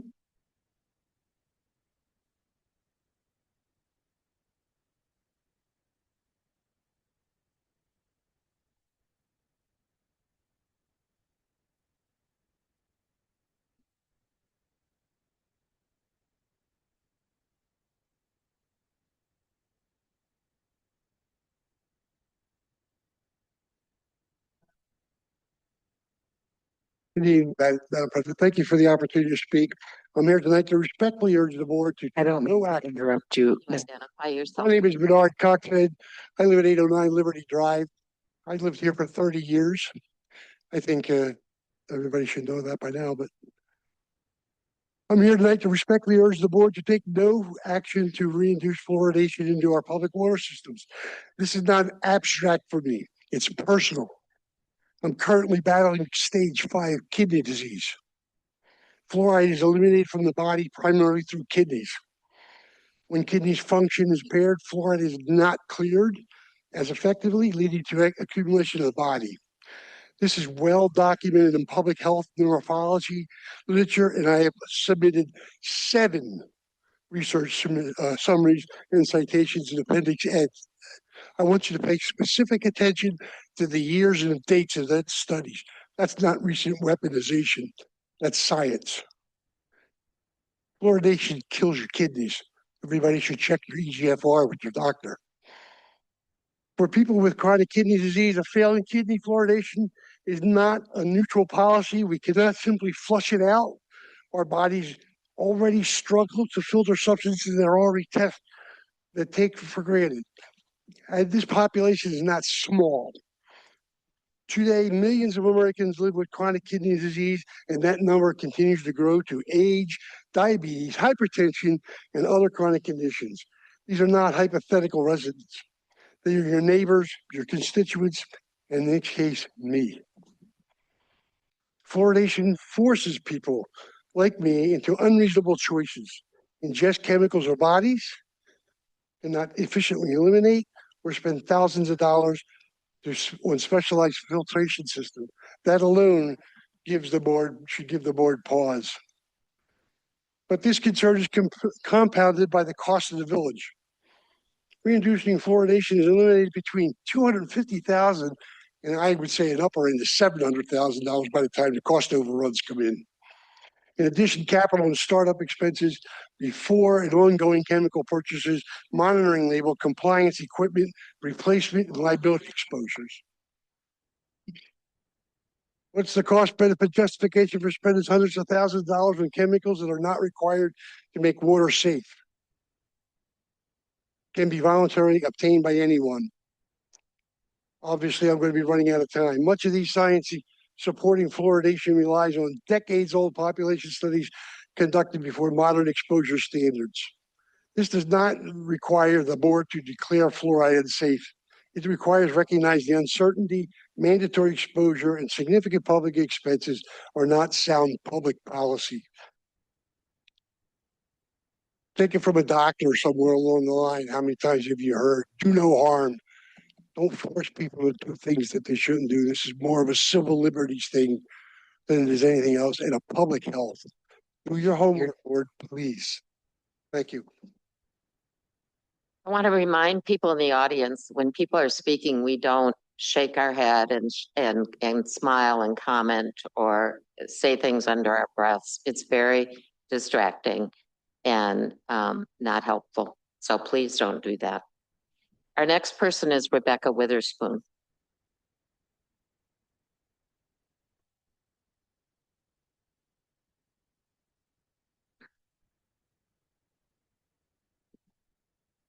Good evening, trustees and staff. My name is Rebecca Witherspoon. I'm a DeForest resident. As all of you know, I served on this board when, despite intense intimidation, defamatory attacks, and threats directed at multiple board members, we made the careful and responsible decision last year to remove fluoride additives from our public water. The decision was cautious and reflected evolving science, ethical responsibility, and respect for public health. Hydrofluorosilicic acid is a highly corrosive acid containing fluoride and other heavy metals, including lead, mercury, and arsenic. Let me start with undisputed facts. Because these substances accumulate in the body and cause serious, often irreversible neurological harm, the EPA has stated there is no safe level for exposure to lead, mercury, and arsenic, especially for infants, children, and pregnant women who are most vulnerable. Federal courts also concluded that the current recommended fluoridation levels pose an unreasonable risk of injury to health. Expert testimony and sworn depositions showed regulatory agencies never proved fluoride safe at any exposure level. Instead, they admitted knowingly accepting a level of harm they deemed tolerable, while publicly calling it safe and effective. I know personally what happens when government assurances turn out to be devastatingly wrong. My husband was exposed to Agent Orange during his military service in Vietnam. The US government had evidence that Agent Orange was harmful, but the full extent of that danger, especially long-term health effects, was downplayed, ignored, and not disclosed. And broader accountability came only decades later. The exposure caused the cancer that ultimately took his life this past September. And the government continues to acknowledge and bear liability for that harm. That is why I cannot accept the word safe without proof. Once the governing body is placed on notice of credible evidence of harm and proceeds anyway, it increases its exposure to legal claims, and ignoring risk does not remove it. It just delays accountability. Courts have consistently held that knowingly authorizing or reintroducing substances that documented neurotoxic effects, especially via a public utility like drinking water, creates foreseeable risk and potential liability. Governments are accountable for deliberate policy choices made in the face of credible science, particularly when exposure is involuntary and disproportionately affects vulnerable populations. Proceeding despite known risk or dismissing evolving science without consent exposes a broad municipality to claims of negligence, failure to warn, bodily integrity violations, and in some cases, civil rights violations. History shows liability often arises years later, but the warning signs are clear, and ignoring them does not shield a government from accountability. Thank you. Thank you, Rebecca. Chris Kammer.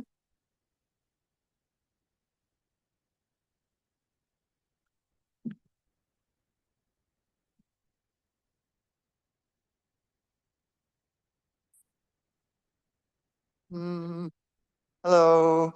Okay, hi. Great to be back in DeForest.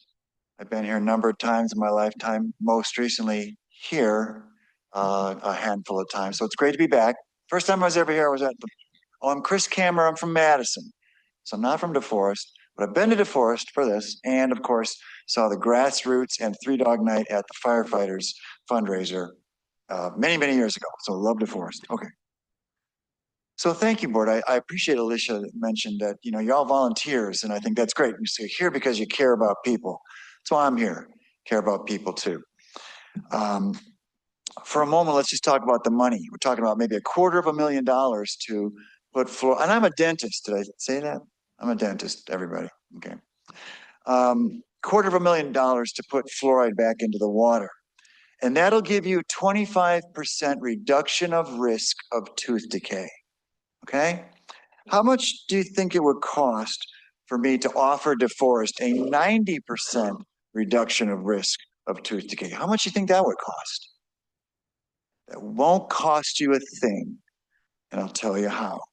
It's called school-based program to put topical medicines on teeth, and then, you know, and that's the most effective way to do it. And so school-based SDF, silver diamine fluoride, and glass ionomer sealant programs are the most effective way to prevent and control childhood dental cavities.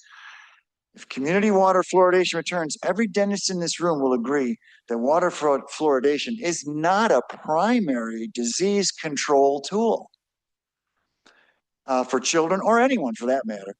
Dentists know that water fluoridation does not control the disease of tooth decay.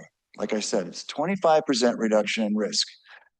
If your goal with this fluoride discussion is to actually reduce childhood decay, not just talk about it, but actually reduce it, then a school-based SDF and glass ionomer sealant program must be the primary strategy. This program will turn cavities off. Now, last time I spoke about, you know, I said, hey, we can bring this into the schools. We'll call it the DeForest Plan. And I said, you know, this is something I would love to help bring to DeForest. But it was just sort of a thing I was talking about. Well, now I got the plan. So this is the DeForest Plan. And it talks about how we can bring this into the schools. You know, they bring these programs into schools. This is the most effective. The American Dental Association would say that all dentists should prioritize with this kind of care. And it's all done without drills, without shots. Very simply, topical applications can be done by dentists, hygienists, expanded function dental assistants, or even dental assistants and even nurses allowed to do this kind of care. So I have this program here. I would love to be a part of the discussion. Jim, thank you for bringing up the topical aspect of it. You can do this. You can get this done. You can get childhood decay under control, while now it's the most out of control disease. And that's with fluoride all over the place. Excuse me, you're 3 minutes. Done. Done. Thank you very much. And here's my plan. It's called the DeForest Plan. Let's do it. Let's show the nation an amazing way of doing it. Thank you. All right. Chris McDonald.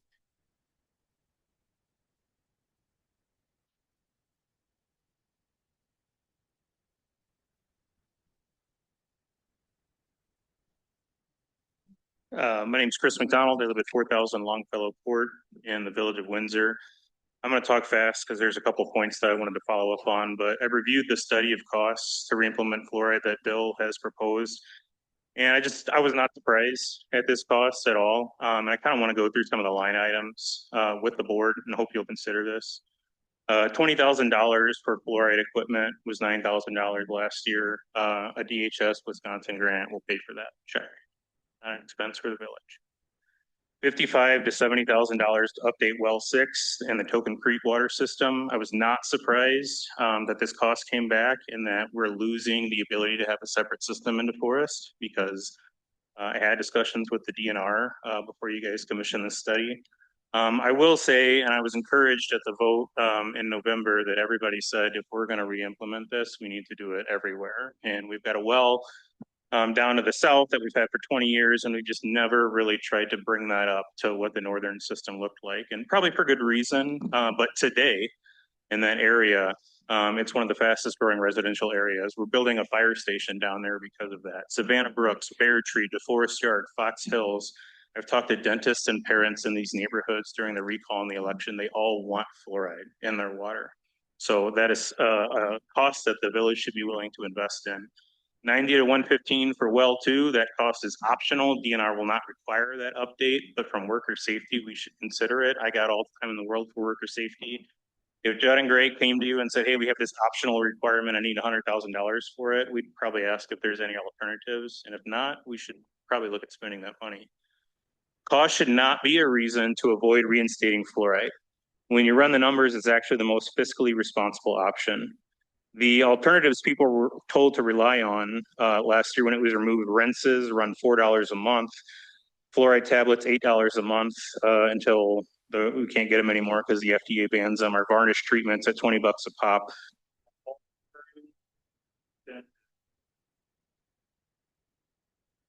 All recurring expenses year after year forever.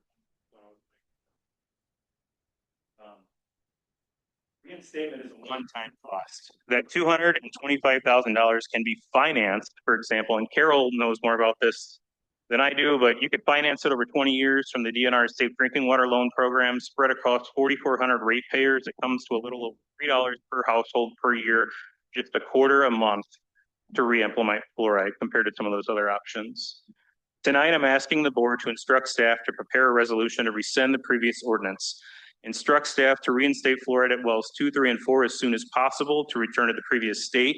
The DNR will be flexible on the timeline to update well 6 versus when you bring up the other wells. Make sure staff asks for the phasing plan because they will allow you to phase that in. DeForest has spoken loudly. All right. Thank you, Chris. Can I get like another 15 minutes because of the mics? 15 seconds. Yes, no? Madam President? Can I finish my paragraph? Sure. Thank you. DeForest has spoken loudly about how they feel about this decision, and I would argue that trust in the board has been damaged. You see that in other matters that come before this board today. Please take the first step in repairing that trust tonight and vote to reintroduce fluoride. Thank you. Thank you. Joe Dish.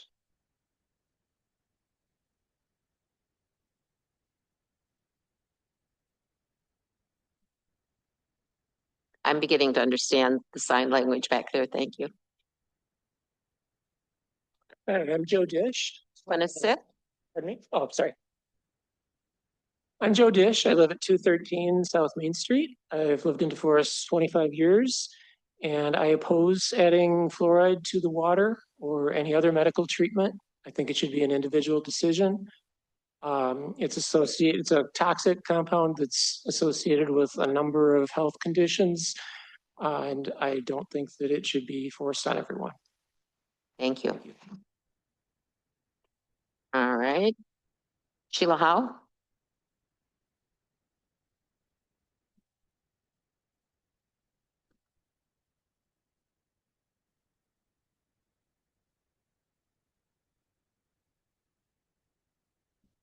My name is Sheila Howe. I live in the DeForest Village. I want to thank you to the board members, current and former, who voted to remove the hydrofluorosilicic acid from our drinking water. Do not confuse this acid for calcium fluoride, the mineral found naturally in lakes and rivers. Hydrofluorosilicic acid is an industry scrubber waste from fertilizer and aluminum smokestacks, known to contain contaminants like lead as well as other things. Like, are we in a trance in DeForest? Why would anyone want to drink lead contaminated industry acid? We've already been through this discussion. I think it's a waste of time, energy. It has torn our community apart. I'm here as a member of the community, even though I've had several attacks online the last time I stated my opinion. I do not consent to being medicated or poisoned. knowingly or unknowingly. And I also want to thank Brenda Stoudemire, the Wisconsin mom who sued the EPA and brought out all this information that has been suppressed. Please do the right thing and don't revisit this issue. Thanks. And finally, Brenda Stoudemire.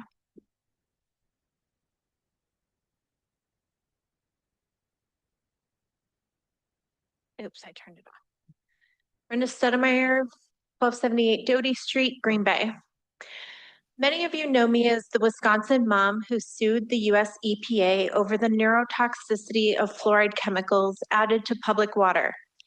After a 7-year federal trial reviewing the best available science from both sides, the federal court ruled in 2024 that water fluoridation at current levels presents an unreasonable risk to human health. Last week, the European Union closed public comment on classifying fluoride as a known or presumed endocrine disruptor in humans. The European Chemical Agency states that fluoride exposure at levels experienced by people consuming fluoridated water or fluoridated salt in the EU acts as an endocrine disruptor, causing hypothyroidism and developmental neurotoxicity. Endocrine disruptors interfere with hormone systems that are linked to thyroid disease, obesity, sleep disruption, fertility problems, diabetes, low birth weight, and certain cancers. All of these things I have documented on my website, fluoridelawsuit.com/science. This concern is not new. In 2006, the National Research Council of the National Academies of Sciences identified fluoride as an endocrine disruptor and urged the EPA to lower its allowable limit. That same report raised concerns for neurotoxicity and fluoride-induced brain changes related to Alzheimer's. There is a critical regulatory contradiction this board must confront. The FDA prohibits ingestible fluoride drugs for children 3 and under. If ingestible fluoride is not considered safe for infants and toddlers in controlled doses, how will this board notify parents and protect children under 3 from ingesting the same fluoride levels through drinking water and infant formula? That is an ethics and liability question. There is no safe level of lead, yet fluorosilicic acid used for fluoridation contains lead and arsenic. Reintroducing it diverts funds from essential infrastructure to support a highly controversial optimal program that exposes the entire population, including infants, kidney patients, diabetics, and cancer patients, to uncontrolled dosing of a dirty lead-contaminated acid. Dental disease is best addressed through targeted care at dental clinics, not mass medication.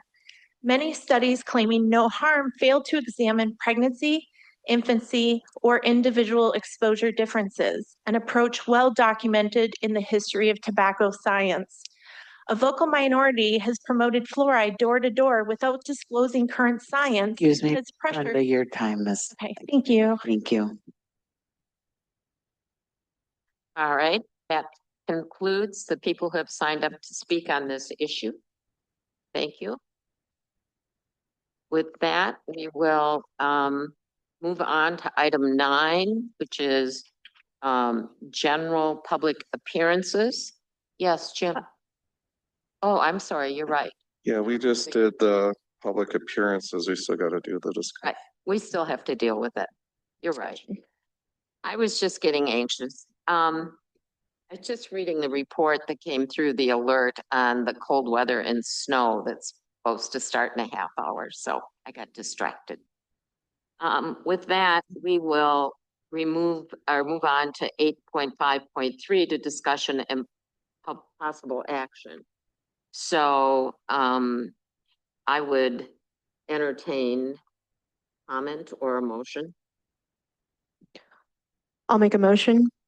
So I'll make a motion to rescind resolution 2025-001 directly and taking steps towards reintroduction. of fluoride back into the DeForest water system. Okay. We now have a motion. Yes, Jan? I have a question. I don't know if we can discuss it till there's a second. Yeah, we need a second to discuss it, but I think the motion was going to be related to instructing staff to prepare a resolution. So we either need a second or Second. okay, we have a second. And we can vote it down, or we can take the motion back and redo the other one. Go ahead. So our options are to take the motion back and redo it?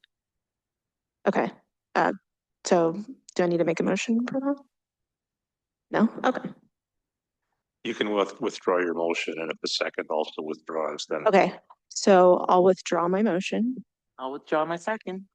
So then we're looking for a motion to, if you so move, to instruct staff to prepare a resolution for consideration at a coming meeting. So I'll make a motion to instruct staff to prepare a resolution for an upcoming meeting. And also, am I adding the rescind resolution 2025-001? Right. She got that in there. All right. Second. We have a motion and a second. Is there any comment or discussion? I guess I have some, but I thought Jan was maybe first. I'm sorry.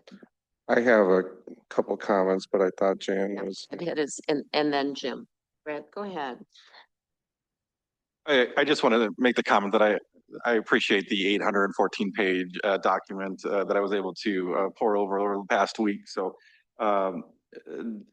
seriously, there's a lot of really good information. A lot of it I didn't know. I've been sent a lot of emails with studies as well, and everything that I've researched. You know, none of the studies are from the U.S., which is fine, but all the studies were at a 1.5 or even up to 6 times the amount of the levels that we provide in our water system. So while there's a lot of information, a lot of things about lowering IQ levels and everything else, everything was done at a level that was between 2 to 6 times the levels that we provide here. So one of the specific quotes, there was no correlation with some of these studies, but there's correlation, but no causation. Another one was that they say they didn't have enough data to know whether the levels of fluoride that's recommended for drinking water at 0.7 has any effect on children's IQ. And then, you know, they just went on and on and on about how the levels that we put in our water are just not applicable to what they were saying in all these studies. So it's really hard, and I'll agree, there's a lot of unknowns. I think there's some things that we don't know that we're still trying to find out, but all the studies that I read that were sent to us that were used in making a decision to remove the fluoride just didn't seem applicable to what we're dealing with here. Thank you. Thank you, Brad. Jim? Thank you. And so, Brad, I think it's funny you mentioned like the 707 or whatever you said, 814 pages. That was very impressive. I know there was some duplication in there, but I'd also state I suspect we've got maybe even more emails during that time. And I neglected to see, I know there was listings of meetings, but I'd also ask that the board members that weren't present at that time maybe go back and listen to some of those meetings, because there is a lot of good data. We heard some of it tonight, but there was hours and hours there. And I think, Colleen, you stated, I don't necessarily want to revisit all of those hours of testimony.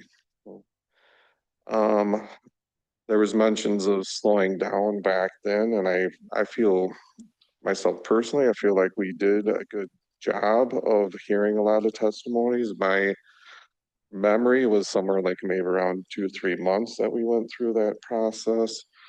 Yeah, I'm a little bit concerned now that we've more or less had one meeting and we're talking about rescinding. I think there should be maybe another opportunity. It sounds like we'll likely get that if we're coming back with a new resolution or motion, so that's good.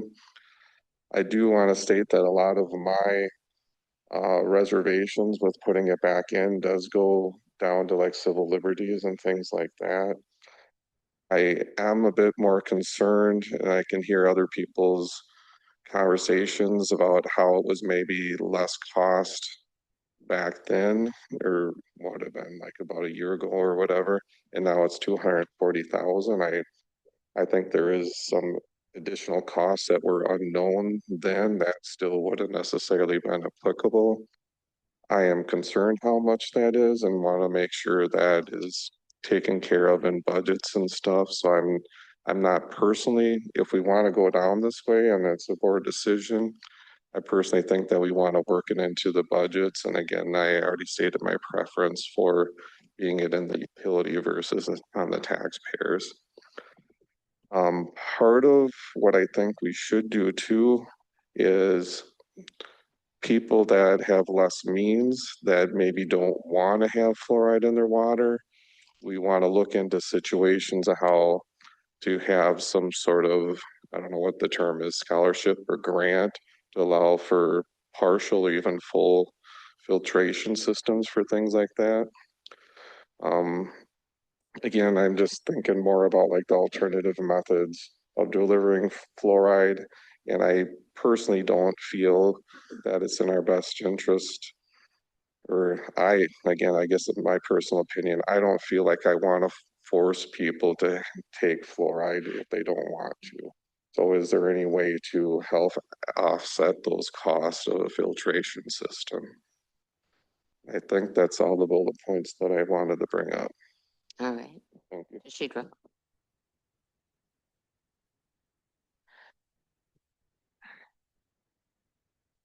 I don't want to go down a rabbit hole again, but I do want to honor the individuals in our community that do not want something. And I think we need to figure out a way to honor that voice, and as a nurse who is forced to get a flu shot just to work, to support my family, that does not feel good when you don't want something and you're being forced to get it. With that being said, the community is speaking and, during the recall and different things of that nature, I hope we don't blur the lines. I know that the recall was for lots of reasons, right? But I think as a board, we need to do our due diligence to protect the voice of those that aren't able to speak up for themselves. And, unlike development, if we're putting in buildings or putting in roads, those are things that, don't directly impact someone's health or someone's autonomy or someone's right to say what they do and don't want with their body. And I think that we should honor that as a board. And if we are going to revisit this topic, and if we happen to put it back into the water, I agree with Jim. We need to come up with a way to really honor the individuals that are speaking up via email. So their voices may be the minority, but their voice still matters, right? And it's not fun when you are the minority and you're subjugated to things that you don't want, right? And so I personally think I made this decision back then, not based on science. I'm a scholar. I love science. I love research. I live for that stuff. I put that aside. Cost, I put that aside because health and wellness and your ability to speak and be heard and know that you matter shouldn't have a price tag on it. Going to bed at night knowing that you're ingesting something that you don't want, you can't put a price tag on that. And so I think as a board, whatever is decided, because this is a collective group of 7 trying to make decisions that are best for the community, I think we need to honor and really figure out ways to help individuals who have health concerns. It's scary when you have a disease and your kidneys aren't working and you're ingesting something that's ultimately going to expedite your returning to dirt. Okay. So I just think that there's no happy way to say that, right? Death is real for everyone, but it's expedited with people who have health concerns. And so just in my summation, no matter what we decide, I think that we need to figure out ways to honor both sides, whether we keep it or whether we put it back, we figure out how to honor those who don't want it. And if we keep it out, we honor those who want it. And honestly, we can't make everybody happy, but we should at least seek to keep everybody safe and healthy. All right. Yes, Jan. During the whole fluoride process that we went through, when I voted last year, I think I told everybody it was a very difficult decision for me. And I learned more about fluoride than I ever thought there was. I never really even thought about fluoride before that. When I voted last year, I had said that I myself could do without fluoride. And I feel that even more so now. I feel that the scientific data that's out there is really closing in. It's getting close on both sides. And I can see the arguments both ways. So I see this more as a political issue, not scientific, since I feel the data is very, very close on both sides. I don't think that the people that spoke out before that wanted fluoride, I don't think many of them have changed their minds. Just like the people that do want fluoride, I don't think that they've changed their minds. Maybe a couple here and there. So I'm still thinking that if we move forward with this, I too, like Jim and Tashidra, would be interested in knowing what we could do for those that don't want to ingest fluoride. So that would be an important point if we could do something there. Beyond that, I like I said, I see it more as a political vote at this point. That's all I got. All right. So at this point, we have a motion and a second on the floor. And so if there's no other comments, I would ask all those in favor. Yes, Jim? I just ask that the motion be restated to make sure I know what we're voting on. Sure. Do you want to restate? Or do you want Callie to? Then I can make sure I have the right motion. To direct the staff to draft a resolution to rescind resolution 2025-001.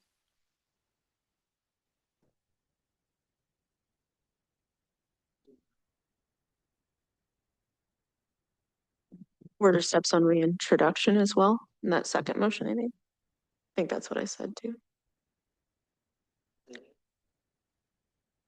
Go ahead. And take the steps towards reintroduction of fluoride into the water systems.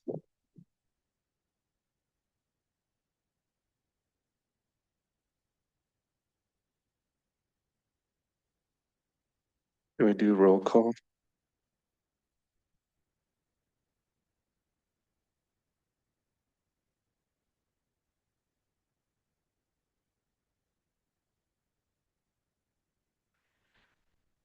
Okay, trustee Simpson, No. trustee Stefan Hagenhan, Yes. trustee Williams, Yes. trustee Allen, No. trustee Cords, Yes. trustee Little, Yes. President Cahill Wolfgram. Yes. Motion carries 5-2. Thank you. Does the board want us to look into if we do reintroduce fluoride to the system? As a couple trustees suggested that what alternatives we could provide for residents who don't want fluoride? Do you also want us to investigate that, or is that? We can do it as part of our research and add it as part of the memo. That way the resolution is clear, and if the village board elects to have the additive or grant program, I think there's a budgeting question to be asked about that and potentially administration of such grant program. And so I think we need more clarification on that.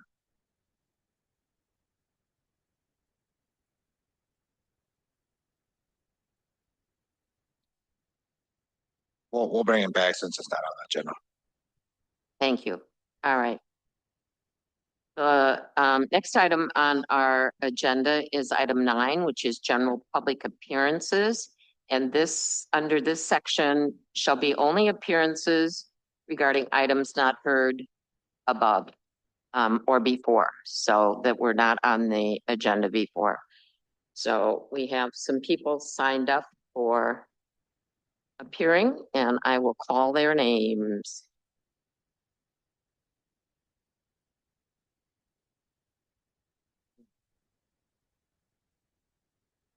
We're getting lots of weather alerts here, guys. All right. We'll begin with Dean Julian or Julianne. I'm sorry if I said that wrong. Okay.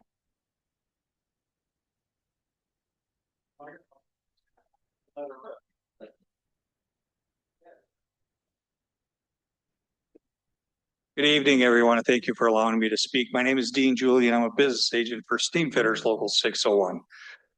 I live in Greendale, by the way. I represent 3,000 members, and I'm speaking on behalf of my membership in support of the QTS data center here in DeForest.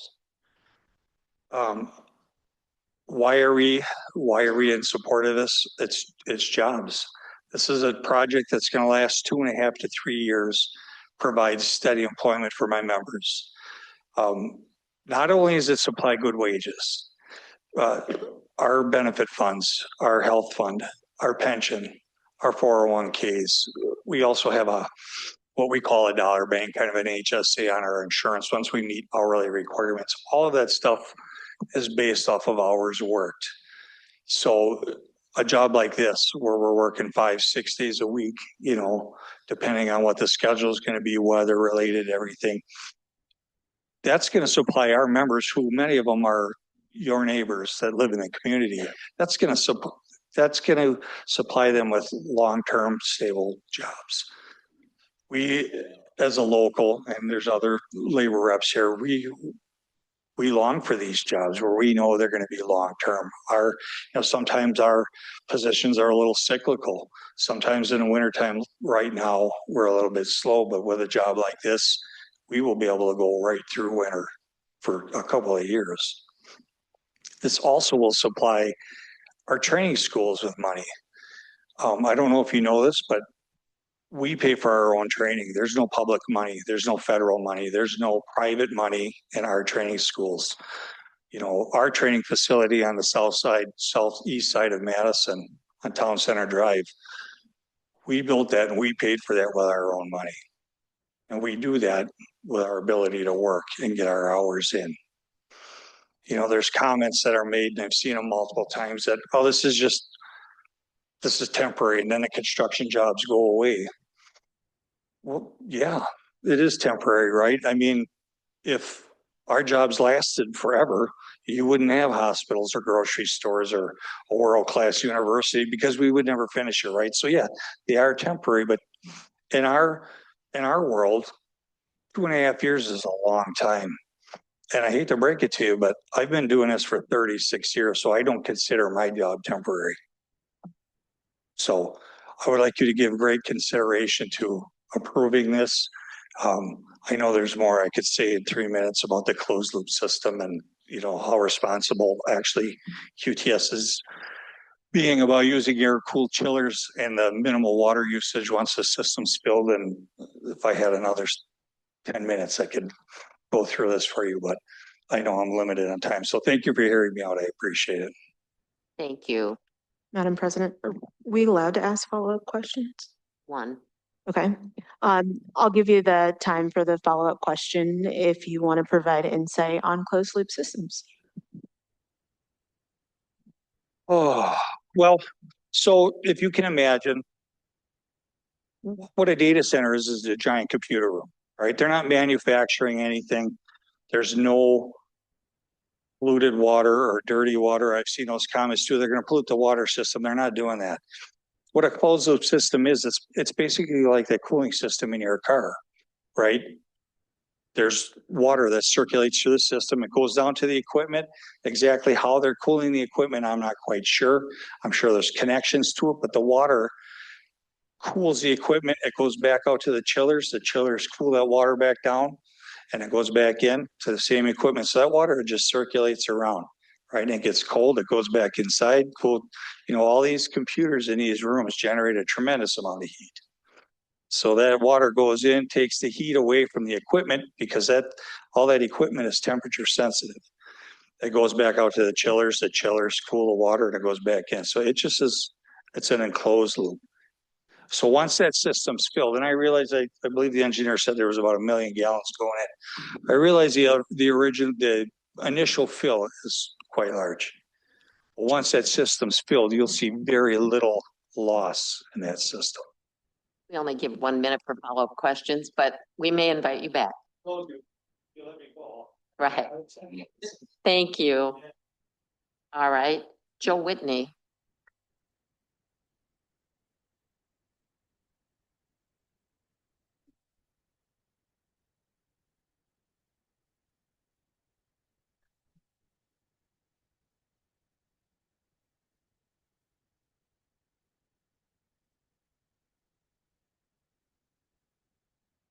Joe Whitney, Town of Vienna. My address is on. Good evening. I'd like to thank everyone in attendance, and I'd like to thank the board for your service to this community.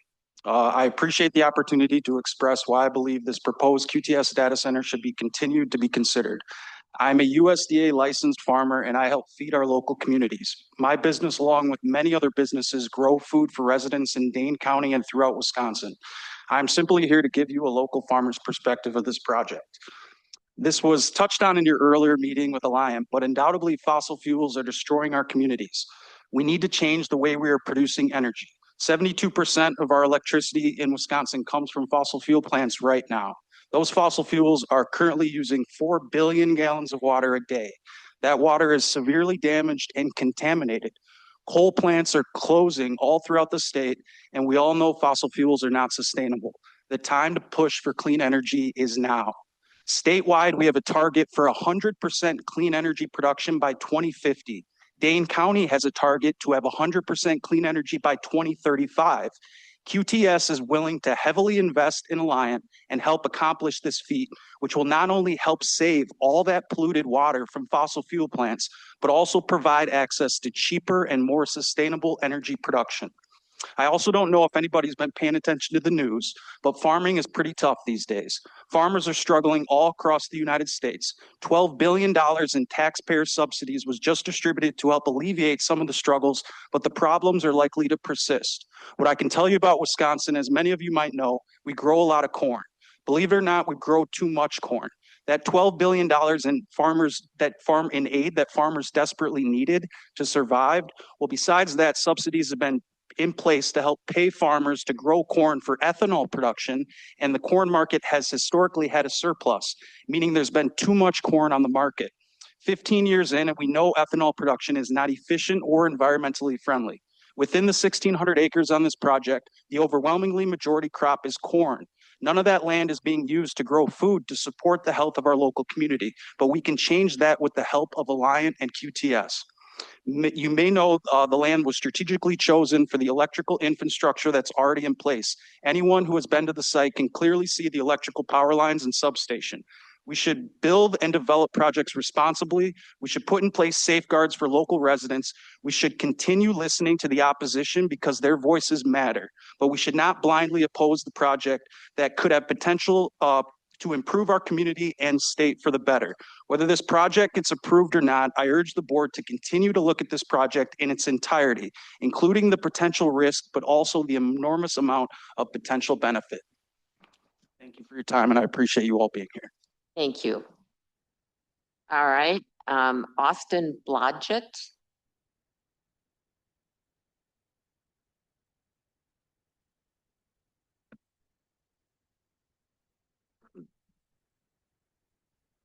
Good evening.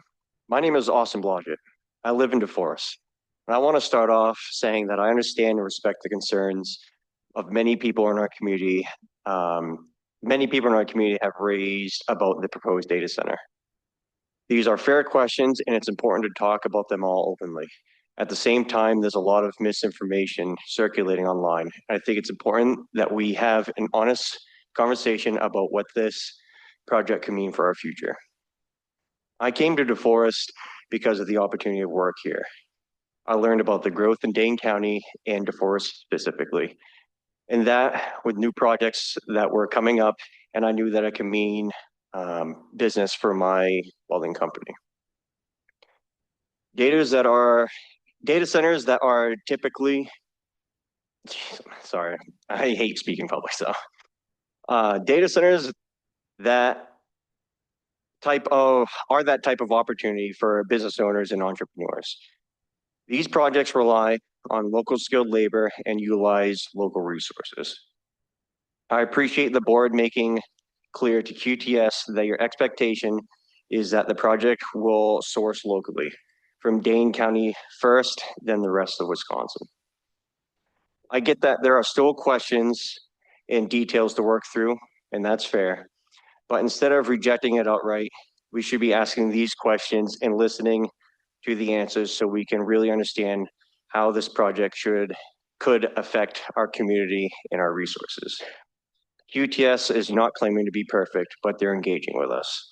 They're showing up to board meetings and trying to answer all of our questions. I think we need to give them a fair shot to do that and give DeForest a fair shot at this opportunity. And thank you for your time. Thank you. All right, Timothy Powell.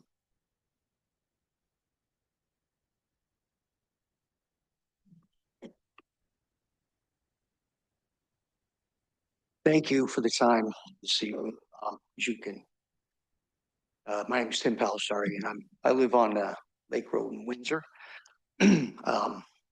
I support this data center because of its benefits to the community, and not just to those of us that are going to be building it. I'm a proud member of the local 601, as you can tell by the billboard on my back. And my understanding, I've lived in this community for about 10 years. My understanding is that there are a lot of tradesmen that live in the DeForest area. I also, and I don't have numbers, I'm more of a simpleton and not on y'all's educational level about things like this, but my understanding is that quite a few students that graduate from the DeForest area high school, there's a large percentage of them that join the trades, that go into the trades. My son graduated from there, and I currently have 2 more sons in the high school there. 3 of my 6 children have attended DeForest High School, so I'm pretty vested in this community. Union workers are employed on large projects, and our wages don't just support our families, but as you all know, there's a ripple effect throughout the community, in the local economy. The construction workers that are going to be coming here are going to be spending money, a lot of money. It's going to benefit restaurants, service providers, small businesses, and local contractors are going to experience a lot of benefit from it. Every dollar earned on these projects are going to improve the overall economic health in our neighborhood, I believe. Roll this down so I would say it properly and not fumble. QTS, from what I understand also, there is a $20 million tax revenue from this project that's going to be used.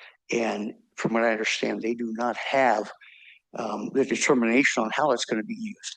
That's going to be determined by the intelligent members of this village board and community. And that's why it's important, I think, that the board makes sure that these funds are invested in ways when they come that make a real difference, such as our roads, our schools, our property taxes and things such. This gives families a real chance to prosper in our community without facing multiple referendums and things like that. Helps us make ends meet. With 6 children, 8 grandchildren, I'm busy with, and every tax and referendum really affects me. At the end of the day, this data center project isn't just about one building. It's about laying the groundwork for long-term growth and opportunity right here in DeForest. And by supporting this project, I think we're investing in a stronger, more resilient community where families, businesses, and future generations can thrive. Thanks very much for your time, and I appreciate you all dealing with all the pros and cons of this project. Hats off to your ability to handle all this. Thank you. Sherry Stach.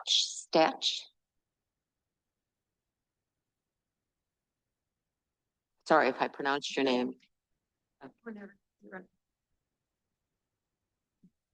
Sherry Stack, 312 Scott Drive.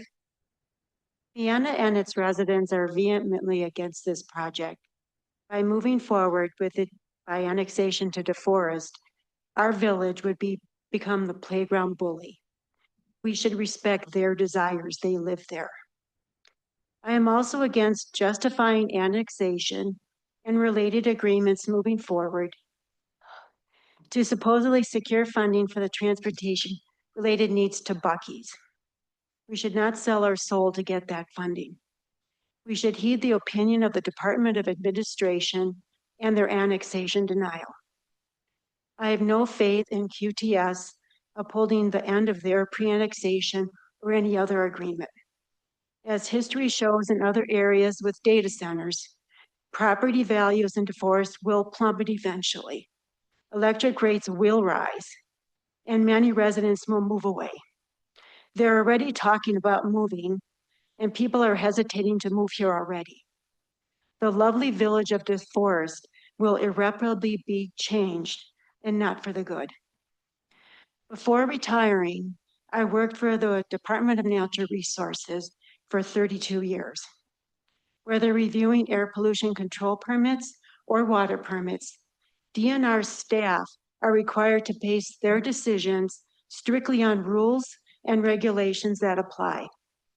Often, citizens would raise concerns about a project and ask the DNR to deny the permit. However, because the DNR's review is limited by law, staff would explain that broader decisions about whether a project should proceed are made at the local level through zoning and oversight bodies.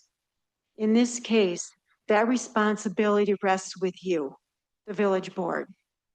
Please listen to the overwhelming concerns of village residents and do not approve the QTS data center or enter into agreements with them. I really appreciate all your time. Thank you. Thank you. All right, on Zoom, we have Melinda Murphy. She's gonna raise her hand.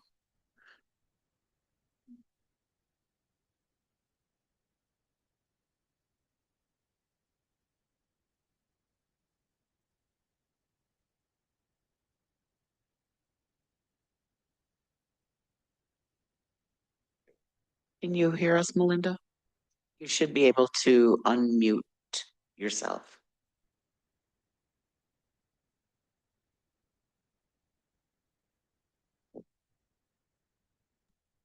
Melinda? The Are you there? the long delay was because you had a message that said the host wouldn't allow me. So I'm so sorry. Can you hear me now? We can hear you. Good.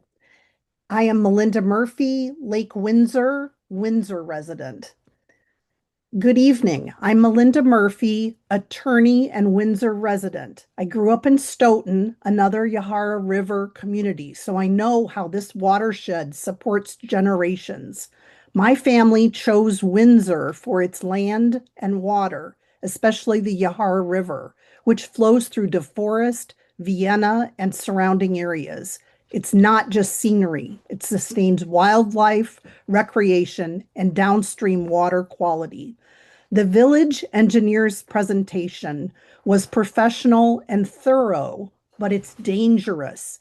It makes a project of extraordinary scale feel routine. As fiduciaries, the board must protect health, safety, finances, natural resources, and future generations. You are not deciding if it can be engineered. Much of what we've heard assumes the village will adapt. Roads widened, utilities extended, stormwater engineered. What's missing is a discussion of whether DeForest should permanently reshape its land, infrastructure, and watershed, including Vienna, for a single hyperscale industrial use proposed by QTS Blackstone owned, a near $1 trillion company whose priority is extracting our resources for profit, not local welfare. 40% impervious surface equals roughly 650 acres paved, irreversibly altering water flows.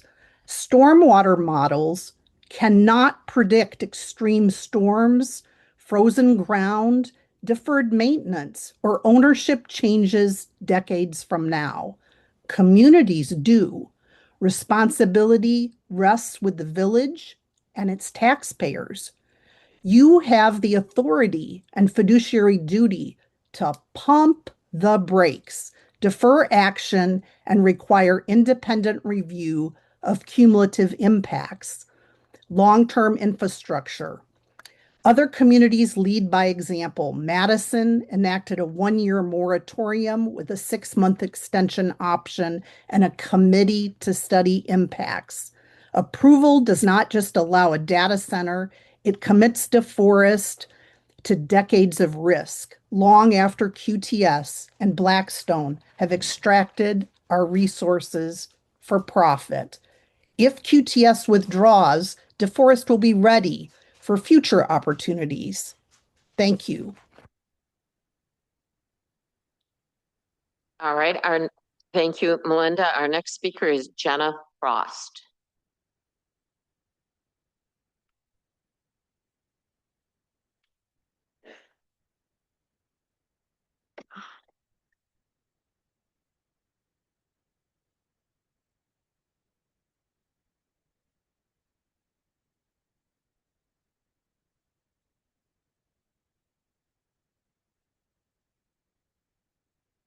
Okay.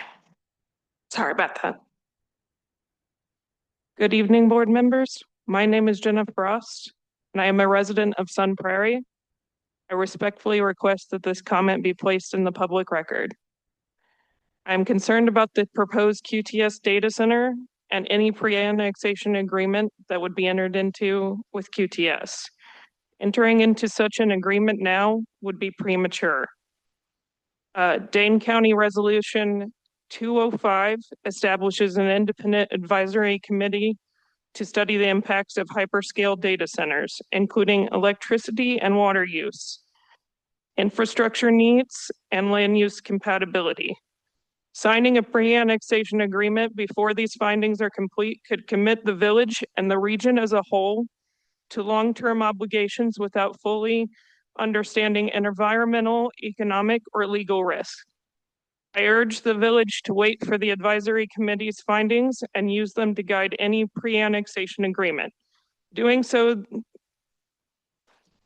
ensures that any commitments reflect not only community values, but protect our resources and remain consistent with lawful local authority.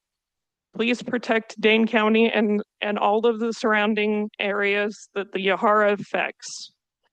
Thank you for your time and placing this statement in the public record. Thank you. Becky Jurceth? Jurceth? Did I say that wrong? I apologize if I did.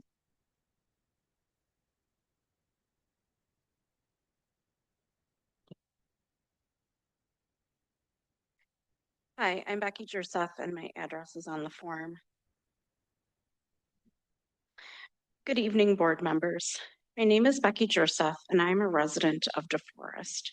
I respectfully request my following comments regarding the comprehensive plan change proposal be placed in the public record. Changing the village's comprehensive plan to accommodate a single developer like QTS would override decades of community planning and farmland preservation policies. Comprehensive plans represent our long-term vision for land use, sustainability, and rural character. Dane County Resolution 205 is conducting an independent study on the potential impacts of hyperscale data centers, including water, energy, infrastructure, and land use capability. I urge the village not to change the comprehensive plan until the advisory committee's findings are complete. Waiting ensures that any amendments are informed, responsible, and consistent with the values and long-term interests of the residents of the DeForest area. Thank you. Thank you. James Sullivan.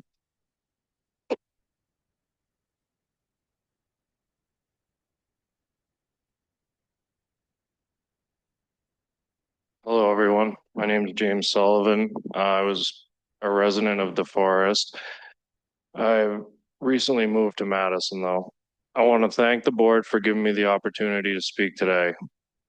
I'm the owner of Chaos Custom Welding.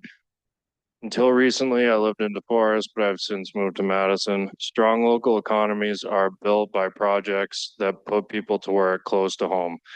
As the owner of Chaos Custom Welding, I see how closely our success and business are tied to the economic development brought by investors like QTS. Data centers create wide-scale construction projects that include demand for welding and fabrication. With rising costs, we need those projects, and many local workers feel the same way. Consistent work strengthens our entire workforce. We rely on projects like data center development to deliver real work, paychecks, and opportunities. Standing in the way of data center development only hurts our community. That's why QTS's Wisconsin data center needs to be accepted and welcomed. Many businesses rely on projects like this being accepted. Thank you. Thank you. Rhonda Meinholz.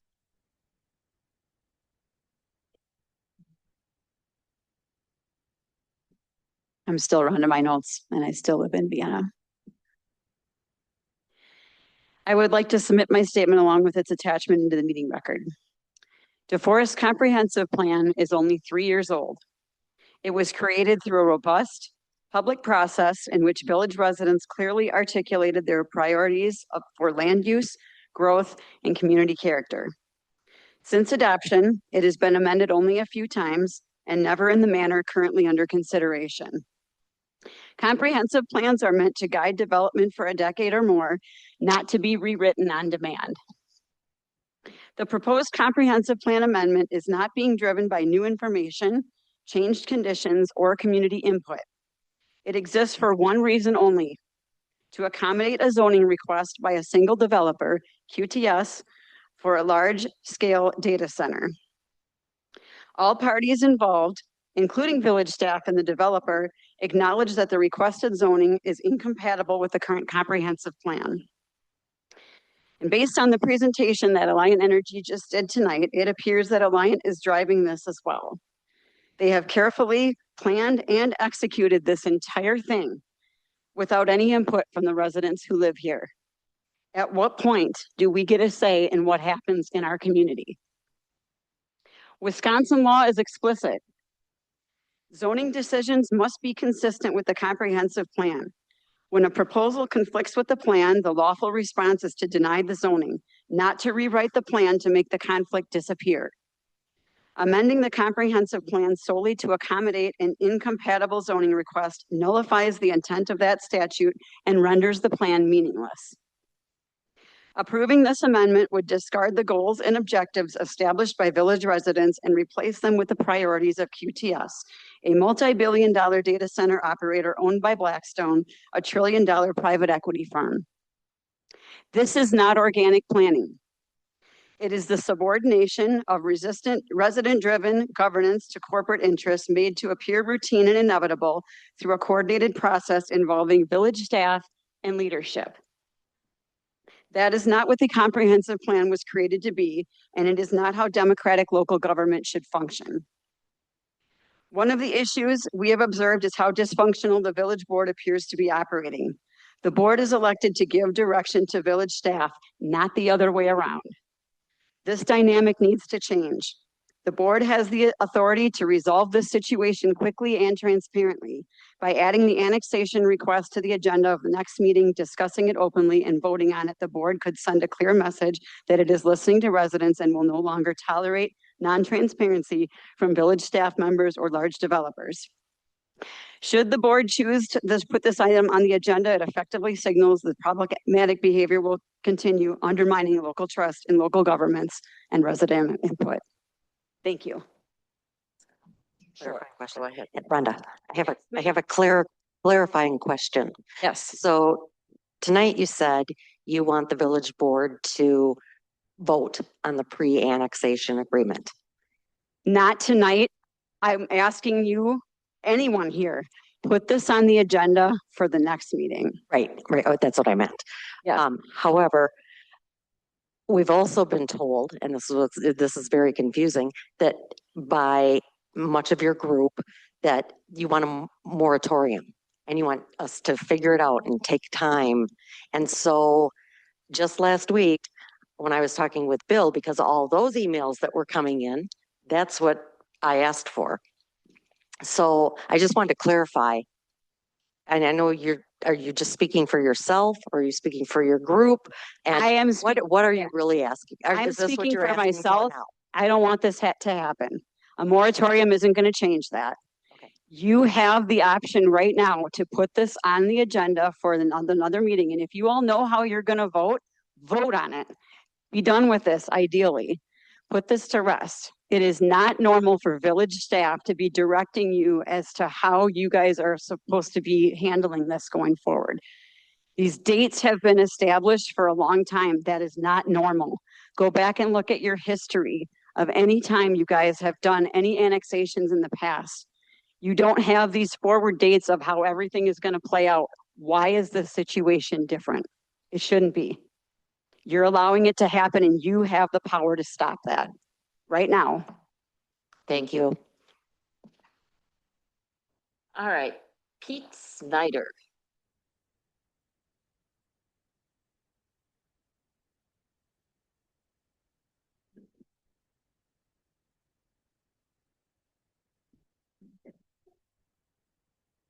Hello, everyone. Thanks for letting me speak tonight. My name is Pete Snyder, and I was born and raised in the township of Vienna. I currently reside in Sun Prairie, and I'm one of the landowners selling my land for the proposed QTS data center. Like most people here, I'm a normal person, but I've had to learn a lot quickly because this project affects my family and this community. When I first considered selling my land for the project, I had a lot of questions. I wanted to know if my energy bills would go up. I understand why that worries people because it worried me too. Nobody wants higher bills. QTS isn't just plugging in and hoping for the best. I've had direct conversations with them and with Alliant at their public meetings. And I've heard a lot today. They are committed to paying for the energy infrastructure needed for this project. New electrical equipment and connections are on them, not on us. It's planned, it's contained, and it's paid for by QTS. I just think we should remember how much this could bring to the community. I know we have all heard these points before, but they're still true. Thousands of union jobs for construction and about $20 million in revenue each year.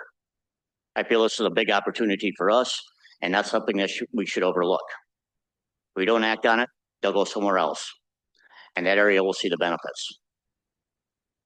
For my family, this sale means a lot. For DeForest, this data center means larger, long-term tax base without adding strain on our neighborhoods. I'd like to thank the board for their service and the opportunity to speak tonight. Thank you. Julie Meyer.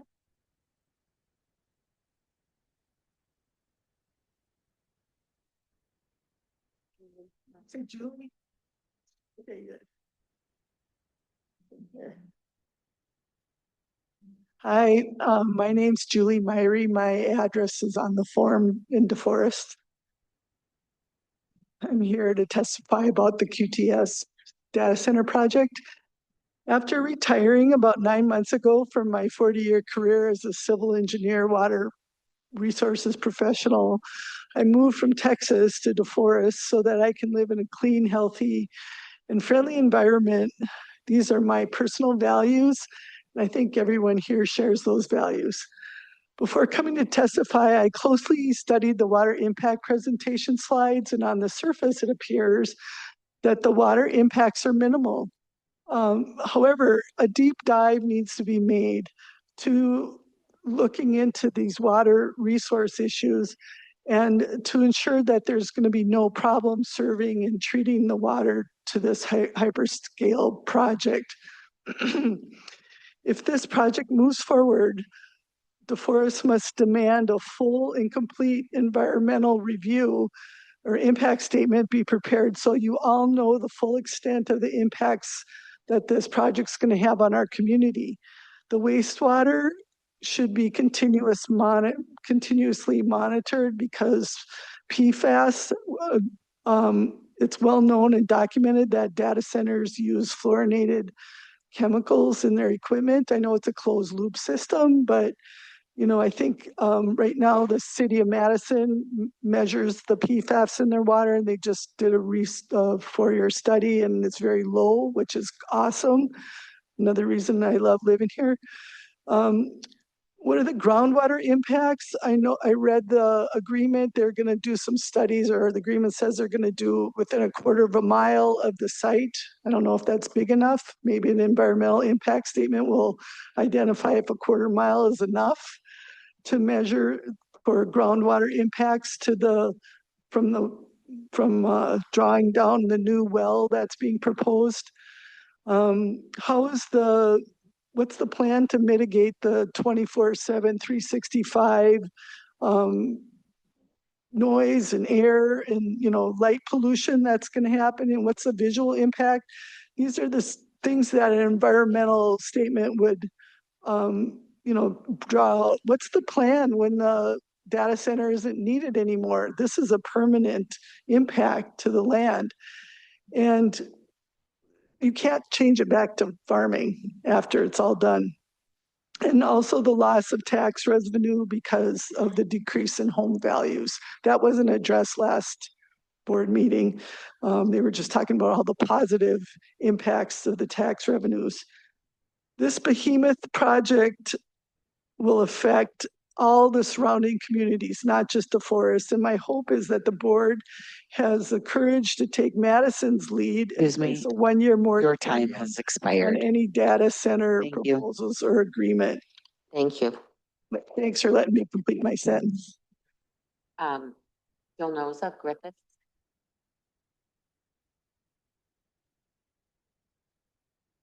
Is that right, Bill Noza?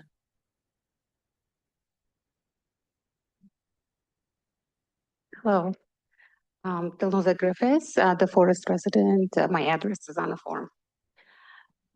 Good evening, board members. I want to speak not about the project itself, but about the process. Many residents have taken time to attend meetings, submit comments, and ask questions, yet we do not feel heard. There is very little dialogue, few follow-up questions from the board, and no indication that resident concerns are shaping the discussion. Today was an exception. Thank you for that. From the outside, it appears that the direction of this project is being driven primarily by staff, while the board role feels passive. That is troubling because staff advise, but elected officials decide. I also want to raise a concern about balance in this process. The city administrator plays an important role, but residents are increasingly concerned that staff presentations are driving outcomes rather than supporting board deliberation. When decisions appear to be framed as already settled, it leaves residents feeling excluded and the board sidelined. We respectfully ask the board to reassert its role as the decision maker, slow the process, and ensure that multiple perspectives, including resident concerns, are given equal weight. Thank you. Thank you. All right, Winona Storms.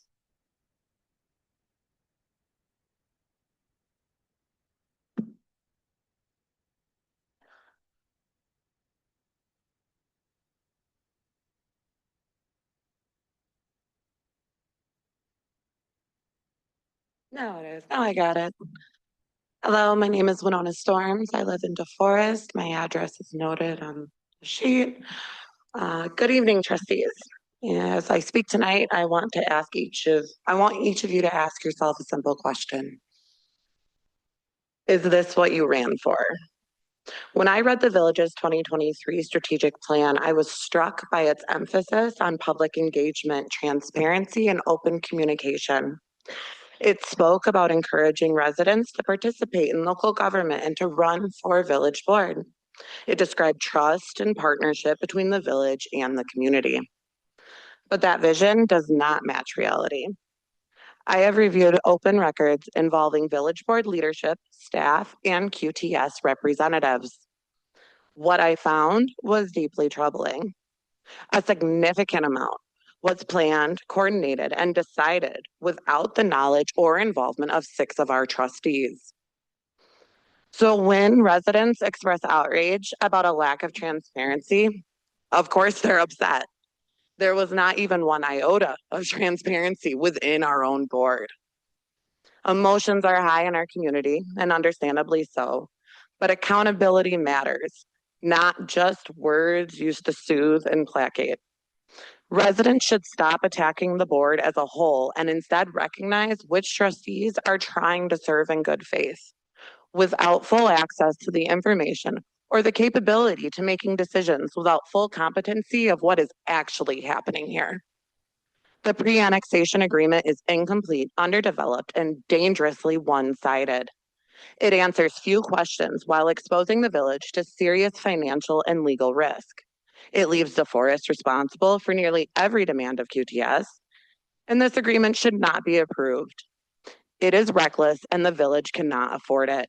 And frankly, is it any wonder that so few people want to run for village board? Why would anyone volunteer to serve when real decision-making appears concentrated in the hands of the village administrator, the community development manager, and the village president, while the other 6 trustees are left to absorb the public backlash for decisions made without them? Why step into a role where secrecy overrides collaboration and corporate interests are quietly accommodated? I want to be very clear about this next part. I will stand up for the 6 of you. Months of correspondence show your names absent. You were not included, copied, or meaningfully consulted. When residents' concerns were raised, they were treated as inconveniences to be explained away to a corporate partner, rather than issues to be brought before the full board. And that speaks volumes. So I ask you again, is this what you ran for?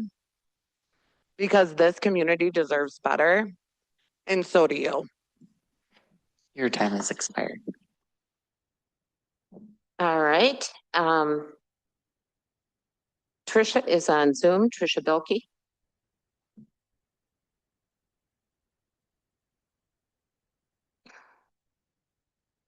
Can you hear me?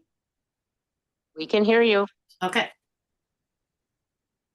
My name is Trisha Bolke and I live in DeForest. I couldn't be there in person tonight due to a personal emergency, but this situation is so important to me that I'm still speaking to it. The proposed QTS data center for DeForest is estimated to require more than 1,000 megawatts of energy, which would make it one of the 10 largest data centers under construction in the country today. It would use the same amount of energy as the city of Philadelphia, population 1.6 million. Using gas fueled generation, it would release 2 million metric tons of carbon dioxide into the atmosphere annually, or the equivalent of 400,000 cars running nonstop for 5 years. This threat to our community and to the climate is alarming. To allow this would be irresponsible. I urge the trustees to recommend addressing the comprehensive plan and urban service area amendments before any decision is made about annexation. To not do so would also be irresponsible. Or you could decide to stop it now. I also want to speak about the painful and stressful process we seem to be currently going through in regards to QTS. I don't understand why this hasn't been shut down yet by village trustees, based on all the previous testimony from experts and residents and lack of concrete information from QTS.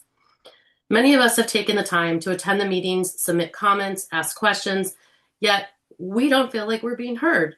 There has been not much dialogue back and forth and hardly any follow-up questions. Prior to tonight, we've seen no indication that our concerns are shaping your discussion, and I still haven't gotten all trustees to meet with me on this issue. Our UA NDCD has even gotten confirmation that some trustees haven't yet talked to another trustee, despite legally being able to talk to two of them about this extremely enormous issue, and that is troubling. From our perspective, it appears that this project is being driven primarily by village staff instead of the other way around, which is especially disconcerting given the information we learned regarding our village president talking to QTS without your knowledge. Has anything changed since learning that decisions were being made without the rest of you, the other decision makers? Decisions seem to be made by staff at a rapid rate, leaving the residents of this community feeling excluded and the trustees appearing passive and unnecessary, which is unfair. This is especially evident being that several items are on the agenda at the February 9th P&Z meeting. We hear QTS is not in a hurry, yet village staff appears to be pushing through this process as fast as possible, despite the state's decision to reject the annexation request. Trustees, please, if you're not ready to make a motion to reject the annexation proposal and end this right now, then at least please slow down the process. Take back your decision making and ensure that all perspectives are given equal weight. Thank you, and also thank you to the trustees who engaged tonight. It has not gone unnoticed. Thank you. Brian Newmeyer.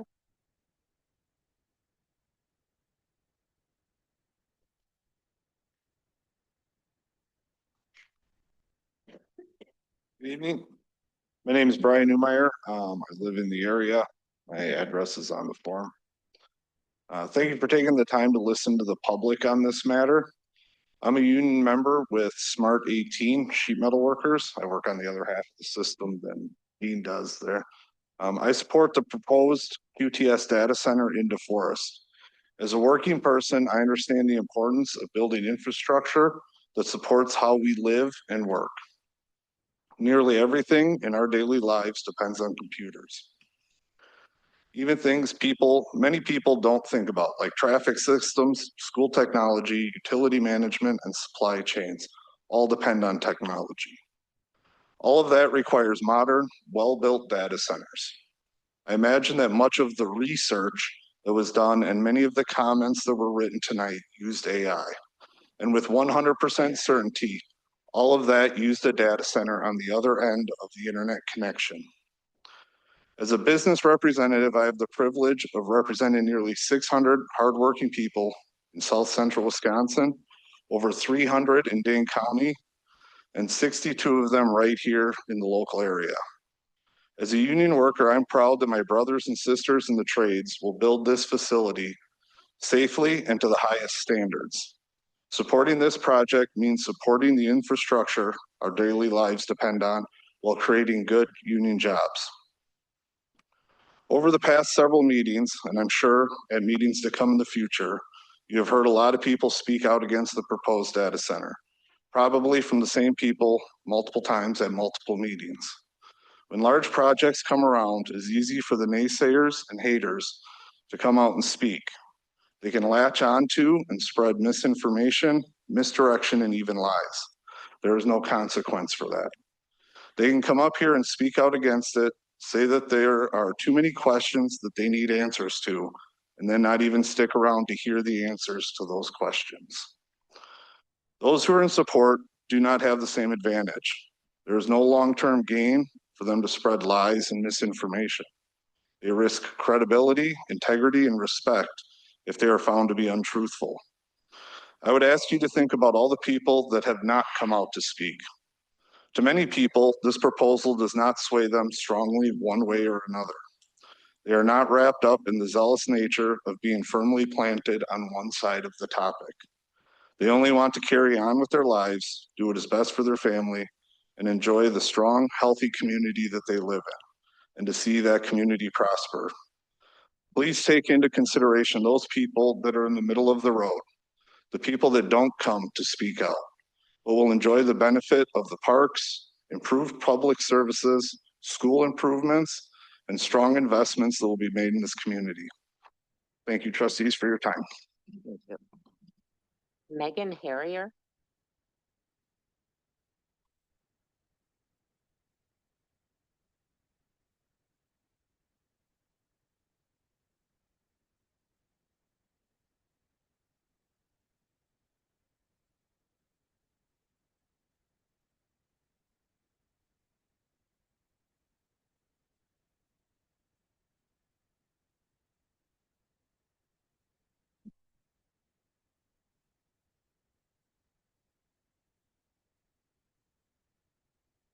Good evening.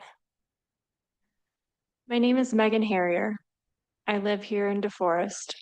My address is included on the form I submitted. I want to speak about why I posed the QTS proposal. I want to speak about the consequences of constant noise and vibration that is felt, not just heard, particularly for children and people with sensory and neurological differences. For many people, low frequency noise and vibration is not a nuisance that can be mitigated by trees, shrubs, or buffers. It is like being trapped in a room where someone is lightly tapping on the wall. Not loud, not dramatic, just constant. Vibration travels through the ground and into the body. It does not magically disappear at a quarter mile. It fades, but it persists. It's not temporary, like a mosquito. You can't see, can't escape, and can't swat away. You're told you'll get used to it, but the nervous system does not adapt. It escalates. In my own home, I see this impact directly in my son who is autistic. When sensory stress is ongoing, it affects his behavior, his comfort, his sleep. You can leave a meeting. These children cannot leave their schools, their homes, their bodies, their disabilities. I've reviewed the pre-annexation agreement, and I'm concerned that it does not clearly say what will be measured, how it will be measured, or what happens if limits are exceeded. Without objective metrics, impacts cannot be independently verified or adequately enforced. While revenue projections have dominated the conversation, long-term community costs are not meaningfully addressed. Moving forward without enforceable disability-informed standards is a statement of confidence either that this project will not harm children like mine, or that such harm is being knowingly accepted. When a public body knowingly authorizes conditions that disproportionately harm people with disabilities, that is not an accommodation, it is discrimination. Excuse me, your time has expired. Thank you. Thank you. Lydia Reed.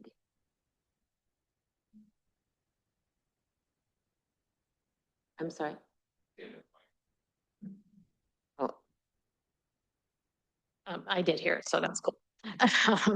Lydia Reed, DeForest. I have been here before, and I appreciate the opportunity to again speak with you. I too am concerned with the speed that we're pursuing this, and some of the presentations I've seen where it seems to be a given that we're going to move forward. Presentations where it seems like there's no risk and there's no need to think about it more. And I have these concerns that this is happening behind the scenes without a sense of transparency. I recently saw some records from an open records release where I saw emails going back and forth between Mr. Alon, Mr. Chang, and Alliant. And I will send these emails to you so you can see that I'm not making anything up. I'm not lying. That these were going on, asking for Alliant to respond to the public's concerns. And I'm concerned that they're working with Alliant, who's a bidder on this. They're not reaching out to other communities of what their actual experience is, as opposed to what Alliant says it's going to be with power usage. I was disappointed when the woman who was here from Alliant who said she didn't know the size of QTS. And it's my understanding it's going to be much larger than any of their other data centers. So for her to be able to say exactly how this is going to impact is disconcerting. Her ask that we become exporters when clearly with this amount of power usage, we're going to continue to be importers. I just felt like there were some contradictions in her speaking. And I definitely was concerned when there was conversations about how QTS, village staff, and Alliant could work together to come up with FAQs to answer the public. So I just ask for you guys to slow down, talk to the other data centers, look beyond what you're hearing, and make sure you're getting a full and thorough review and independent analysis of what's being asked of this community, which, as many have said, doesn't fit our plan. It isn't what we wanted. We can still have development, but it should be according to the plan. And I see union people every day outside my door building housing. So we're not against development. We just don't want this one. Thank you. All right. Thank you, Lydia. Elizabeth McKenna.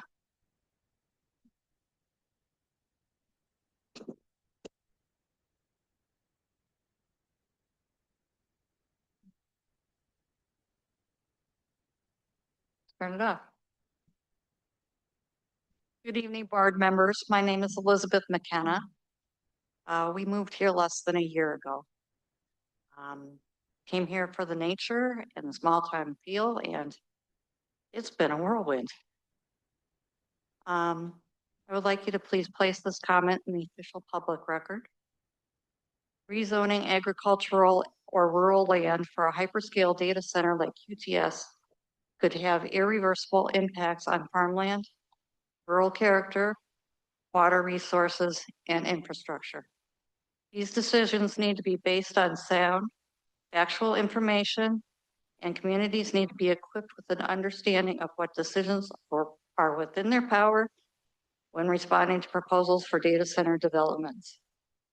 Dane County Resolution 205 provides independent, evidence-based analysis of these impacts and clarifies the legal authority the village has to regulate such developments. Approving rezoning before the advisory committee completes its work would be premature. I urge the board to wait for the findings from Resolution 205 and to use them to ensure any rezoning decisions protect the village's resources, long-term planning goals, and community values. Thank you so much for listening. Thank you. Tammy Mitchell.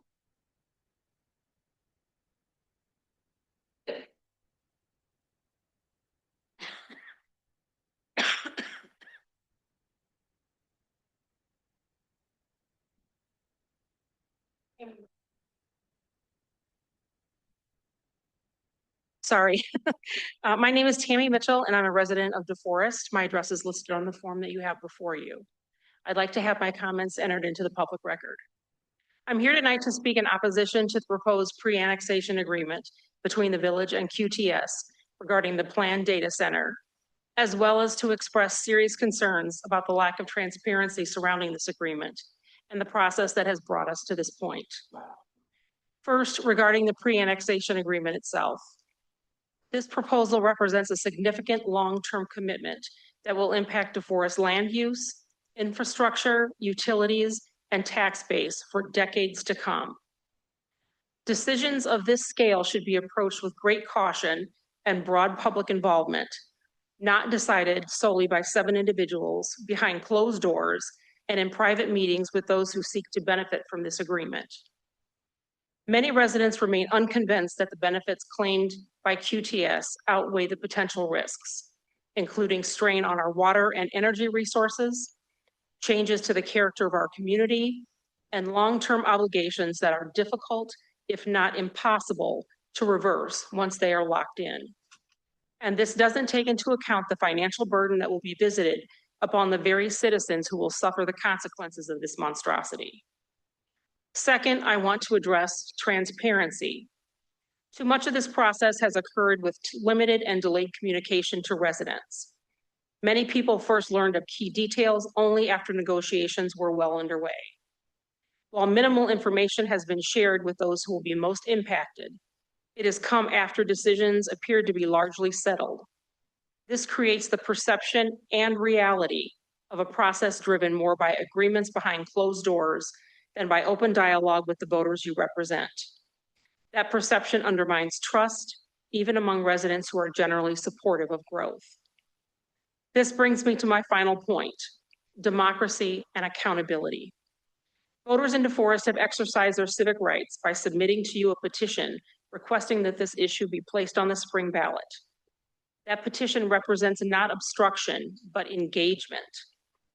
It reflects a desire to participate in a decision that will shape our community's future, and yet you refuse to act on it. I respectfully urge the village board to accept that petition and allow the voters of DeForest to decide this matter at the ballot box. Doing so would demonstrate confidence in your constituents, reaffirm your commitment to transparency, and help restore trust in the decision-making process in our community. Growth can be positive, but only when it is guided by openness, accountability, and consent of those governed. Please give the people of DeForest the opportunity to make their voices heard. You are here because you were entrusted by your constituents to look out for our best interests and the best interests of our community. I hope you will not disappoint us. Thank you. Madam President, can I ask a follow-up question? Sure. You spoke about decisions being made. Can you provide some insight? I think the feeling of the community is that certain members of the board have had outside meetings with representatives of QTS and made agreements, if you will, that are being forced on both the board and the community.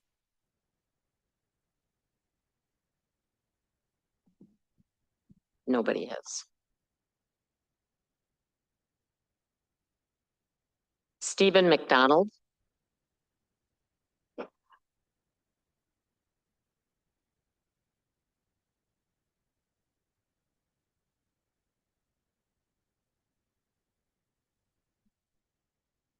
Sure, help yourself. All right, Stephen McDonald.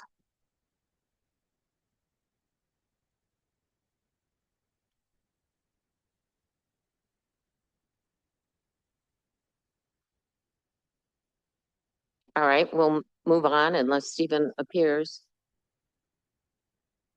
Luke Joswiak. Luke Joswiak.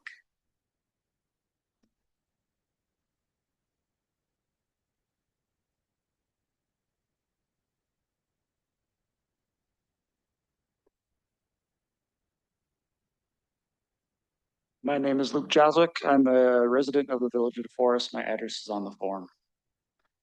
I was disappointed in the overview that QTS presented in December. They presented numbers that contradicted themselves, like the number of employees QTS has and the projected staff at this data center. They subtly avoided questions and provided vague answers. I've heard closed loop cooling system enough the past few months, but QTS has failed to provide any extra information about these systems. This was reiterated earlier tonight during the utility discussion. How often is the system flushed or refilled, topped off? Where does that flushed water mix go? What else is in the pipes? This is information that they have not provided. Heat is transferred from the system with mass amounts of coolers using excessive electricity. In regards to water usage, there have been a lot of mentions of water being pulled into the pipes for cooling. What about extra water needed during power generation for electricity for the data center? If renewable energy is used, that's more farmland taken for solar farms and windmills. They didn't provide any final drawings that I saw in that initial meeting or what the end result of their phases of construction would be. They solely provided an initial build-out plan. In regards to the $50 million pledge, they said themselves this money would be used for when, not if, things go wrong. So this money potentially wouldn't be used to better the surrounding area, but to fix their own problems. Also, with the net worth of QTS and their owner Blackstone, $50 million is a drop in the bucket. It's not worth selling out a community over. Many large organizations will cut corners to save costs. This will impact environmental and community health. They will pay minimal fines instead of doing things the right way. DeForest is growing at a rapid rate and accelerating. I'd like to see DeForest focus more on local small town endeavors and businesses. Looking at surrounding communities, they have downtowns that draw people in. DeForest seems lacking in that area. I appreciate your time. Thank you. Thank you. Cass Summerfield.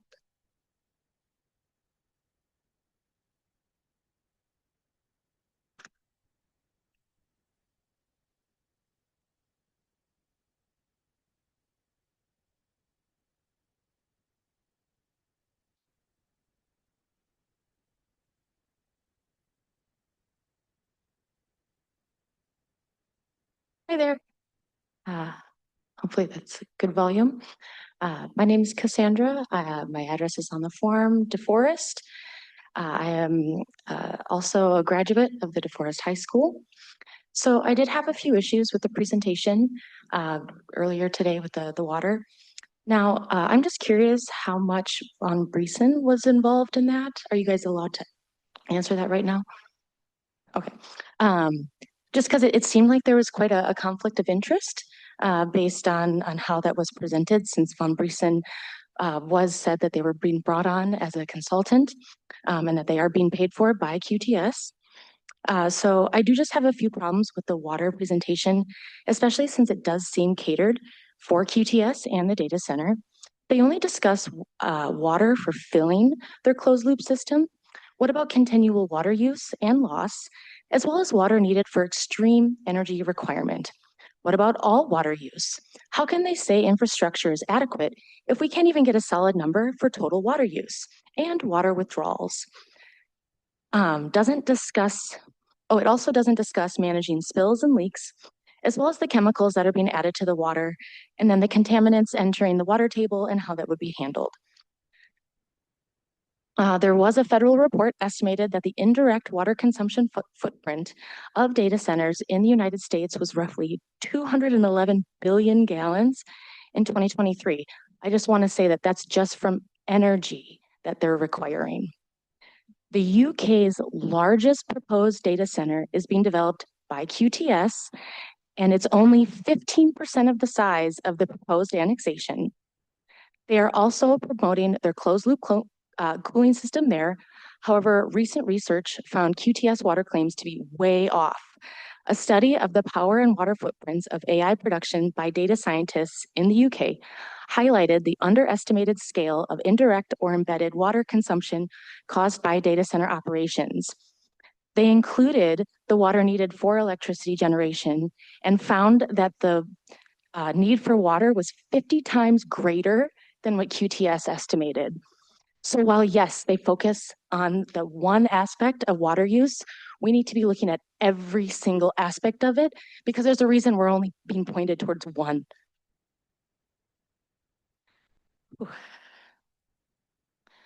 And then the other thing I also want to mention with closed loop systems is that while they do typically use less water, they do actually also use more energy. So that is going to require more water for the additional energy. Thank you. Sure. Thank you for the information. I will say that I have not gotten through all my emails in the last couple of days. And if you've emailed me, I haven't seen it. But can you tell me, have you emailed this to us? I have not. Would you? Yes. Thank you. All right, James Ty.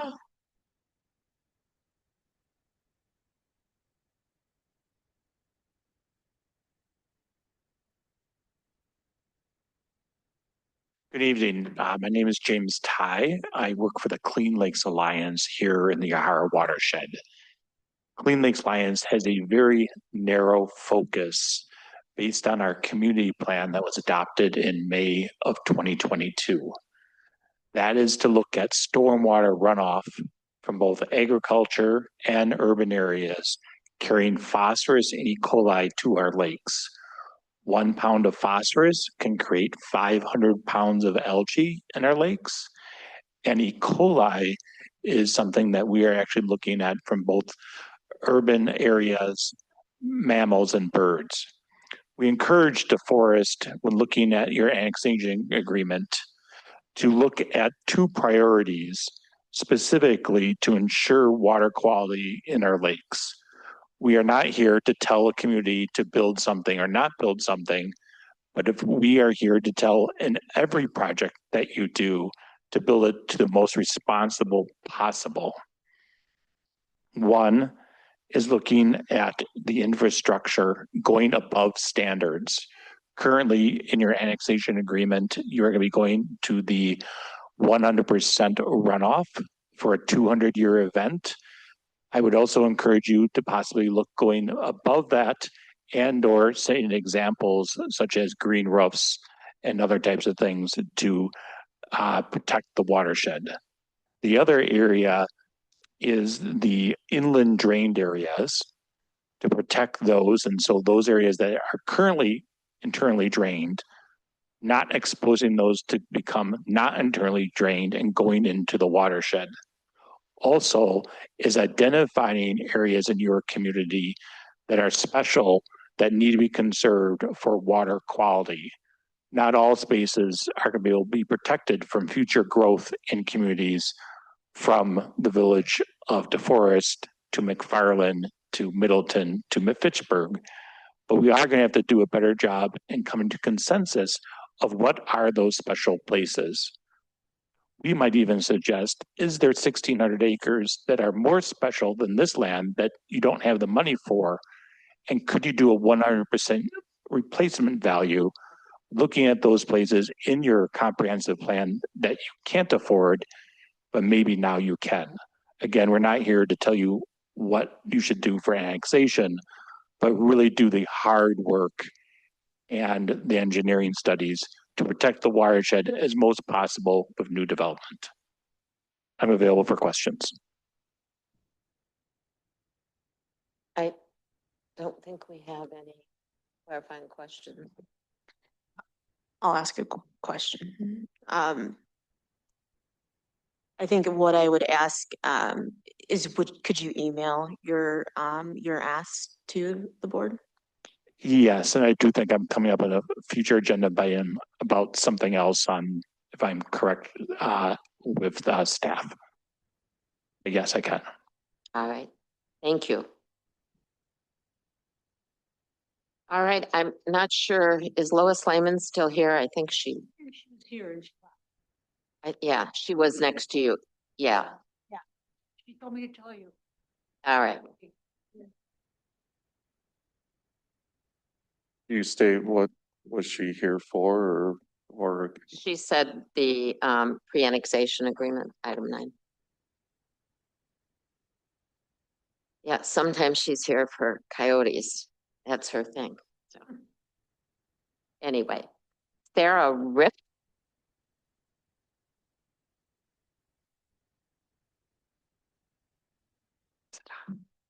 My name is Sarah Rip. I am a resident of Vienna, and I appreciate you all listening to me again. A lot of people have already said the points that I was going to make in my speech, so I'm shooting from the hip and I apologize.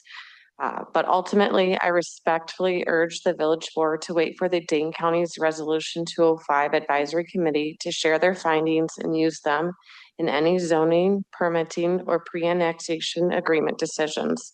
This ensures that all decisions reflect community values, protect resources, and remain within lawful authority. And I would like to remind you all of my unique position and standpoint. I've heard a lot of union members coming up sharing that they would like the job. And I am a truck company owner. And undoubtedly, my employees will be called to this job, whether it's to hauling the agriculture, hauling asphalt, not agriculture, aggregate, or the asphalt to it. And as much as I want my employees literally to work 5 miles down the road from my shop, I don't want this here, period. There's no ifs, there's no ands, and there's no but about it. We also have a dairy farm, and so this conflicts with our farming roots, and I just wanted to make that clear to you all. Thank you for your time, and I hope you take this into consideration and feel free to ask questions. Thank you. All right, and last but not least is Daniel Jansen.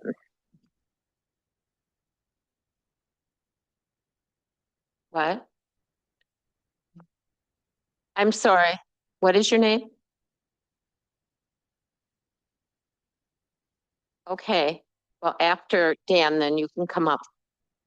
Packet, MOU meeting, is that all right? It's a lot of pages. Yeah.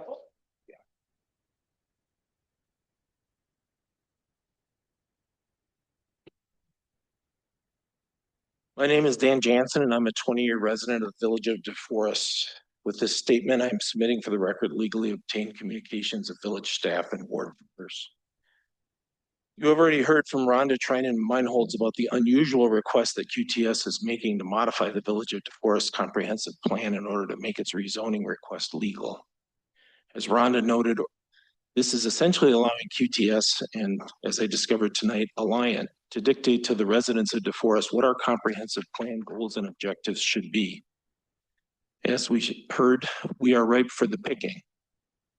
I don't envy QTS. It's a tough sell to a community of Midwesterners who generally have pretty good fertilizer detectors.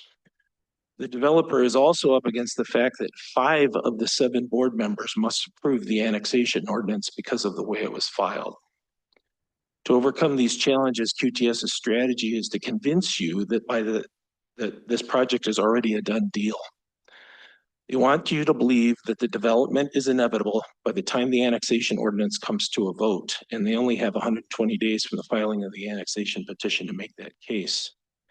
To minimize their risk, QTS is asking the village to have your counterparts on the Planning and Zoning Commission approve a comprehensive plan change and zoning change before the board even considers the annexation ordinance. This strategy was developed by Alex Alon, Bill Ching, and QTS representatives through a series of meetings and communications between March and October of last year. The reason given was the developer's, quote, clear preference to gain as much certainty as possible prior to annexation, end quote. I want to acknowledge that Mr. Alon repeatedly emphasized in these communications that this strategy was not the village's preference and that the village team, quote, would still advocate for running the annexation first, end quote. At one point, Mr. Alon described the strategy as, quote, particularly aggressive, end quote, and warned that it was, quote, putting the proverbial cart before the horse, end quote. Yet, if you look at Section 2B of the pre-annexation agreement, the village administrator is essentially asking you to codify this strategy on QTS's behalf. In light of this information, I urge the board to vote against the pre-annexation agreement, the comprehensive plan change, the zoning change, and the annexation ordinance. The village should not do business with this developer. I also want to remind you that regardless of what village administrators or the president may say, the only criteria required for considering the annexation ordinance was the Department of Administration's finding, which was not in the public interest.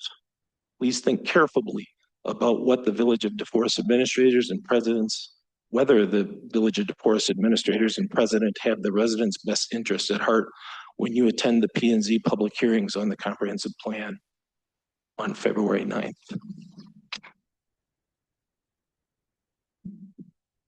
All right, and Mark Webster. Sorry, Mark, your form got stuck to someone else's.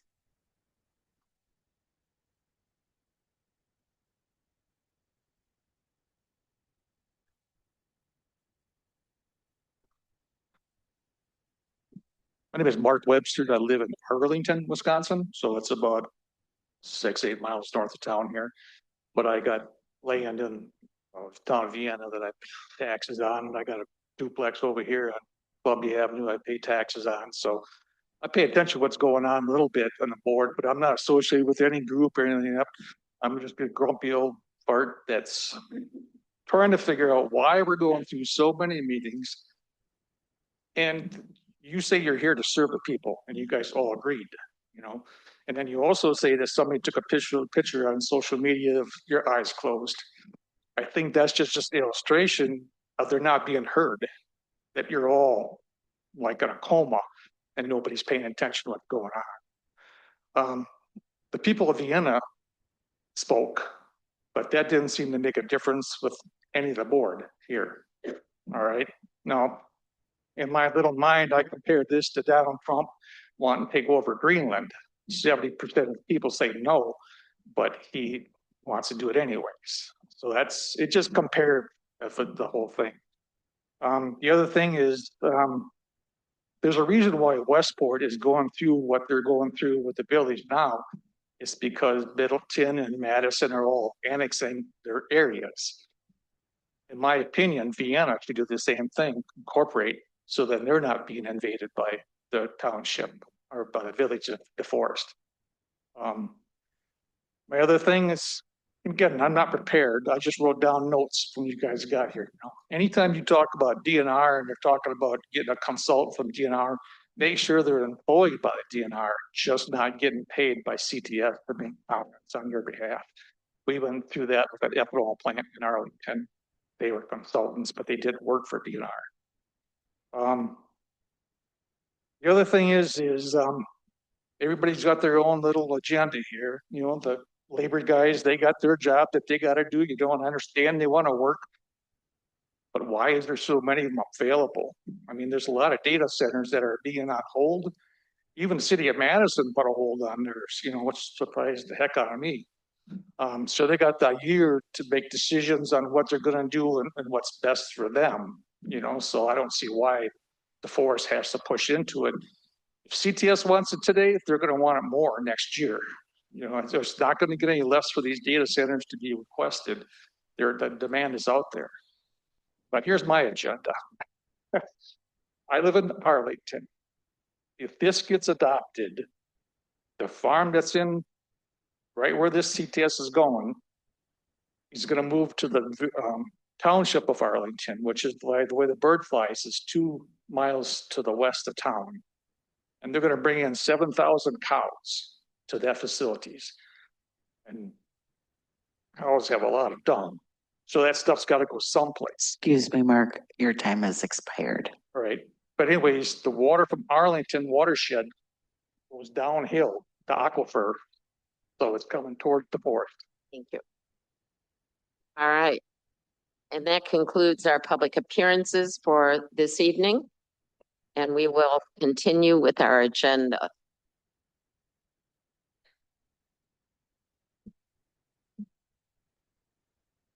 You just pass that down to Kathy. Okay. Item 10, communications, check register was in your packet. Unless there's any comments or questions, we will continue. Item 11, committee, commission, and board reports. Update regarding the DeForest Area Library. Do you have anything, Brad? This last meeting, we passed the budget for the year. So thank you for everybody who took that in consideration and helped get that move forward. Thank you. DeForest Public Safety Commission. We approved a couple of operator's licenses and we had to take back an alcohol license because the construction of the business is just not moving along. Thank you. And we have other businesses that are going to be looking for that license. All right. DeForest Area Community and Senior Center. We did not have a meeting this month for the first time in years.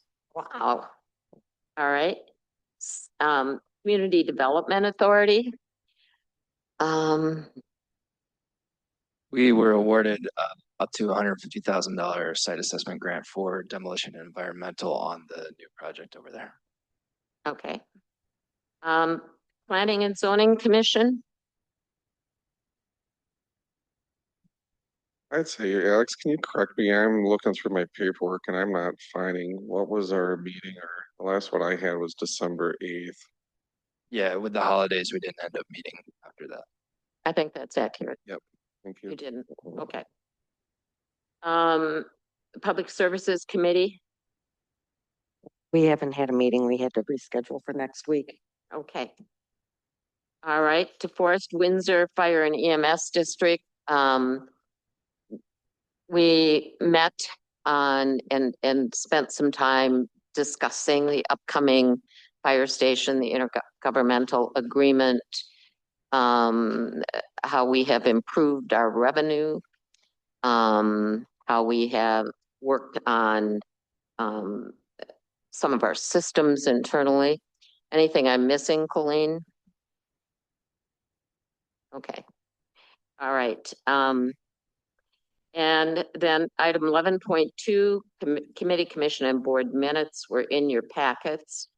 So those are there for your review. My report, everybody has walked out, but I just briefly want to say I'm being accused of behind the scenes meetings. I did meet with QTS once without all of you there for the purpose of getting answers to questions people from the community had asked me and said they weren't getting from QTS. So that is why I met with QTS without the entire public there. It was on your behalf. And I know people don't want to hear that, but that's reality.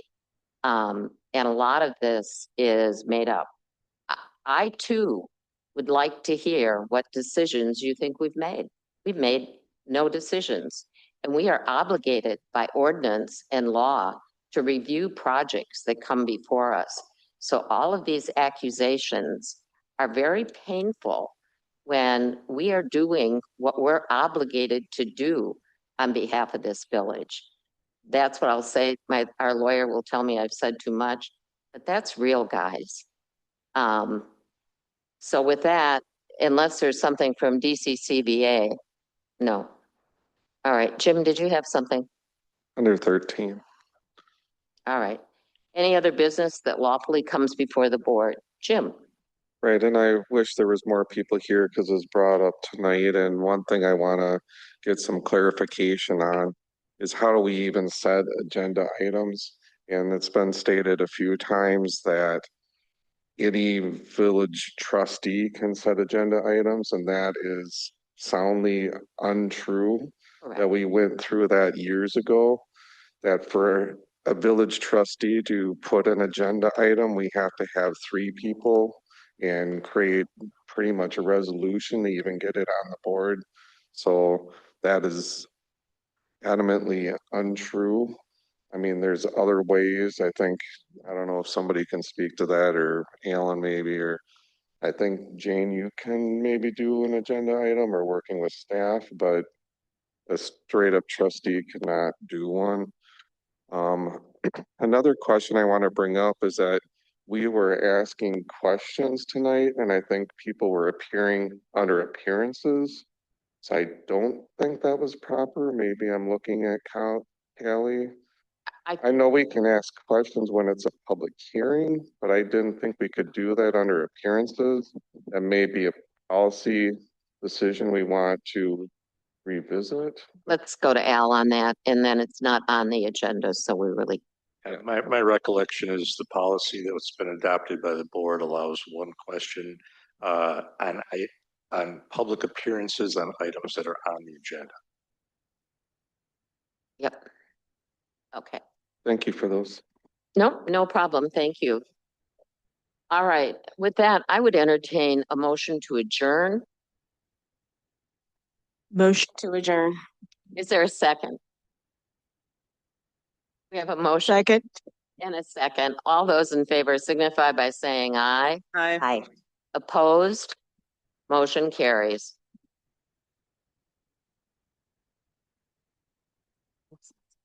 I'm sorry.